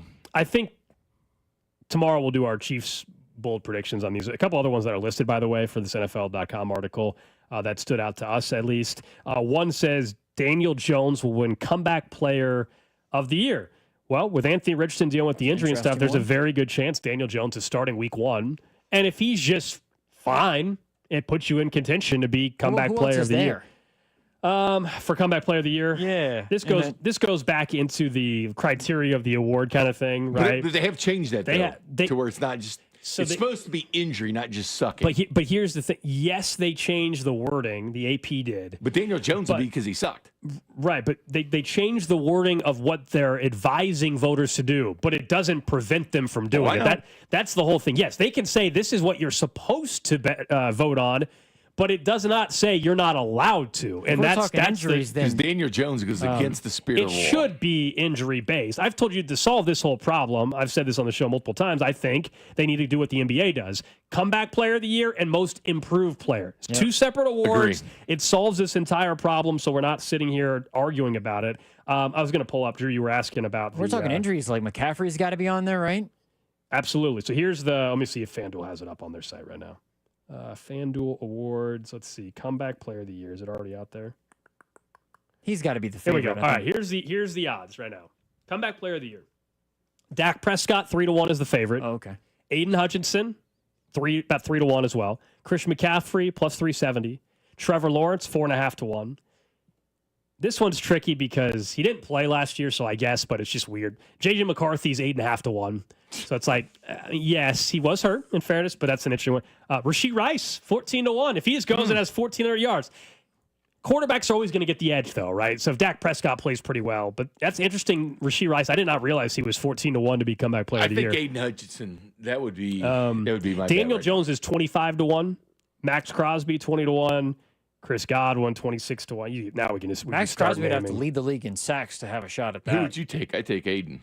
Right now, on this market, Dak might be a good. Because if Aiden gets like 14, 15 sacks, whatever. Dak at 3-1 strong, especially if I think they actually are a playoff team. I also think quarterbacks just have a leg up with this. So even as much as I disagree with J.J. McCarthy really being fully quote unquote eligible, if McCarthy and Kevin O'Connell can do what I think he's capable of doing with just about any quarterback, with Jefferson and Addison and just the way I think Kevin O'Connell is one of the best play callers in the business, then J.J. McCarthy at 8.5 to 1 is not terrible. If you're like me, I guess. I mean, I probably would put my money on Trevor Lawrence then, considering if they win the division, I mean, he's definitely in the running. Yeah, what do you guys make of Rashee Rice being that 14 to 1? I like it. What does it take? Do we think for comeback player of the year? Is it a 14 or 1,500 yard season? I think so, but think about this though. Touchdowns. He was trending to be in a top 5 wide receiver last year before he was hurt. Mm-hmm. So perfectly healthy. He'd have to have 1,410 touchdowns. I'm just saying, perfectly healthy. He was trending in a great direction last year through the first 3 games. He's in a spot though. I think you guys would agree for Rashee Rice to be comeback player of the year. He has to have a career year as well. That's the weird spot he's in. It's weird. Like normally for a comeback player of the year award, you don't have to have a career year. I think we're all saying if Rice were to win comeback player of the year, he has to also have a career year because that's 14, 1,500 yards. One thing about his production in the yards, if everybody stays healthy, you'd have to think Hollywood Brown's going to have a pretty darn good year too. And Xavier Worthy's only going to get better and better. So that does take away some yardage and production from Rashee Rice when you're getting that stuff from Brown and Worthy. Do we know and the Sprinkling Royals? Texan's asking, and I kind of wondered this as well when you mentioned it. Is J.J. McCarthy? He isn't eligible for Rookie of the Year, is he? Because okay, he's not a rookie. Yeah. Even though it's gonna, he is not officially. He's not officially a rookie. I think the interesting thing about him might is do something like that, where it's weird how if you didn't play your rookie year, then you still get considered. That's what it should be, but he's not even been named quarterback 1. I mean, it's funny. He's going to be because they didn't bring in Rodgers or anybody. I know, but it's weird how they haven't just identified that and said, hey, "Look, Kirk Cousins is still on the bench for the Falcons. He's going to be in the quarterback show he is. on Netflix." Someone brings up, what about Rashee Rice with the suspension? Yeah, that's why I would not make the bet today on Rice at 14 to 1. Because if he's suspended for multiple games, it's going to kill your chances at being the comeback player of the year. It could happen this year, and maybe it doesn't. Yeah. Aiden Hutchinson on there stood out only because if Aiden strikes me because he's the guy. Well, if he gets the big sack, sack numbers, big sack, get double-digit sacks. It's Aiden Hutchinson. All the attention paid on him. I think the attention meter looms large. What did you say Crosby was 20 to 1? Yeah, I think that might be a sneaky. But if he's on a bad team. If he's on a bad team versus, let's say Aiden Hutchinson has 12 sacks and Crosby has 14, they might give it to the guy with 2 less sacks just because profile. I don't know. It's a fun market to bet on, comeback player of the year, because it can swing so quickly. But with that team and his injury, Crosby? No, Aiden. It just screams Aiden for this award. New defensive coordinator. They're in more primetime games than the Raiders are. That helps your case. He's the guy. Like you know how good. I know that he's obviously very good, but I mean, In terms of attentiveness, you're locked in on him. I'd have to look at the comeback player of the year history. Like, how many times is it a quarterback? Same kind of thing. Who won it last year? Oh, Burrow did. and Your guy, Drew. And then Joe Flacco won it the year before, right? Yeah, he did. Between DeMar That's Hamlin what I'm saying. and him. This is why, like, J.J. McCarthy, Dak, like, quarterbacks just have such a leg up in that market. That was the one that really spawned the new talk about the award when right, Flacco gets it. So the Burrow, Flacco, Geno, Burrow. Yeah, Burrow's, by the way. Yeah, twice, I guess. Never won an MVP, but won comeback player of the year twice. Just saying. Alex Smith, Ryan Tannehill, Andrew Luck. The last non-quarterback to win. 8 straight quarterbacks. The last non-quarterback to win comeback player of the year was Keenan Allen 2017, Jordy Nelson 16, Eric Berry 15. It is since basically Rob Gronkowski in 2014 was the non-quarterback. So 7 straight quarterbacks. It's been quarterback after quarterback, and that's why if we're talking about the odds, that's what Dak is the favorite for a reason. McCarthy, Daniel Jones. You haven't seen a defensive end since Greg Ellis in 2007. That's not good for your Aiden Hutchinson bet. No. I'm sure I'll talk about this market plenty more when we get closer to NFL betting season. The great Chad Pennington's on there twice. Just like Joe Burrow. Joe Burrow's comeback player twice is not a good thing. Will Joe Burrow have more comeback player of the year awards or MVP/Super Bowl rings combined? Comeback player of the year. I mean, he's got 2 already, and he doesn't have any MVPs. True. Yet. He's going to have more comeback player of the years than rings and MVPs combined. He'll get an MVP 1 point.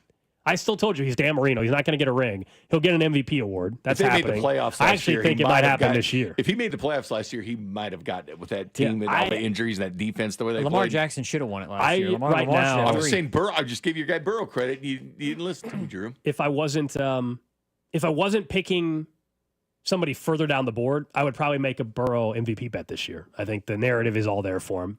Everybody's going to feel sorry for him for a bad defense again. Poor Joey. What's your comeback player of the year bet? Quarterback. I'll probably go McCarthy. Actually, or you know what? like I'm gonna go Aiden just because I'm going with the What's that, spirit Drew? of Greg Ellis. Are we doing bold predictions right now? Tomorrow. That's tomorrow. No. Tomorrow. It's not Chiefs related. It's a Okay, generic. go ahead. Let me hear it. The Bengals will have a top 20 defense this year. I know that's not much. Wow. Good for them. Wow, that's quite the barometer. Move this radio show over to Comedy Central. Hey. If they had a top 20 defense last year, by the way, that's your bar, the 20th? Yes. Gold. If they were 25th, they would have I'm been just in the saying. playoffs last You year. don't even have your best player signed. Joe Burrow, honestly, I might make the MVP bet today. He's got people feel sorry for Top 20. poor Joey and all this. Yeah, Top man. 20. Joe Burrow MVP bet. I'm gonna lock that one in. I think actually, that'll be one of my MVP bets for the season because the numbers were there last year, and if they just squeak in as a wild card this year, he'll be in a good spot. But I really think everybody thinks, oh my gosh, he's amazing. This poor guy. If only his defense was good, and then they forget to realize the reason why they were throwing as much as they were is because the defense sucked. So if your defense is top 20, then those numbers are not going to be there for Burrow. Well, here's the one thing: Jermaine Pratt, But the team will was be your in the leading playoffs, which is all I care about. That should be all you Jermaine care Pratt about. led that team in tackles last year, correct? I think so. Yeah, he's gone. You know how many he's he a also- Raider now. Bink, do you know how and many he Trey also Hendrickson's missed? all pissy. Do you So what are they going to do? You didn't watch the Bengals play last year enough to know how bad Jermaine Jermaine Pratt actually was. They were forced out. They're on prime time like 5 times. I know, on. but you didn't watch good enough then because Jermaine Pratt, he might have led tackles, but that man missed a number. Couldn't cover You are anybody. saying it just like a college when a 4-star recruit decommits and goes somewhere else. We didn't need him anyway. He wasn't any good. No. He wasn't any good. No, Jermaine Pratt was good for them. Halfway through the season, I told you, or I was saying, not to you guys, but he needed to go. I didn't even realize he led the league in tackles till last week after the Raiders signed him. It wasn't evident. Mm-hmm. Man, couldn't cover it was all Lou Anarumo's He fault. performed for a defense that didn't perform, and so did Trey Hendrickson. And both of them, well, one's gone and one's pissed. They'll be better because Jermaine Pratt's not there. Oh, Drew. They'll be better. I mean, by logic, they'll be better. They were dead last, so I mean, the chance of them no being way they can better, get worse. they will be better. Are they 24th? Are they 18th? Hey, I did like Jair Alexander signing with the Ravens. People forget that Ravens pass defense was second worst in the NFL. Like that's some upgrade. Yeah, Jair Alexander's a great sign. We talked about that last week in that division, except for the Browns. The Browns were good. Jair Alexander signing. We touched on it last Thursday, whatever. It's a great move for the Ravens. Absolutely great move. It's weird. It's a better move for the Ravens than it is a bad move for the Packers letting him go. Does that make sense? Like he didn't. He never really played for the Packers. It was his time. He never